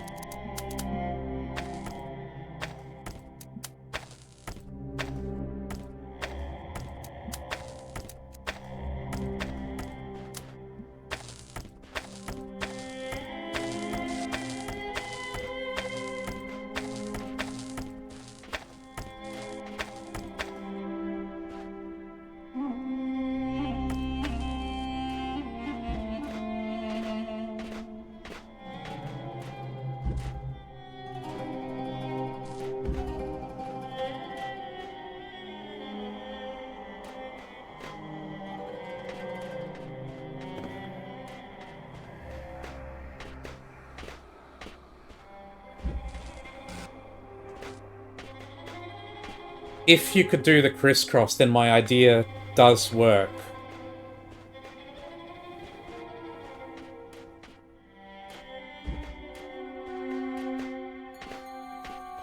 But there is no way to do it. There is no way to get the crisscross.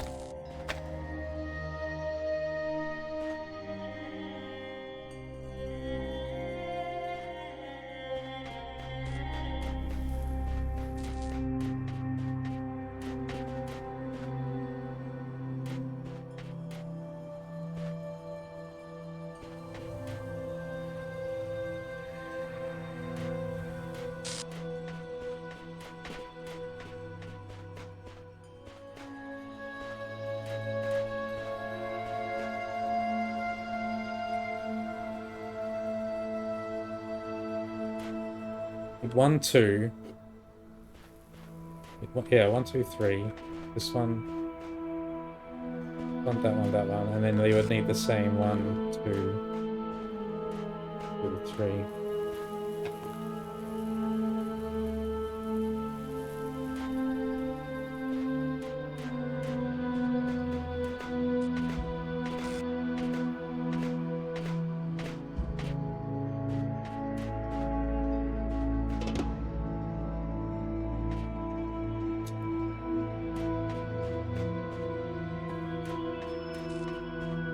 I think I'm done. I think I'm out of ideas.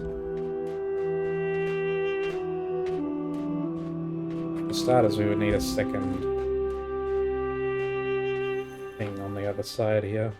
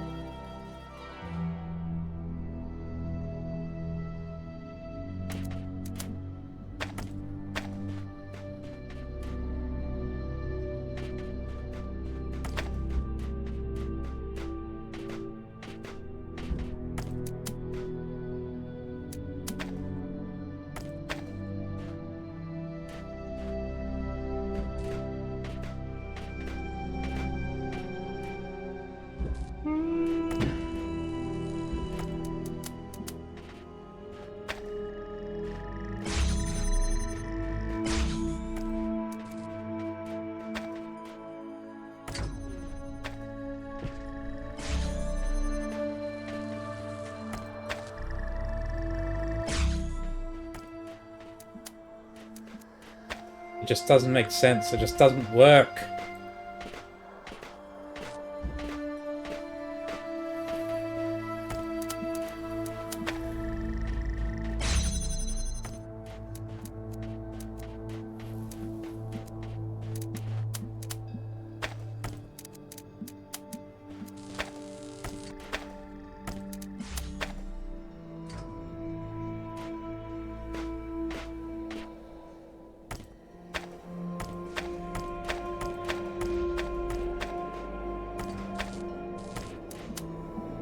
This is the only way.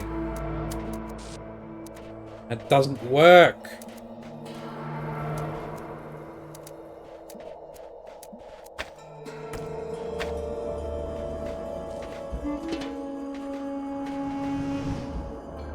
Is there a way to smuggle a block out of one of the other puzzles?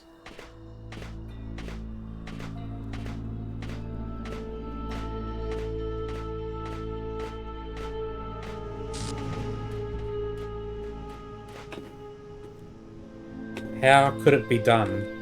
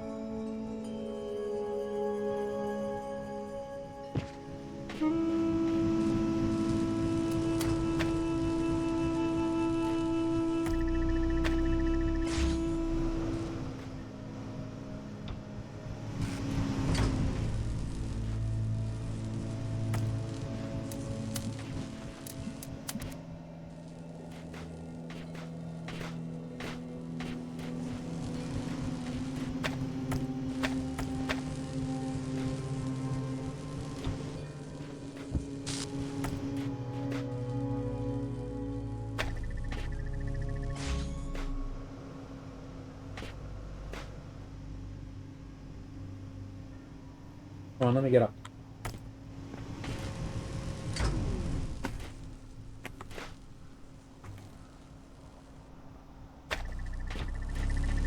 Ah, rats.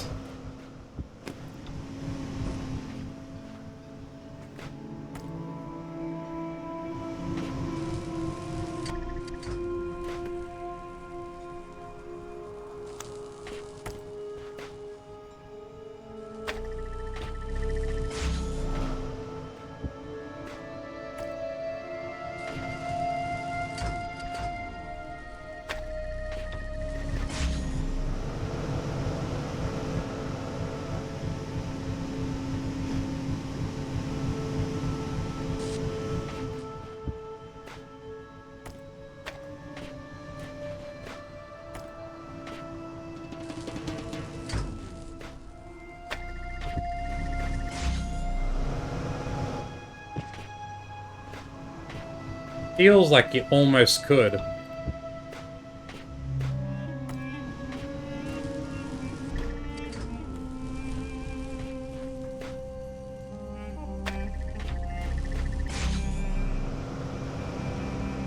Ah, shit.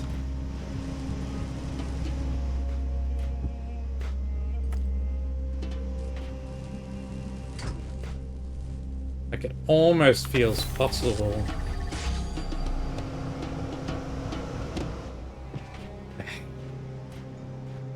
No.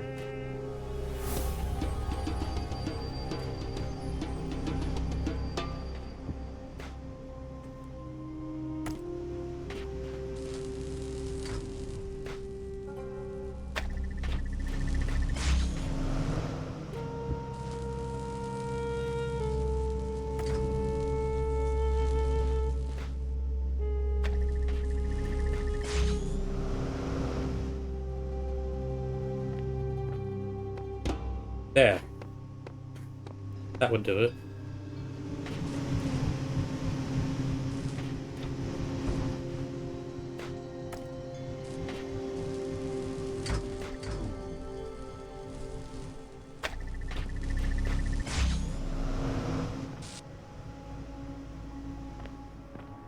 Ah, no. Fucked it up.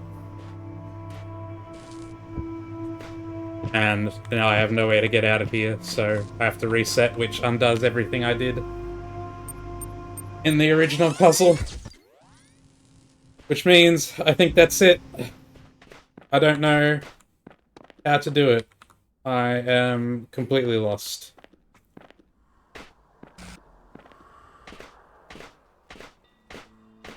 I don't want to look it up, but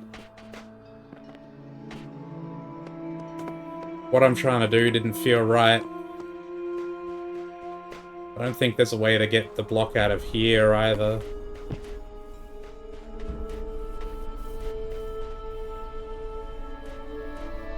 No, it doesn't look like it. Like, maybe with some tricky maneuvering, you could, like, jump onto here and then maybe jump over there. Seems like kind of far. It doesn't seem like there is any intended way to remove a block from one of the other puzzles. Which to me would be the hints that would make it possible.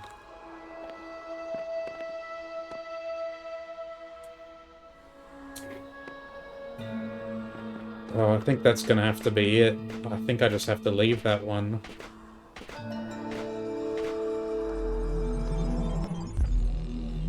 And that's gonna be it for today, I think.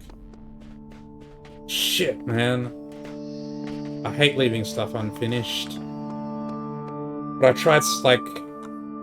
I don't think it's gonna come to me later, either. I don't think I'm just gonna have an epiphany and be like, oh yeah, that's how it works.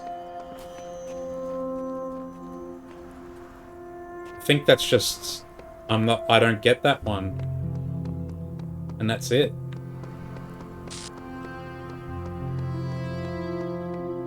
These guys all hanging out, having a good time. Why are you all just standing here? It's so weird. Just taking turns using the computer. Anyway. Oh, that's really disappointing. I want to figure it out, but I can't figure it out. Okay, that's it. That's it. See you next time. Bye-bye.